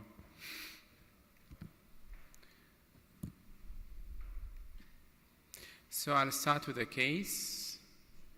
A 68-year-old lady presented with 3 months history of abdominal pain, fevers, night sweat, and weight loss. Past medical history is positive for type 2 diabetes mellitus with peripheral diabetic neuropathy. On examination, she had abdominal distension with a palpable epigastric mass, and her echo performance status is 3. Lab-wise showed a white count of 7, hemoglobin of 10, LDH of 450, normal renal and hepatic functions. CT scan showed lymphadenopathy above and below the diaphragm with bulky retroperitoneal mass and multiple bony lesions. Largest was in the iliac bone. She had also renal and hepatic involvement. Echo was normal. So this is to show you the mass. So biopsy of the mass showed large cells with diffuse growth pattern, with pale cytoplasm and large polymorphic nuclei containing prominent nucleoli. These cells were CD45 positive, CD20 positive, 79A positive, 10 negative, BCL6 negative. Diagnosis was diffuse large B-cell lymphoma NOS. Bone marrow biopsy was positive for lymphoma involvement. So the patient was started on R-CHOP chemotherapy with high-dose methotrexate prophylaxis, and after cycle 2 of R-CHOP, FISH testing showed CMYC and BCL2 rearrangement. So high-grade B-cell lymphoma with CMYC and BCL2 rearrangement. According to the most recent NCCN guidelines 2023, patient with advanced stage diffuse large B-cell lymphoma have 2 preferred regimens for their therapy, either 6 cycles of R-CHOP or 6 cycles of Pola R-CHOP. Both are category 1 recommendation. The Pola R-CHOP, according to the label, is used in patients with an IBI of 2 or more. For the last 3 to 4 decades, CHOP has been the standard of care of therapy of advanced stage diffuse large B-cell lymphoma. A trial published 30 years ago showed that intensification of chemotherapy with different regimen like BrECADD and MAKOP-B did not translate into a better outcomes. However, the addition of Rituximab to CHOP, as you have seen today, have improved the outcomes in patients with diffuse large B-cell lymphoma, and currently R-CHOP is a standard of care in the treatment of those patients.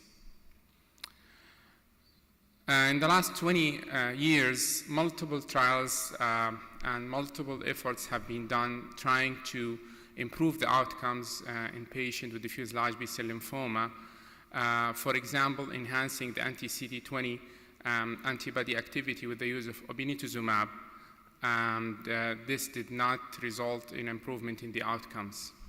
Addition of targeted therapies such as bortezomib and ibrutinib have been tried, especially in ABC subtype diffuse large B-cell lymphoma. And although, for example, in the Phoenix trial, the outcomes were better in younger patients, the trial was negative because the overall outcome or the overall trial did not reach its primary outcome. The intensification of therapy with the CLGB 50303 dose-adjusted R-epoch was not superior to R-CHOP in the long-term follow-up. And maintenance therapy, whether with Rituximab or other agent, did not improve the outcomes in diffuse large B-cell lymphoma. However, recently published the Polarix trial result, you have seen it, the 24 months 24 months outcome shows superiority of Pola-R-CHP versus R-CHOP with an absolute difference of 6.5% with a hazard ratio of 0.73. So if your patient has a diffuse large B-cell lymphoma NOS and he or she is BET positive after 2 cycles, do you need to intensify therapy? The answer is no. We had multiple trials showing that intensification of therapy based on interim BET does not improve the outcome in diffuse large B-cell lymphoma. As an example, in this trial, using a BrECADD-like protocol in patients who were interim BET positive did not improve the outcomes. What about the CNS relapse risk? The CNS IBI have been used as a prognostic model to assess the risk of CNS disease and CNS relapse. And it's basically used the 5 points of the IPI that we use for diffuse large B-cell lymphoma with the addition of kidney or adrenal involvement. And you have a low risk if you have a score of 0 to 1, intermediate risk 2 to 3, and high risk 4 to 6, or kidney or adrenal gland involvement. So this prognostic model have been validated by 2 different groups, from Canada and from Germany, and it showed that patients with high risk CNS IBI 4 to 6 have more than 10% risk of CNS relapse or progression. The problem, even with the identification, we don't know whether therapy with high-dose methotrexate or intrathecal methotrexate actually prevents the CNS relapse or progression. Multiple retrospective studies recently published, and this meta-analysis I'm showing you here, showing that there is no difference in CNS relapse between CNS prophylaxis and no CNS prophylaxis. What about double-hit lymphoma? Remember our patients after 2 cycles of R-CHOP, we found that she has c-MYC and BCL2 rearrangement. So actually the diffuse large B-cell lymphoma, high-grade B-cell lymphoma with MYC and BCL2 rearrangement, previously called double-hit lymphoma, is a lymphoma with diffuse large B-cell lymphoma morphology and MYC and BCL2 rearrangement. BCL6 rearrangement per se with MYC rearrangement is not considered as a high-grade B-cell lymphoma. It's considered as diffuse large B-cell lymphoma NOS. So to have a double hit, what's called double hit lymphoma, you have to have c-MYC and BCL2 rearrangement. And actually this entity is different than diffuse large B-cell lymphoma. They have worse prognosis, they have higher incidence of CNS relapse and progression, and they are actually, they have lower overall survival.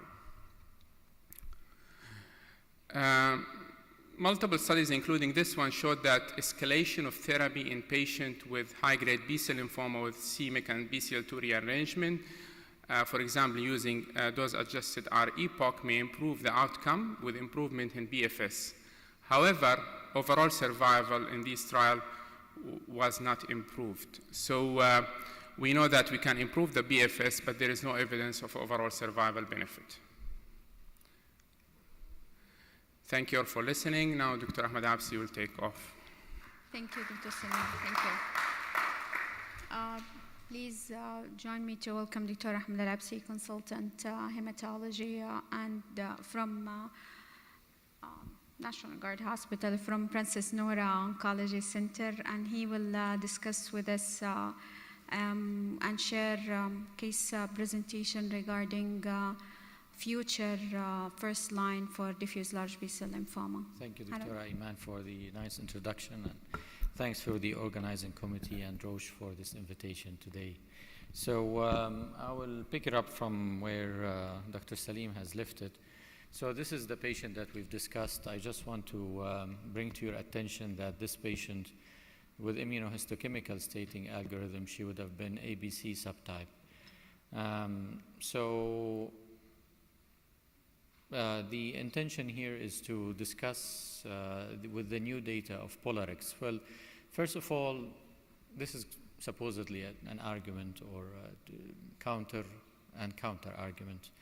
So let's ask the question to start with, is there an unmet need in first-line therapy for diffuse large B-cell lymphoma? And the simple answer is yes, because if you take all patients with diffuse large B-cell lymphoma, there's around 30 to 40% of those patients are not cured with first-line therapy. So with the current therapy, there is an unmet need, and this unmet need is not small, it's substantial. So, and that being said, also patients who are relapsed, the salvage therapy that are currently available are pretty either intensive or very costly in the form of autologous bone marrow transplantation or CAR T-cell therapy or indefinite bispecifics that are currently available. As you know, because of this unmet need, many trials has been conducted over the years with different combinations, intensifications, addition of new immunological therapy, and unfortunately all of those has failed to meet their primary objectives. Now this brings us to this current trial. This current trial actually enrolled all patients without any concentration on any subtype. So they had early stage, advanced stage. The only exclusion criteria basically was patients with CNS positivity, but pretty much everybody else was included in the trial. And they were randomized between the traditional arm of R-CHOP chemotherapy 6+2 versus POLA R-CHIP without vincristine to again 6+2, with a primary objective of being progression-free survival. Now Socrates once said, and he actually adopted this philosophical concept from an inscription. It's an old philosophical maxim in old Greece that's actually inscripted on the temple of Apollo in Delphi, which says, know thee self. So there's a whole philosophical school that calls knowing the self is actually an important key to wisdom. I think we miss that concept in medicine. We should have a similar concept in medicine called know the patient, because applying clinical data to patients requires knowing our patients first. So let's actually dig into the clinical trial and see what type of patients they enrolled in this trial. So what about age? 70% of those patients were actually elderly, above 60 years old, which is typical to your diffuse large B-cell lymphoma patients up front. But then again, as many other clinical trials do, the majority of those patients had good ECOG performance status of 0 to 1. The majority of the patients enrolled were from Western countries, although we don't know specifically the ethnicities of those patients, with around a third of them from Asia and the rest of the world. Now, this is in general a high-risk population with an IPI score of 3 to 5, representing around 60% of the patient population. Almost half of those patients, or around 40%, had bulky disease, and around 15% of them had bone marrow positivity, so which is all in our patient. The majority had advanced stage, although minority had early stage. And this is a counter argument that we will use later. So around 10% to 12% of those patients had stage 1 to 2 disease. Extranodal sites were pretty common, with almost half of the patients having 2 or more extranodal sites. ABC subtype was in a third of those patient population, like our patient, and they did allow enrollment of patients with double hit and triple hit, but although minority of those patients were enrolled, only 6 to 7%. So if we take a patient like this and give him this therapy, one important question would be, would that patient be able to tolerate? And in that specific clinical trial, the majority of patients who were enrolled on the polar R-CHP actually were able to complete their therapy. 90% of them completed 6 cycles. And that's a little, marginally more than what the R-CHOP were. How about grade 3 to 4 adverse events? Half of those patients had grade 3 to 4 adverse events. And adverse events leading to dose reduction were only in around 10 to 12 or 13%. Febrile neutropenia, as expected, was more in the polar R-CHP arm, was 15% of those patients, or 14.3 having febrile neutropenia, and 8% on the R-CHOP. Now, in the trial, all patients were required to get G-CSF, all patients. It was not optional, it was a mandate, but prophylactic antibiotics and antiviral were left to the treating physician. So then another argument in our patient is diabetic, and this is very common occurrence in Saudi Arabia. How about peripheral neuropathy, because this is a concern.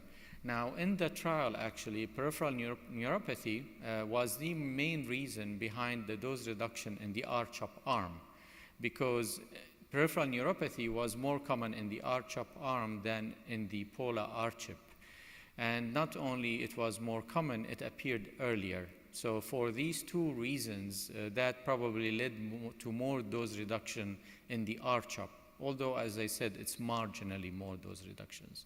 So neuropathy is mostly actually grade 1 that occurred, and in the polar R-CHP, it occurred a little later, and they both disappeared within 2 to 3 months after completion of therapy.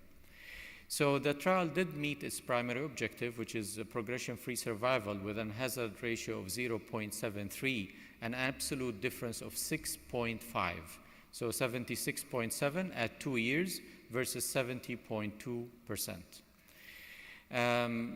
There were a total of 107 events on the polar R-CHP arm versus 134, and out of those, there's almost 20 deaths on each arm. This is the curves. If you look at the subgroup analysis, if you look at it this way, it becomes a little cumbersome, but let's actually concentrate or zoom into the issues that relate to our patient. How about the elderly? So the question is, okay, this trial is positive, but does it apply to older population? And yes, it does. If you look at the patients who are above 60, they are actually the ones who even benefited the most, because the difference was even larger, 77.9 versus 69.5. Now, you would say that 60 in the West is not like ours. How about 70 and above? And in the last Lugano, there was an abstract that looked at the patients who are even 70 and above in this trial. And even that patient population, the progression-free survival was positive. It's 77.1 versus 67 with a positive hazard ratio. So you would tell me, okay, elderly benefits, but maybe not the high-risk population. But then again, it is the high-risk population who benefited the most. IPI of 2 and more gained the most of the benefit, 75 versus 65. And then the last part is, how about the ABC subtype, which we know carries a worse prognosis? And yes, this even benefited the most of all the subgroup analysis. Now, that being said, just keep in mind that the trial actually was not statistically designed to answer any of those questions. This is only ad hoc analysis if you want. Now, then finally, somebody can argue, okay, maybe this only applies to the West. How about in Asia and rest of the world?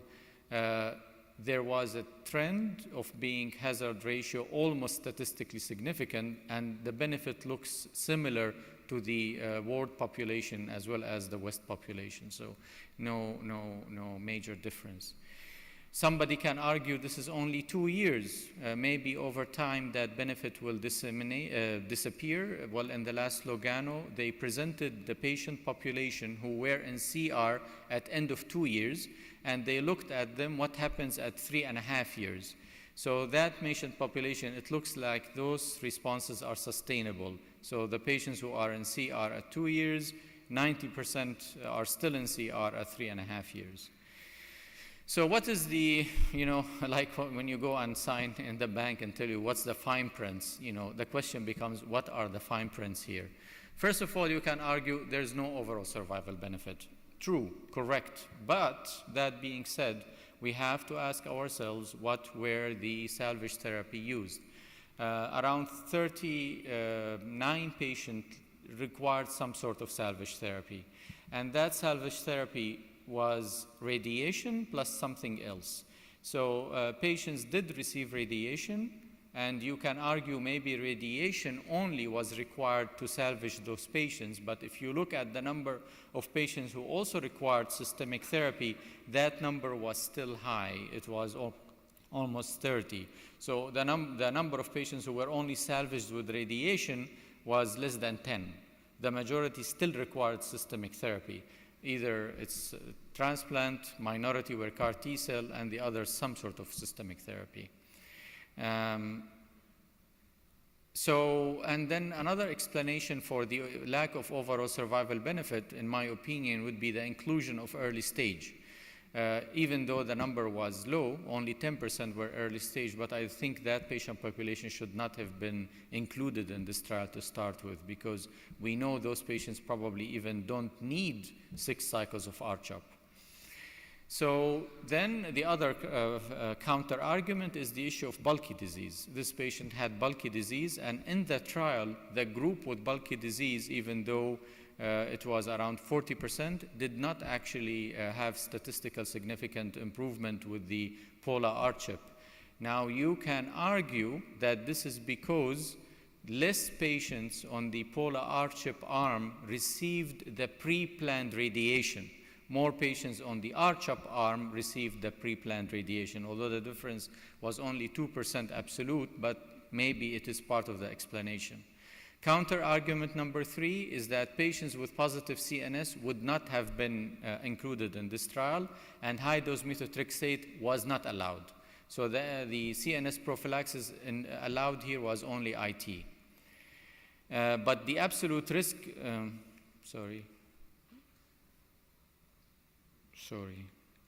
the absolute risk of CNS relapse was very low in both arms, only 3%. But I think the most significant is this therapy is not an answer for double hit or triple hit, because that patient population showed no benefit whatsoever in this addition, although patients with double expressors did show benefit, and patients treated with R-CHOP with double expressor were not gaining any benefit, as well as patients with BCL2 positivity. The last point I'm going to raise here is the issue of economy. If you calculate the number needed to treat, you have to treat 17 patients with polar R-CHOP to gain benefit from progression, death, or subsequent therapy. Now, is 17 patients worth it? Well, there was an analysis of quality of life adjusted year and a pharmacoeconomic study that was actually published and presented in Pan-Asia Lymphoma Conference. And if you look at the absolute difference in price of polar R-CHOP versus R-CHOP is around $40,000. The absolute difference in subsequent therapy was around $42,000. If you calculate the complications, because there's more neutropenic fever with polar R-CHOP, it increases a little bit. That ends up with a cost per quality of life adjusted to year. It's around $80,000 for polar R-CHOP more than R-CHOP. And that's less than $150,000 that is actually as a target in the US to say something is economically viable as therapy. Now, this number may obviously change from one country to the other, but at least in the United States, it was deemed that this therapy is economically viable, and especially in patients who are at high risk, who may need subsequent therapy. And I would stop here. Thank you very much. Thank you, Dr. Absi. Thank you.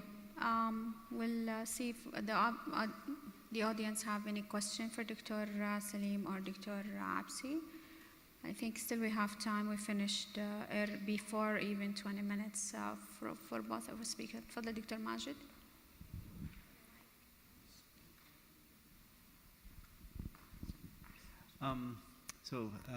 It's interesting the finding that elderly patient benefited more, because you would expect that with the toxicities and neutropenias and all of that, elderly patient might get some more complications and might have less survival, like to most of the other, similar clinical trials. I'm thinking it could be related to the different in the disease biology. So DLBCL in elderly patients might be, or most likely it's different, and there is something with the POLA would do with that group of patients. So what do you think, Dr. Absi? Yeah, I don't know actually, you're right, but remember that the majority were elderly to start with, so maybe it's an issue of having less older patients, low number of younger patient population. But what you said is also absolutely correct. I think there could be also another reasons of patients, older patients may have, for enrollment issues, they could be more advanced stage, more earlier stage than advanced versus younger, because they would have allowed patients with equal performance status 0 to 2 and less. So maybe an older patient would have, most of them may have been early stage. I don't know. Maybe it has another contributing factor. But what you said could be correct. I don't have an explanation either. I don't know. Any other question from the audience? I found it interesting to present and talk about pharmacoeconomics of using different protocols, and not just include the direct cost of the medication, even subsequent, because of the outcome, what would happen. Because I think nowadays more and more it's all the formulary management and the pharmacoeconomics talk about the addition or adopting a new medication or a different protocol based on the general outcome, and to make it more generalized rather than just direct cost of medication. Salim, you have an opinion about that? Yes, but I think we have to study it in our institution, in our country. So when I saw Dr. Absi's slides, I saw that the R-shop cost was around 180,000. So I don't know. I don't think it would cost the same in our country, but something to consider. And as Dr. Absi said, I think we need to look at specifically in our society what's the quality of life, yes, or the cost that would be effective. So I think we need to have our own pharmacoeconomic studies for that. Yes, I believe so. I agree. Yeah, this is something, a comment I have. So in the H1 in Hodgkin lymphoma, we had, initially when we had the 2 years progression-free survival was similar to what we have seen in the Polarix trial. I don't know if this, with longer follow-up, this benefit will be sustained. So longer follow-up is definitely needed. And I don't know if we are going to see an overall survival benefit, especially with the presence of CAR T cells. So these things will be more clear in the coming future.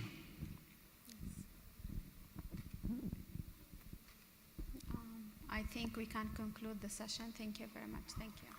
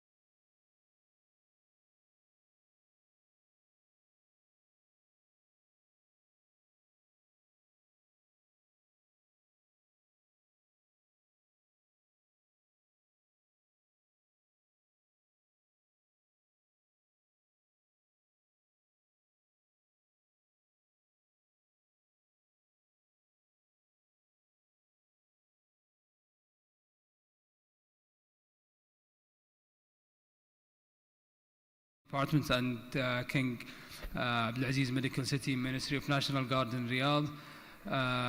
Dr. Al-Hijazi obtained his internal medicine board and subsequently obtained his fellowship in oncology, hematology, and bone marrow transplantation at the University of Ottawa in Canada. He has published numerous publications and abstracts in peer-reviewed journals and had multiple presentations nationally and internationally. The floor is yours, Dr. Hijazi. Thank you. Well, thank you very much, Dr. Omar, for the nice introduction. It's becoming late, a little bit. People are tired, so we'll switch gears. So maybe we'll relieve you from lymphoma now, and we'll talk about another lymphoproliferative disease, multiple myeloma. So I was asked to present updates on multiple myeloma. Unfortunately, there wasn't much of updates in the Lugano meeting, but I'll present what has been presented in the last ASCO in multiple myeloma. The multiple myeloma field is growing very fast, matching what is happening in the lymphoma, and as you could see, most of the updates are related to the use of bispecific molecules and CAR T cell therapy. So myeloma is not very far from that. So my talk, I'll present few abstracts, 3 or 5 abstracts. I hope I can cover within 20 minutes. So if I pass my time, you can just stop me at any point, please. So the first abstract is the long-term follow-up of the Majestic study, which is a phase 1/2 trial, and it was a registration trial based on which Teclistamab, a bispecific molecule, anti-CD3, and B-cell maturation antigen, BCMA, on plasma cells, has been approved last October 2022. From the previous presentations of this trial, there was, after a median follow-up of 14.1 months, there was an overall response rate of 63%, and with a median duration of response of 18.4 months, and median PFS was 11.3. So this presentation is an update of the Majestic study, an extended follow-up at 2 years. This is the schema of the study. As you can see here, patients who are triple drug exposed to EMEDs, proteasome inhibitors, and anti-CD38 were randomized. The first one was the phase 1 escalation study, and then the phase 2 dose was 1.5 milligram subcut weekly, and then there was with a primary endpoint of overall response rate. This is how Teclistamab is given, the first 2 ramp-up dosing, and then weekly dose of 1.5 milligram per kg. And there was an option after 6 cycles, 6 months of treatment, to switch to every 2 weeks or every 4 weeks, depending on the dosing schedule you are using, if patient achieved CR. These are the patient characteristics, 165 patients in the phase 2 extension study. And as you can see here, triple class exposed, almost all of patients, 100% of patients were triple class exposed. And refractory, triple class refractory, 77.6% of these patients were refractory to EMEDs, anti-CD38, and proteasome inhibitors. This is the overall response rate, still remains 63% of patients who have had a response. And as you can see here, it seems that this molecule works as all or none. So most of the responses here are VGPR or above. Only less than 5% of patients had partial remissions, Most of the patients who have responded had a VGPR or above. CR rates were 45.5%. This is the progression-free survival for patients who have achieved CR and for all the group. The overall median overall survival is 11.3 months in the lower curve. In the upper curve, the green curve, which represents the group of patients who have achieved CR, the median progression-free survival was 26.9 months. Overall survival, again, based on both groups, it depends on, so the median survival for all patients was 21.9 months. Median CR rate, survival, overall survival for patients who have achieved CR was not reached. Safety, toxicities, I mean, there wasn't really alarming as a bispecific molecule and T-cell redirective therapy, where T-cell activation happens, as you know. CRS was very common. Almost all patients developed some form of CRS, but almost all of them were grade 1 and 2 and manageable. ICANS were very rare. Only 5 patients developed ICANS, and they were all grade 1 and 2 and resolved. An alarming, probably, side effect was the rate of infections, where 80% of patients had some form of an infection.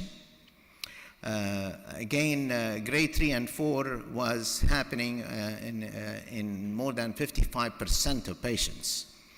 And these infections were mostly respiratory, and there was 18 deaths from COVID-19, actually, within the trial, and respiratory infections was the most common. So that was for the MajesTIC. This was a small study presented again in ASCO, looking at the polyclonal immunoglobulin level in patients who were treated with teclistamab. As you can see here, okay, I mean, the amount of polyclonal immunoglobulin level goes down as you go down in the cycles, reaching cycle 7, becoming very low, and that probably is causing the increased risk of infection in those patients who were treated with teclistamab. And since this study, the recommendation with teclistamab is to give IV immunoglobulin infusion every month for patients with low hypogammaglobulinemia. The second study I'm going to present is about talquetamab, the Monumental-1 results. Talquetamab is another bispecific molecule, CD3 and GPRC5D. GPRC5D is a target in plasma cells that is present in malignant plasma cells more than the normal plasma cells. It's also present in other sites, but in a very small percentage, specifically probably the skin and nails, and that's why, hence the toxicity of the molecule, which we will talk about in a little while. So in this phase 1/2 trial, which was previously reported, overall response rate of more than 70% across the 2 dosage forms, and overall response rates of 62.7% in patients who had prior T-cell redirection therapy. And this was the update that was presented in last ASCO. Again, the schema of the trial, refractory patients, again, patients who have at least 3 prior lines of therapy, and they have been exposed to EMEDs, proteasome inhibitors, and anti-CD38. So the trial is, there are 2 main groups. The upper 2 are more or less the same group, but different dosage schedules. This is the group where they had no T-cell redirection therapy, and this group is the group which they had T-cell redirection therapy, either a bispecific molecule or CAR T-cell therapy, and the primary endpoint was overall response rate. Baseline characteristics, the most important is probably the previous lines of therapy. As you can see here, they are all of them, 100% of patients were triple class exposed, and around 70% of patients in the 2 dosage forms. So the 2 dosage forms are 0.4 milligram per kg weekly or 0.8 milligram per kg every 2 weeks. There was around 150 patients in each group. And the prior T-cell redirection therapy, 50 patients, and most of these patients were actually, around 85% of those were triple class refractory.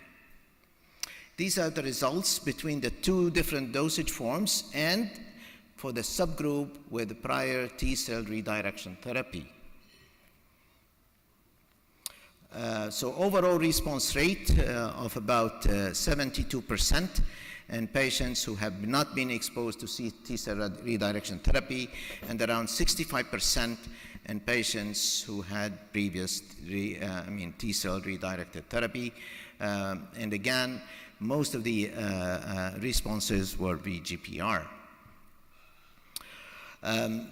Specific subgroups, it seems that the drug is effective in most of the, all patients, whether they were refractory, triple class, and as you can see, the range here is between 70 and 80% in these different groups. In patients who had T-cell redirection therapy, as we had more triple class refractory, there was again 50 to 70% response rates. The median PFS was not reported, but it depends on the dosage form. So in the 0.8 milligram per kg every 2 weeks, after 12 months of follow-up, 54.4% of patients were still in remission. But in the prior T-cell redirected therapy, only 38.1 patients were still in remission. So probably median PFS is going to be around a year for this molecule. Median overall survival after 12 months is around 77% in patients without prior T-cell redirected therapy. The adverse events, there are unique adverse events for talquetamab, mostly because of the targeting molecule, which is mostly dysgeusia, which is related to taste. They have abnormalities in taste, and skin and nail changes that are very common, happening to more than half of the patients. Infection is there, probably in the, these are the hematological toxicities and infection. And infection, for infections around all grades, 3 and 4 infections occurred in about 59% of patients, and it led to discontinuation of the molecule in 1.4 and 2% of the patients. How am I doing? How many minutes left? Left 7 minutes. Oh, 7 minutes. Okay, good. So this is another study that combined teclistamab and talquetamab together, which is called Redirect TT1 study in a heavily pretreated group of patients. Again, the mechanism of action, teclistamab is CD3 BCMA, and talquetamab is CD3 GPRC5D. An escalation phase, and then the recommended phase 2 dose was 3 milligram of teclistamab and 0.8 milligram of talquetamab every 2 weeks. Just to draw your attention that these patients, many of these patients, around a third of these patients had extramedullary disease, And almost 90% of these patients were refractory to the last line therapy. 76% of the patients, 3/4, were triple class refractory. This is the hematological toxicities.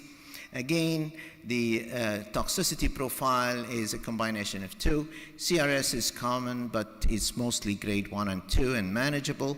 And again, specific toxicities related to the talquetamab, dysgeusia, skin toxicity, and nail disorders. Overall response rate in the phase 2 is 96%. But here, as opposed to what we have seen in the previous 2 studies, half of the patients had VGPR or more, and most of the patients, again, VGPR or more. CR rates was 40% and 48% VGPR. Similar dose levels. The median duration of response was not reached at this point, and the median PFS was not reached. Again, after at this point of presenting these results in the last ASCO. Extramedullary disease, which is a unique entity that we know of, which is very hard to treat. As I said, about a third of patients had extramedullary disease, and it seems that the combination is effective in those patients. With the CR rates of about 28.6% and VGPR of 22.9. This is just a diagram of a patient who had lots of extramedullary disease that has been completely resolved after the use of this combination. Another combination, probably I'll just go over quickly, which is talquetamab and daratumumab, used in patients. This is the schema of the trial, talquetamab, daratumumab, in patients that were mostly refractory to anti-CD38. So the combination of daratumumab to talquetamab was tested in patients who were refractory to daratumumab, basically, in about 80% of patients who were actually refractory to anti-CD38. Overall response rates in the different dose forms, 84% in the phase 2, and showing a very good VGPR or more in 74% of patients. PFS, the median PFS is 19.4 months for this combination in the 0.8 milligram per kg every 2 weeks, which is the best PFS among all the bispecific molecules with this combination. The third molecule is irlanatamab, which is Pfizer molecule. By the way, talquetamab and irlanatamab were approved just last month based on these trials, which were updated in ASCO. So irlanatamab is similar to teclistamab, CD3 and BCMA. The trial is Magnetism 3, which has been reported previously. This is the schema of trial. Heavily pretreated patients randomized between there were 2 cohorts who had previous treatment with BCMA-directed therapy, and the other cohort were not. These are the inclusion criteria. So these are the results from the previous ASH last year. This is the doses, how it's given. So 2 ramp-up doses, and then every week, similar to teclistamab, but they have considered each 4 doses as 1 cycle. This is the patients. The patients here, among all the patients that I have presented so far, these are the hardest to treat patients. 96, almost all of these patients were triple class refractory.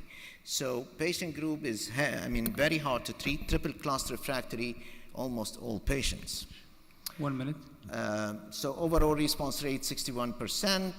This is the previous presentation at 12 months, where only 58% were at remission. And then from ASCO, Mohammed Mati has presented this. So PFS at 18 months was almost 50.4%. So PFS is beyond 12 months, 15 months. I mean, maybe the last report is 15 point something months PFS. I'll not go over this. I have Cartitude. You know, Cartitude is the cell-to-cell dual binding BCMA CAR-T. Cartitude has been presented multiple times, and in the last ASCO, it was the closeout results of Cartitude 1 was presented at 33 months. So just to go to the results, overall response rates almost 98%, and most of it deeper remissions. As you can see here, median duration of response 33.9 months, median PFS is 35 months. It's nothing to come close from bispecific molecules, but then we have to know how to sequence these drugs. With this, I conclude my talk. Thank you very much. Thank you very much, Dr. Hijazi. Now we'll have the floor if anyone have any questions.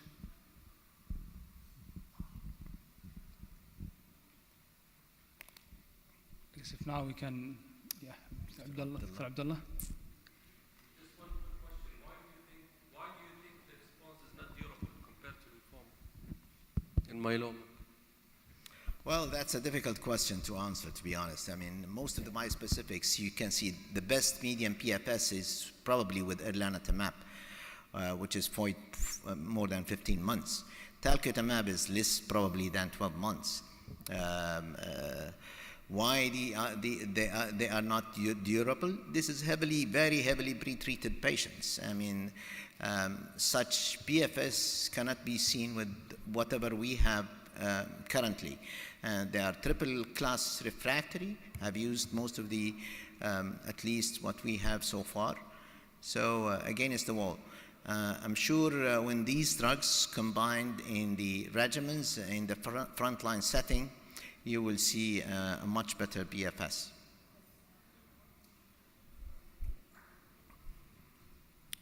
Well, thank you. Thank you very much. Dr. Hijazi. Now we'll go to our next speaker. It's a pleasure presenting Dr. Rossi. He's a professor and the head of the Experimental Hematology Research Program and the deputy head of the Division of Hematology and co-chair of the Clinical Lymphoid Tumor Investigational Program at the Oncology Institute of Southern Switzerland. Dr. Rossi had over 300 publications, and he served an editorial board member of Blood Leukemia Guideline and co-authored the 2016 WHO for the hematological malignancies. I can keep going with reading Dr. Rossi's biology. However, to save time, we'll give you the mic to start your presentation. Thank you. So thank you very much for the kind introduction, and thank you very much again for having invited me. I will give you the flavor about two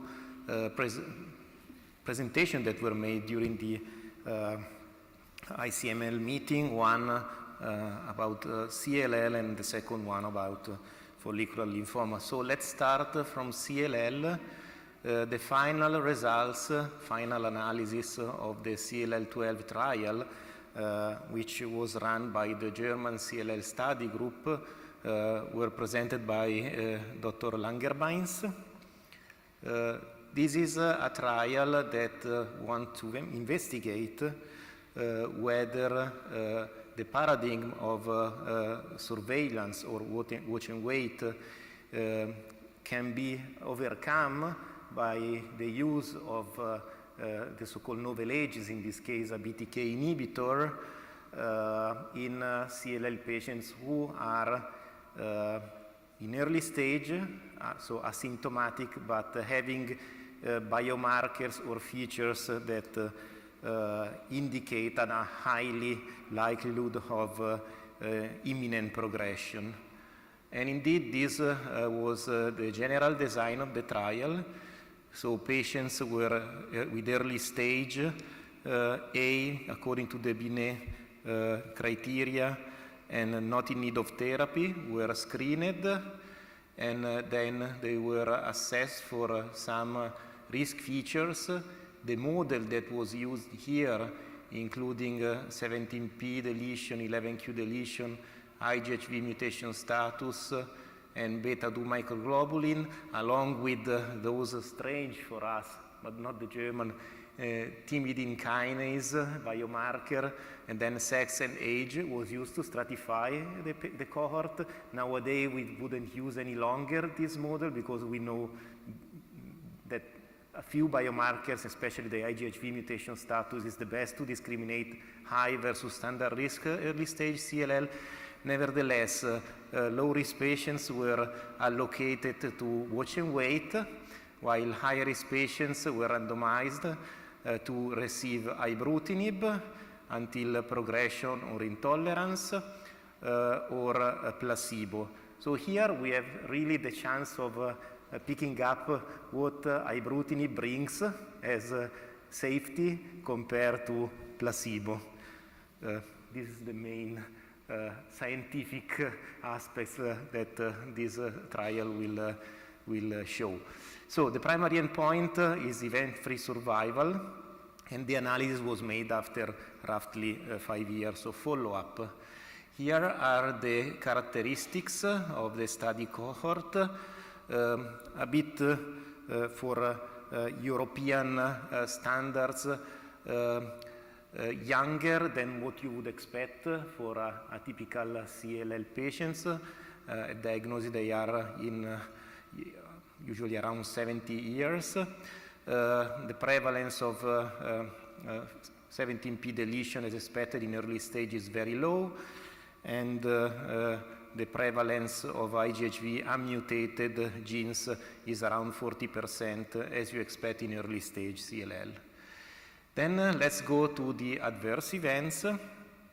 What is interesting is that the overall amount of adverse events, grade 1 to 5, was similar if you compare ibrutinib 99% and 99% placebo, but also it seems the rate of grade 3 to 5, so the most severe, seems to be similar.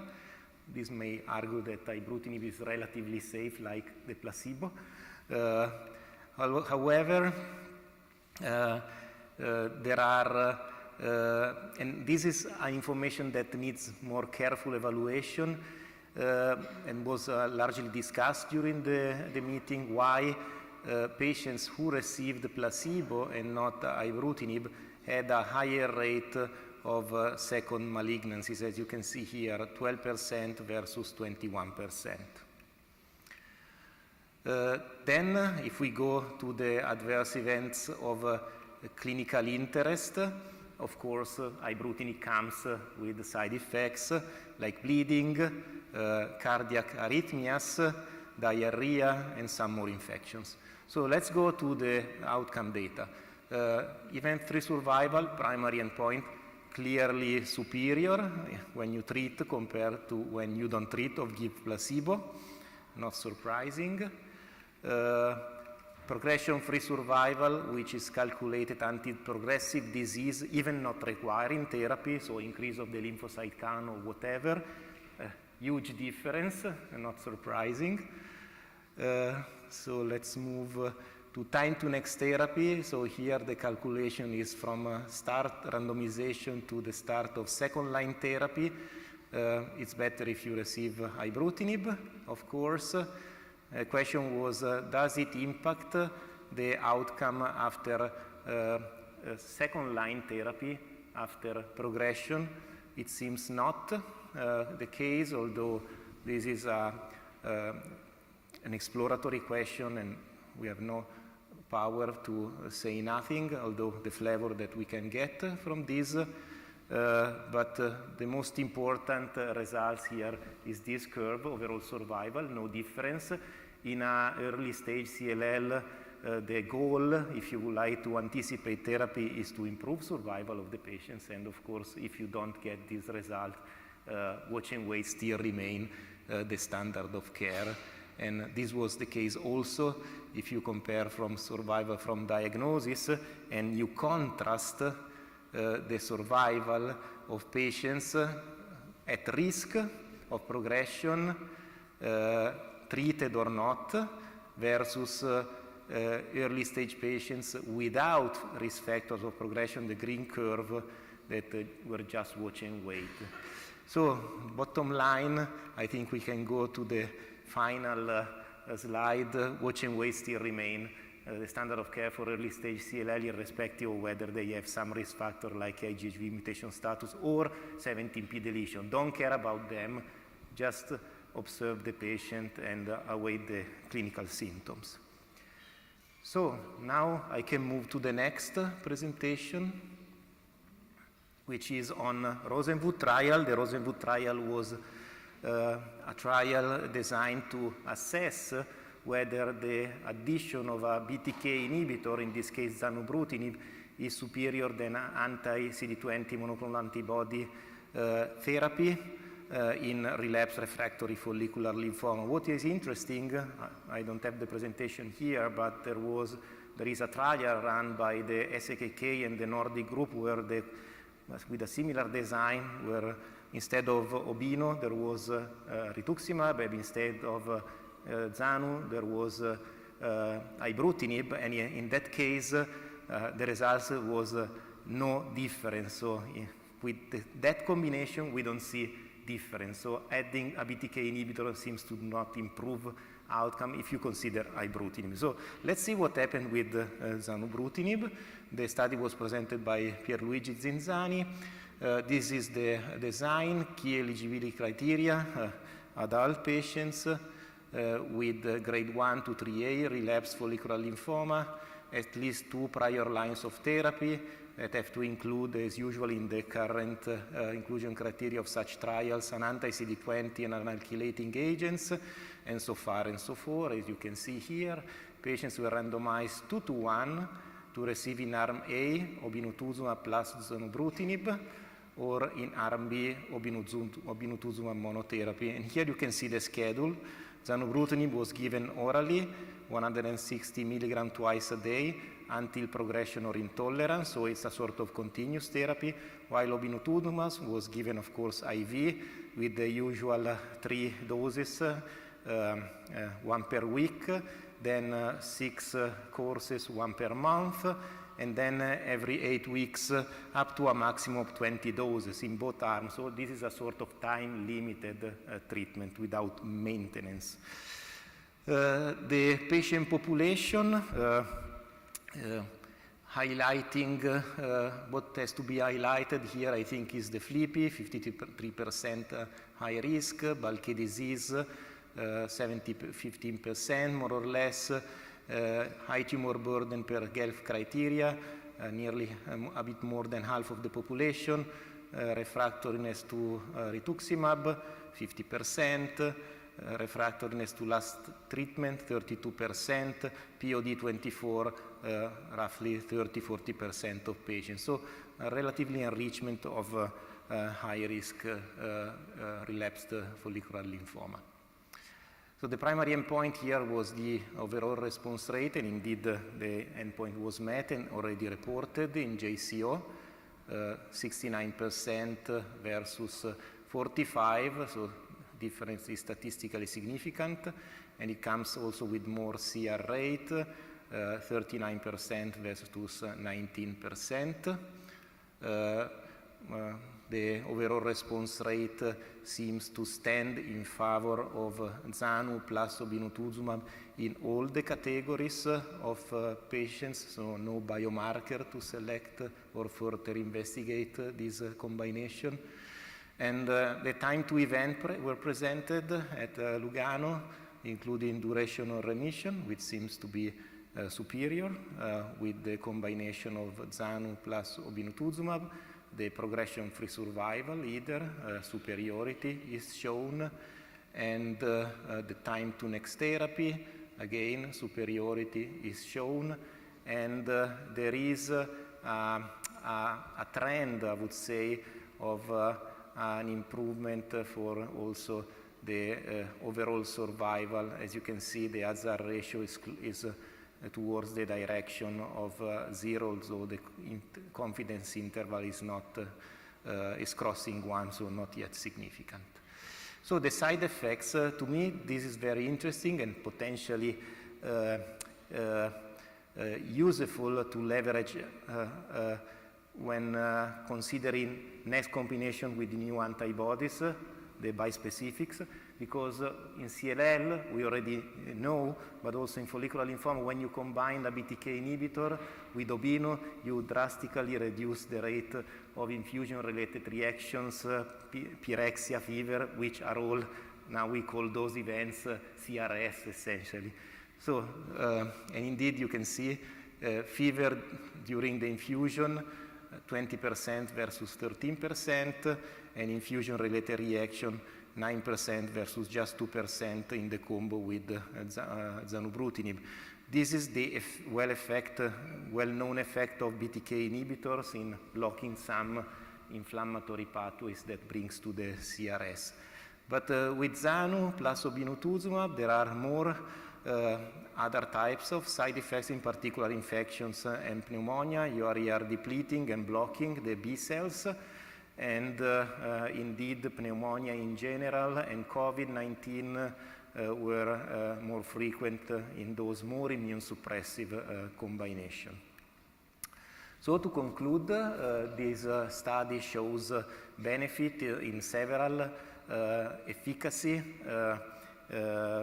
outcomes ranging from overall response rate, CR rate, progression-free survival, duration of remission, and time to next therapy. It seems to be a tolerated combination with a question mark about infection, especially with respect of COVID-19. And for this reason now a phase 3 trial is ongoing to validate this finding and eventually bring the combination to the authorization. So, okay, with that I am done, and I'm happy to take any question if there is. Thank you very much, Dr. Rossi. I will give the audience a chance to ask Dr. John.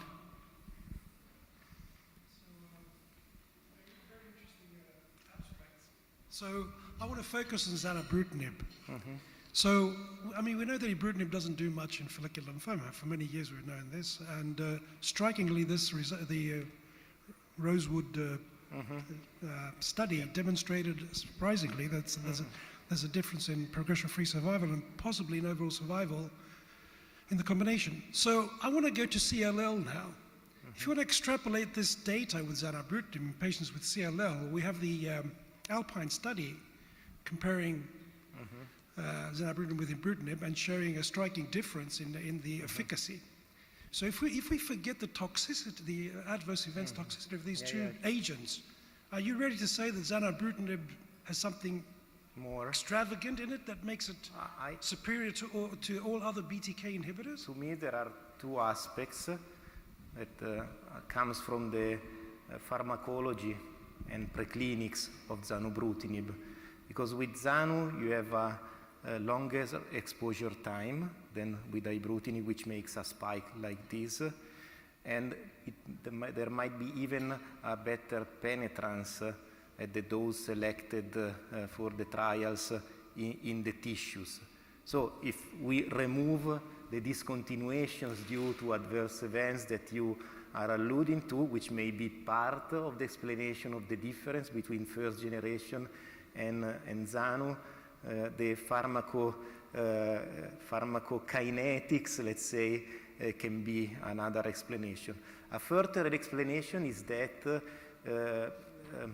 although there is not the proof in vivo in patients, but we know that Zanu selects as resistance mutations in a position that is not 481, or at least is less 481, which means that it may act even without binding covalently a BTK. So even if there are mutations selected in 481 position, it may work.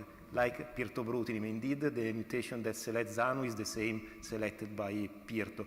So these pharmacokinetic dynamic aspects may explain why ZANU may be better than ibrutinib. Thank you very much, Dr. Lassi. So just trying to catch up with our time today, I'd like to present our next speaker, Dr. John. Back to the stage. Dr. John is a senior consultant at King Fahd Specialist Hospital, Dammam, who is the stage for the second time today. It's with honor to listen to you again. Thank you. Thank you, Dr. Omar. So my presentation is a follow-up, updated analysis of the phase 2 study of mosunetuzumab in patients with relapsed refractory follicular lymphoma who had received at least 2 prior therapies. This is a multi-center study.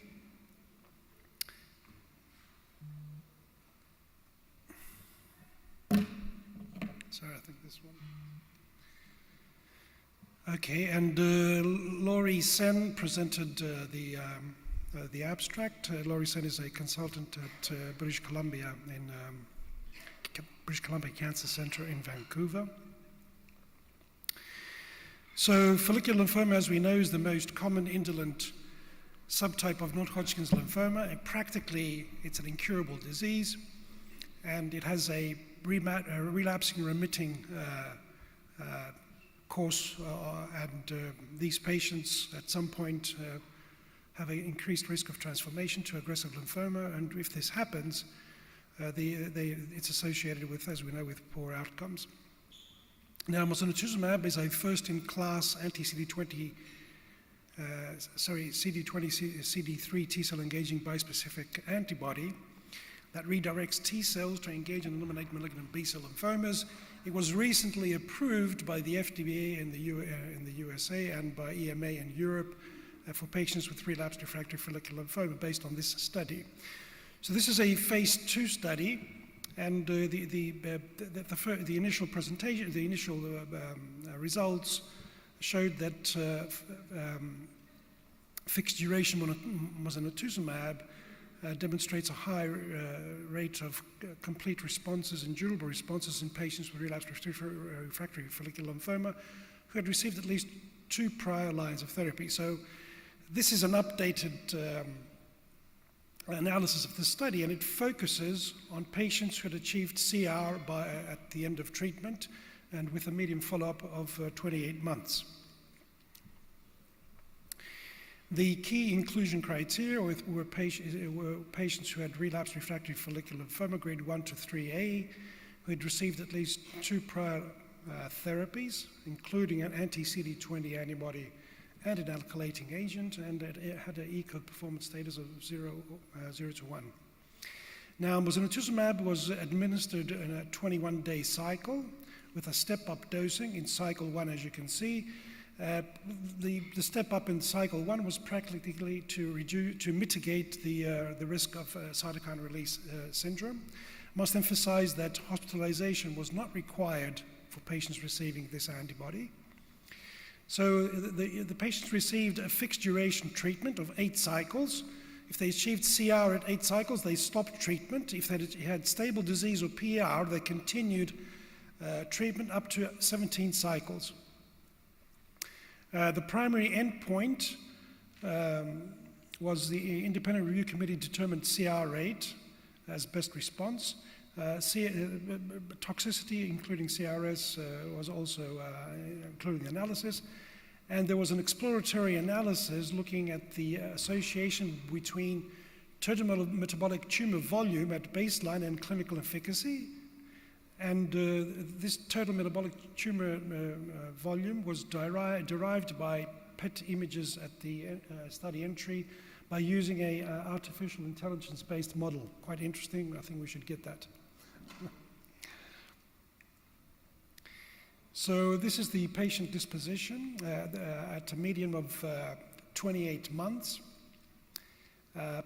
62% of patients completed treatment, while 38% of patients this is 38 patients discontinued treatment, mainly due to progressive disease. 59 patients completed 8 cycles of treatment, and most patients had 82% had received up to 8 cycles of treatment at the in the study. So from the results of the pivotal phase 2 study, we know that the CR rate was 60% with an overall response rate of 80%, and the 24-month duration of CR rate was 63%. In the updated analysis, as I said, we'll be focusing on the CR patients. So of the 54 patients, that corresponds to 60% of patients that achieved CR as best response, 54% of these had achieved CR at end of treatment, while 1 patient experienced progressive disease in cycle 8, and 4 patients had achieved CR after end of treatment due to a delayed confirmation of bone marrow complete response. So if we look at the baseline characteristics and compare patients with a CR at end of treatment with those, which were 49 patients, with that of patients without a CR at end of treatment, which were 41 patients, we can see that there weren't any significant differences in the ECOG performance status and the Ann Arbor stage.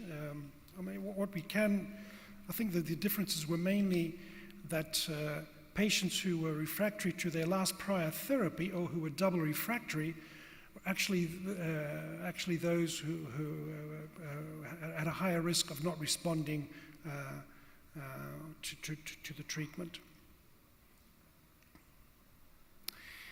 Here we can see the duration of complete remission, and with the median has not been reached, as you can see, and at 24 months the duration of CR was 65%. If we look at the progression-free survival, again for the 49 patients who had achieved CR at the end of the treatment, the median had not been reached, and the 24-month progression-free survival was 77%. And overall survival, again not reached, and the 24-month overall survival was 100%, quite impressive. Now, this table looks at the duration of response depending on if patients achieved early CR by month 3 of assessment, or with late CR. I mean, the statement we can make is that early CRs and late CRs, there was no difference in median duration of response, progression-free survival, and overall survival. So there was no difference if you had a late or early response to treatment. What did matter, as you can see on the right-hand hand, is the patients who had achieved a PR as best response. These patients had a poor outcome. As you can see, the median duration of response was only 4 months in these patients. Now, what about the correlation of best overall response and total metabolic tumor volume? As you can see,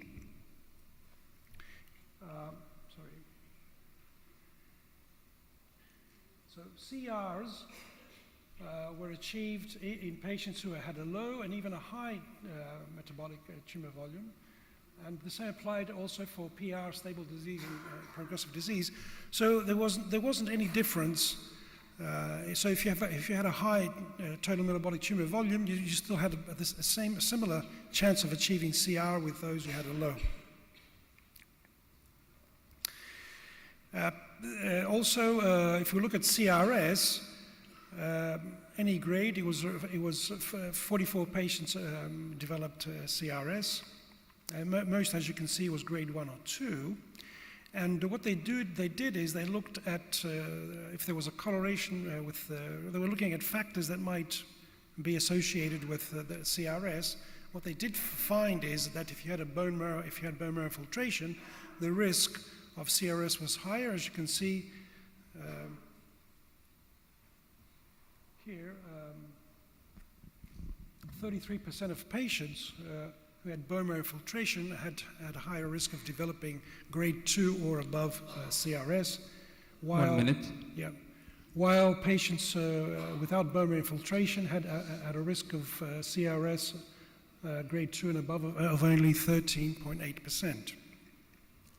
So in conclusion, fixed duration mogamulizumab demonstrated a high CR rate at end of treatment.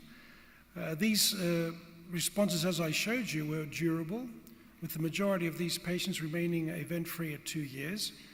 And in exploratory analysis, if you had a late or early CR, it didn't make any difference in terms of duration of response benefit.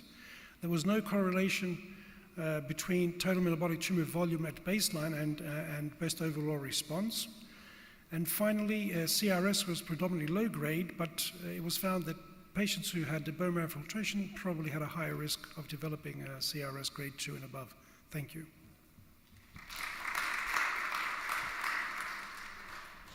So we're running behind in time, so if anyone have a question, burning question, before we move to the next session.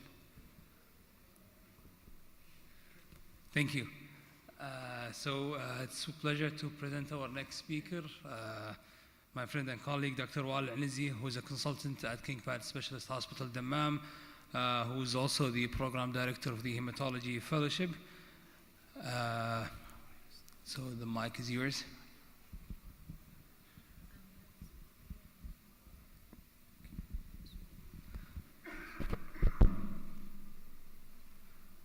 Thank you, Dr. Omar, for your nice introduction.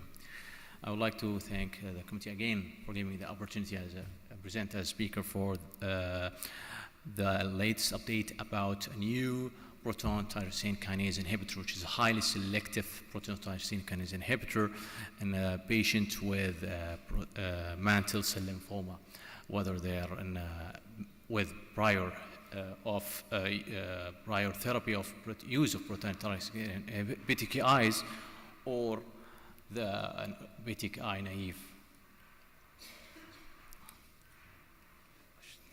This one? So we know that the other types of BTKIs are we call the covalent protein tyrosine kinase inhibitors, and have transformed the treatment landscape of mantle cell lymphoma. We know that there are resistance to these BTKIs in mantle cell lymphoma and other lymphomas, and this resistance mechanism of action is poorly understood. The overall survival following covalent protein BTKIs therapy is poor. As you can see here in these three curves, the overall survival in different population, the post BTKIs are poor. So Brentuximab is approved in the United States to treat relapsed refractory mantle cell lymphoma after at least 2 lines of systemic therapy, including prior BTKI inhibitor. It inhibits both wild type and C481 mutant BTKI proton tyrosine kinase with equal low nanomolar potency. So in this graph you can see that so as you can see here, the inhibitory concentration is not reached to the for the Brentuximab, and as you can see here also that Brentuximab stabilize the kinase phosphorylation and inhibits the BTK signaling. So in patients with phase 1, phase 2 prone study design, the phase 1 was with escalation and expansion from 25 to 300 milligrams of daily of Brentuximab, and phase 2 they maintain with the maximum tolerant dose, which is 200 milligram q day.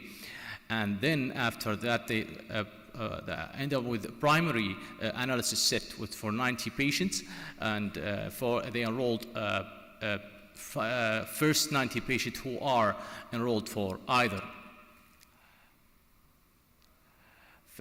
phase 1 and phase 2 had a measurable disease, had received prior covalent protein tyrosine kinase inhibitor containing regimen, and had no known central nervous system involvement. In terms of patient characteristics, as we mentioned here, that have equal distribution between histology and good performance status, and also equal distribution in patients with maybe score, while the majority of patients have more or less bulky disease, and the bone marrow involvement are equal in both groups.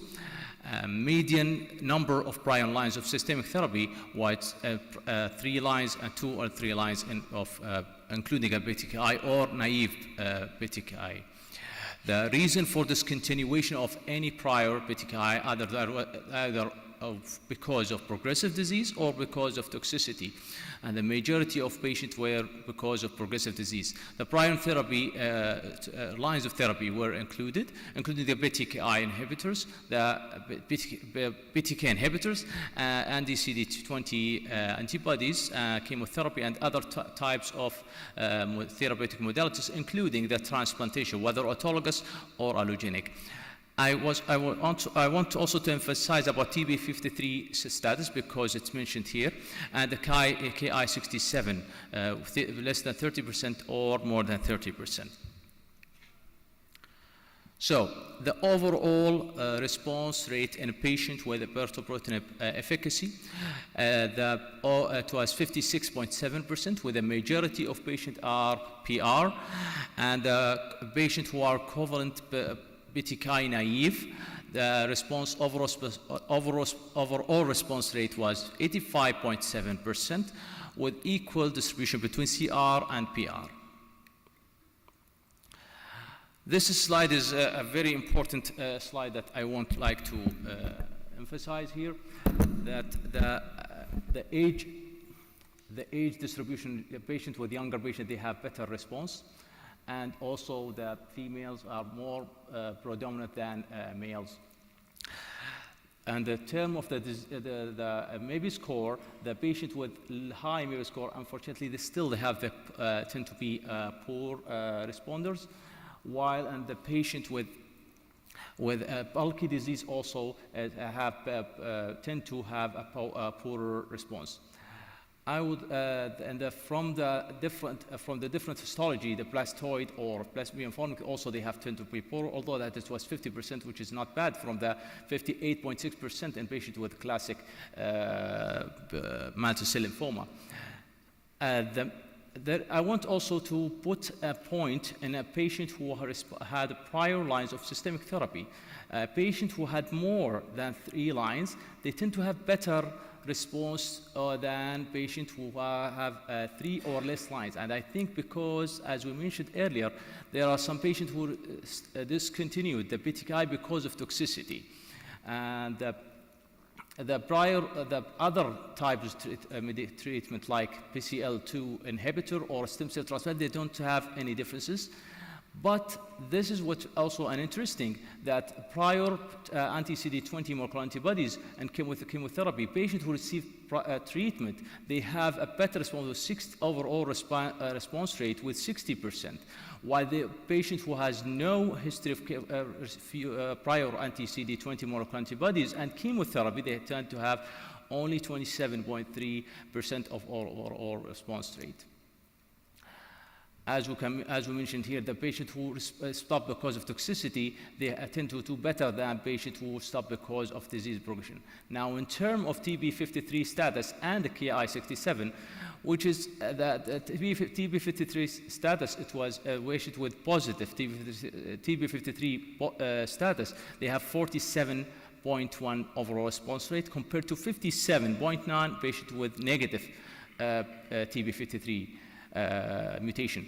The Ki-67 with patients who had higher Ki, this is the higher Ki, more than 30% of Ki-67, they tend to have almost the same to the overall response rate, 56. Patient who had less than 30%, they tend to have 66.7. And I would like to mention that this Ki-67, it also comply with what we mentioned in the other arm, which is the MABI score, because the MABI score is, the Ki-67 is an element of the MABI score.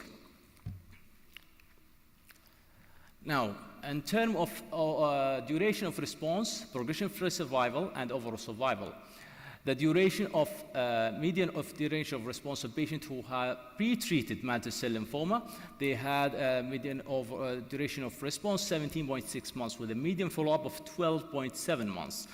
And progression-free survival was 7.4 months with a median follow-up of 13.8 months. And the term of overall survival was 23.5 months, which is almost 2 years. 1 minute. Patient, okay, almost finished 2 slides.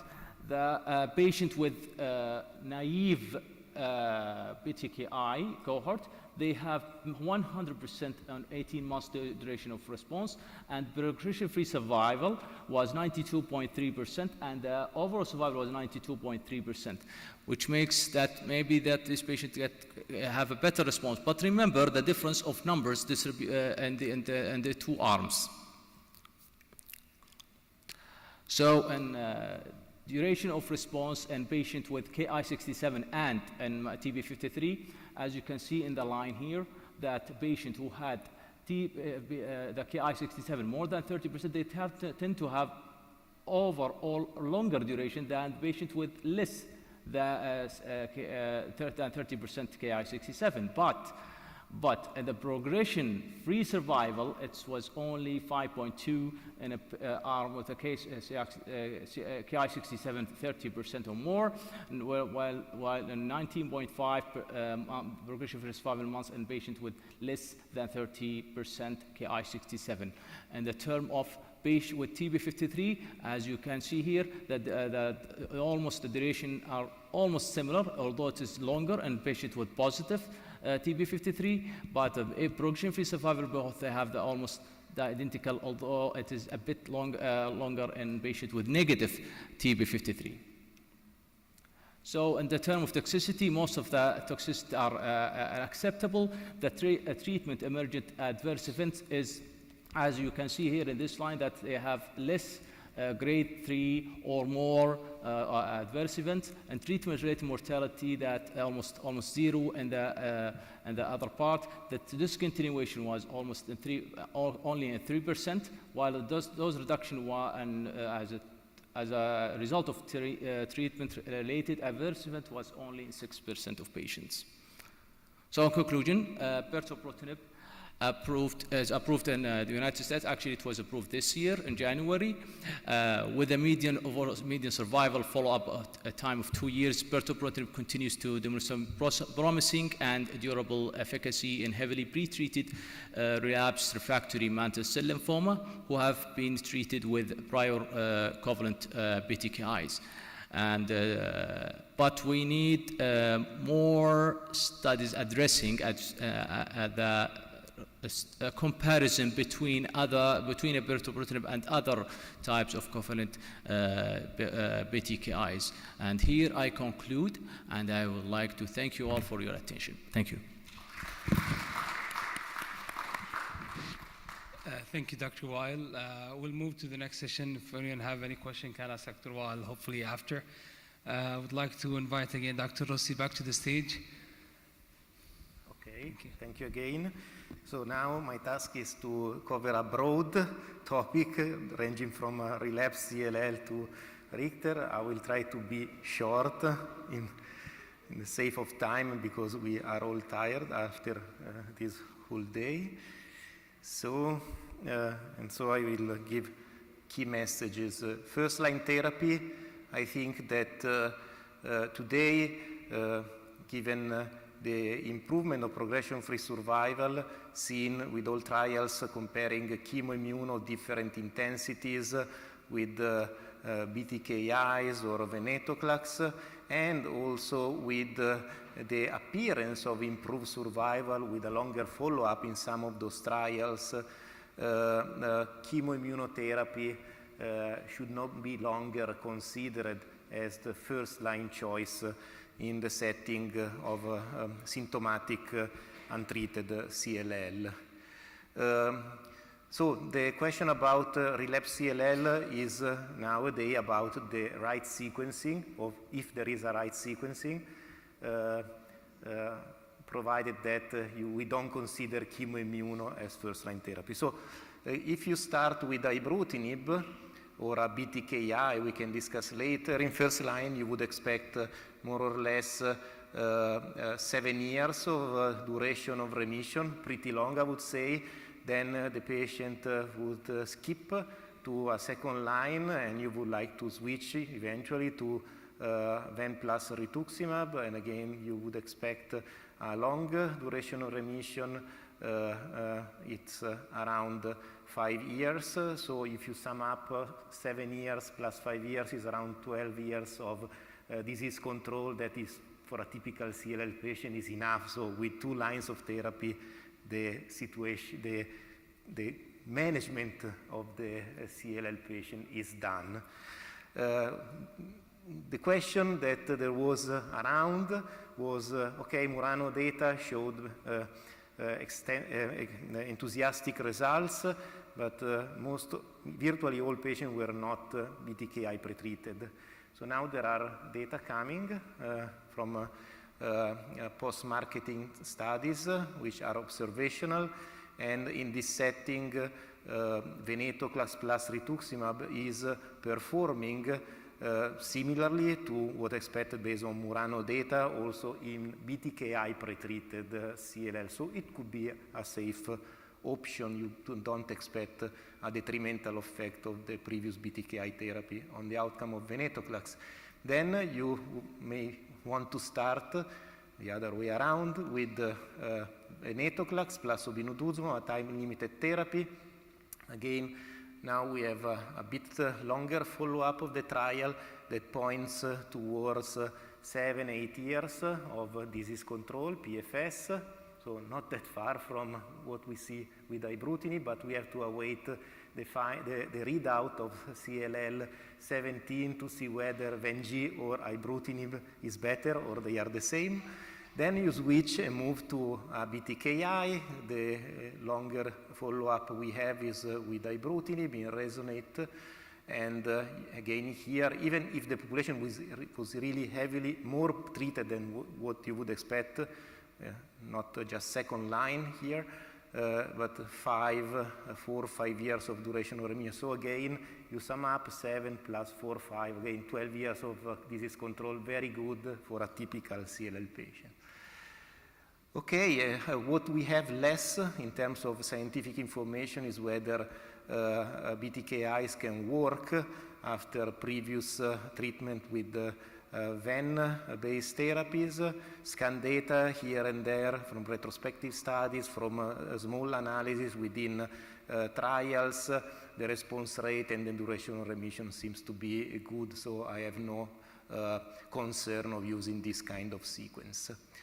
Well, a question may be which BTKI to use nowadays, and provided that 2 trials have shown, this is ELEVATE-RR, that acalabrutinib, first trial, has superimposable activity than ibrutinib, but less adverse event of interest, and in particular the cardiac profile, the cardiac safety, which is much better with acala than with ibrutinib, and with zanubrutinib that seems to be not only equal but eventually even a bit more effective than ibrutinib, but again coming with less side effects, again especially at the cardiac level. I think that nowadays the BTKI that we would consider is a second generation, which might be acala or zanu depending on the accessibility you have in your country. The matter is this category, the double exposed, especially double refractory. So those patients who have already passed through BTKI covalent binding and then venetoclax-based therapy, those patients are mostly still P53, so P53 still accumulates, although not defined the full category, but is very enriched in this setting. So chemoimmuno is not an option if the patient has not yet received chemoimmuno. And for this category, which is still hard to be treated, now we are facing the entering in the practice of pirtobrutinib. The data with mantle cell lymphoma were shown before. In CLL with double exposed, you can have to see this curve. The PFS is in between 1 year and 1 year and a half, so you can regain disease control, but which is transient. And in my practice now, I consider this category the only one for these patients, the only category that I would consider for allo transplant if that's an option and feasible, and Pirto, for example, as a way to bridge the patient to the transplant. But also CAR T cells are now exploring this setting. The activity seems to be good, with around 67% of complete remission rate and marrow clearance of the marrow from MRD. The problem is the durability of response.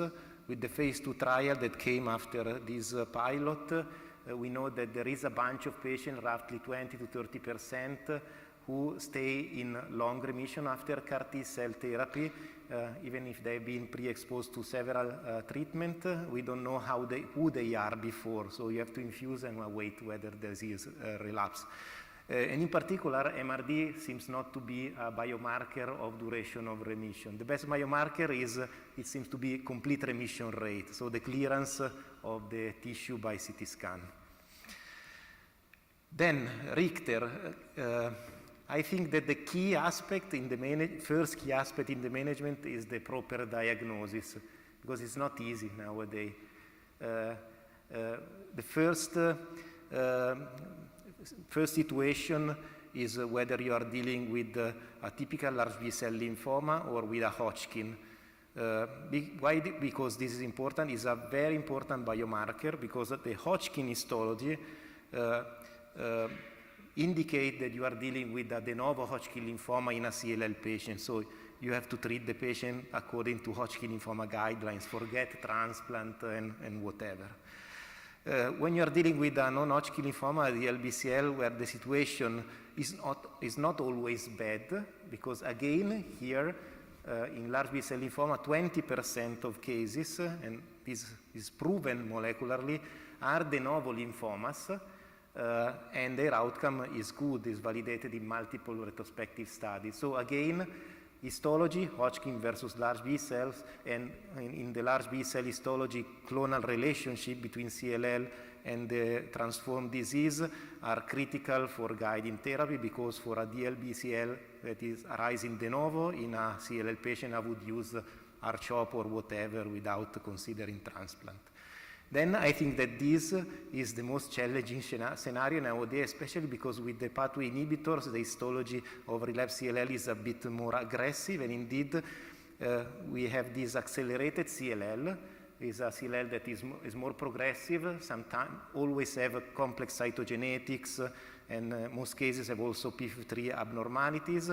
The histological pattern is of enlarged proliferation centers, and these enlarged proliferation centers may be confused with sheets of large cells if you do a core biopsy. And therefore, the pathology can report this is a transformed disease, and you move to allo and whatever, while accelerated CLL, although more aggressive nowadays, can be treated with pathway inhibitors. So you have to be very careful about this. Always the best it would be to have an entire lymph node, so an open biopsy, then a core, but this is not always feasible. So to solve this issue, you have to discuss a lot with the patient, especially with the pathologist, especially if the patient has just large lymph node without the systemic corteo of symptoms like B symptoms, hypercalcemia, spiking, LDH, etc., etc.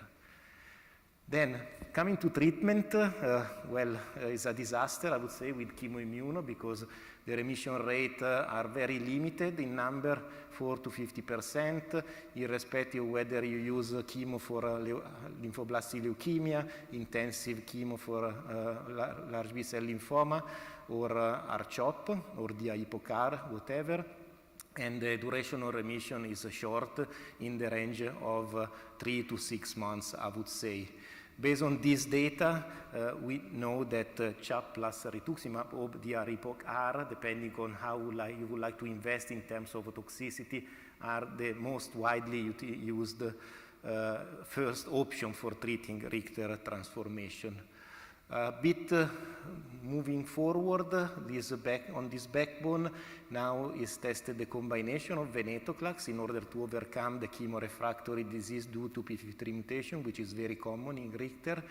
And indeed, in this first pilot with DI-HIPOCAR that has been replicated in a second with R-CHOP, we are observing the highest so far reported rate of response and complete remission, and a certain degree of extension of the duration of remission, although still not curative for such patients. Therefore, if you would like to cure Richter, the only approach that we have nowadays is allotransplant, and this data that come from patients who have been treated in the pathway inhibitor era who had Richter transformation are very encouraging. As you see, nearly 50% of cases can be cured by allotransplant, and the survival is outstanding, I would say almost 70%. But we know that only 10% of Richter patients can undergo transplant, because otherwise they are older, they don't have the donor, for example, or they don't get the remission to go to the transplant. The next kid on the block are CAR T cells. The experience is limited. Now in the literature there are those reports, retrospective analysis of 9 patients treated with Axicell, and a prospective study with academic CAR T cell, 9 patients. The overall response rate is 7 out of 9 and 8 out of 9, and the CR rate is nearly 50%. So not that bad for a Richter. And now ZUMA 25 is a trial that is trying to validate those findings and bringing CAR T as a treatment. So I think that with that I have concluded. These are the remarks. As I said, histology is critically important for guiding the treatment choices. First line option is R-CHOP, if you have or DI-HIPOCAR. If you have the opportunity, try to combine venetoclax, and this is the trend today.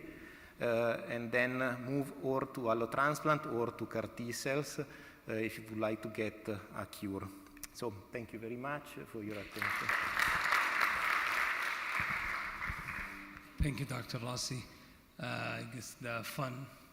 Okay. Yes. Very nice presentation. So, I mean, I want to go back 5 years, 7 years. I mean, a lot of doctors, a lot of experts in the field were very optimistic about BTK inhibitors and venetoclax and CLL, but my impression is that this is slowly fading away. I mean, what I'm trying to say is that, I mean, if you look at the doublets and the triplets now, the results are not that impressive as we would expect them to be. So I'm not convinced that any patient in the modern era of these new targeted agents can be cured with CLL. So I'm going back to FCR. So FCR, we knew from the FC300 MD Anderson study, 13 years follow-up, but guess what? I'm sure you know, a couple of days ago, they published a 19-year follow-up analysis of their study. And excuse me, I don't know why we're so afraid to say that FCR cures CLL. It cures CLL, but nobody says it. I don't know why. So the question is, Should we go back to the drawing board and put back on the algorithm FCR in patients who have mutated CLL who are fit and young?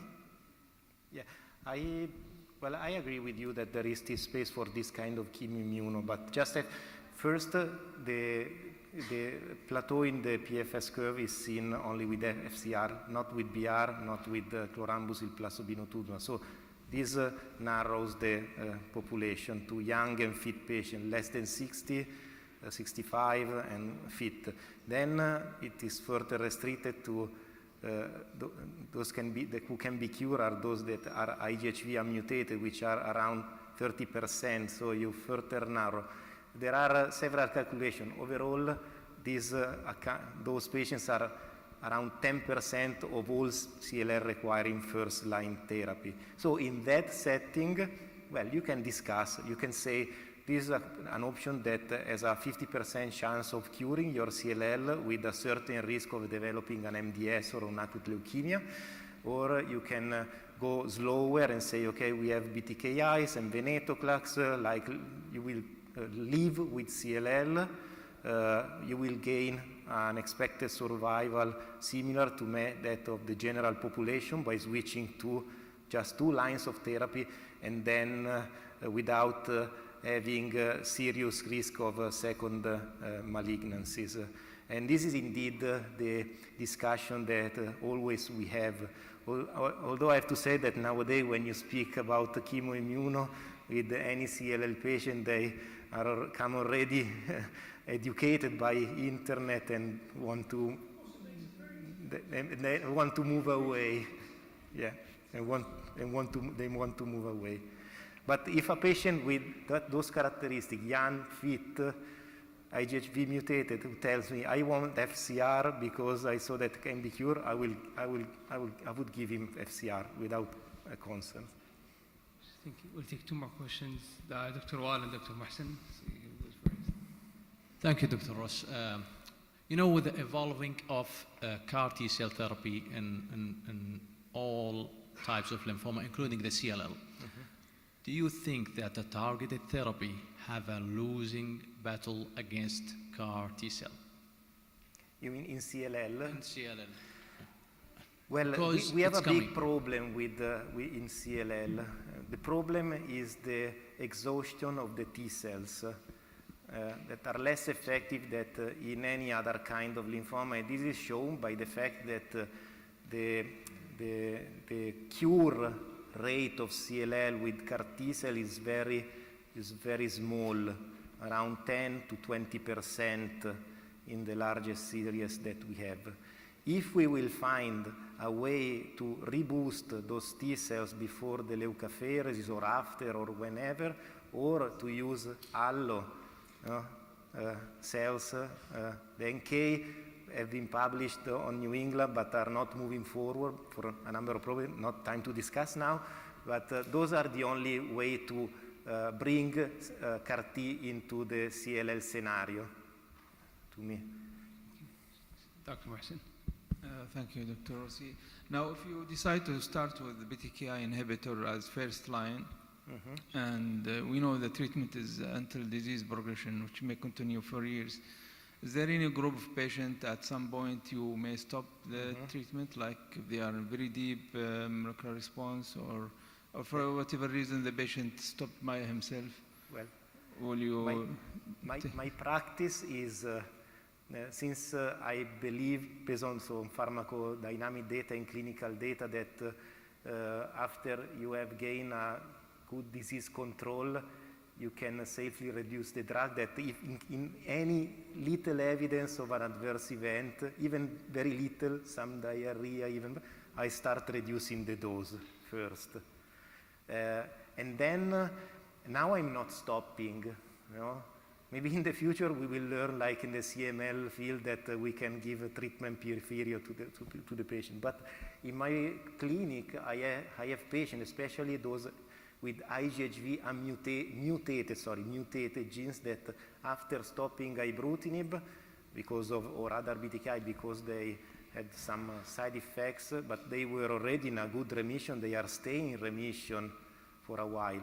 And this is confirmed by the trial in the ECOG trial, where a Bruton treated patient who stopped therapy stay in remission without progression for at least 12 months, if they stop because of side effects, of course. So I'm not suggesting to stop therapy, I'm suggesting to reduce.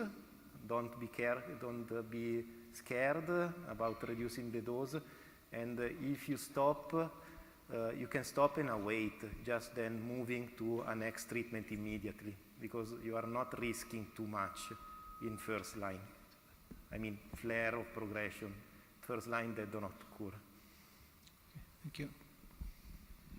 Okay, thank you, everyone. Just please don't forget that today we still have, we'll still continue the fun with 2 satellite symposium starting at 7:30, the same venue. And this will be followed by dinner after. And hopefully we'll see you there. Thank you.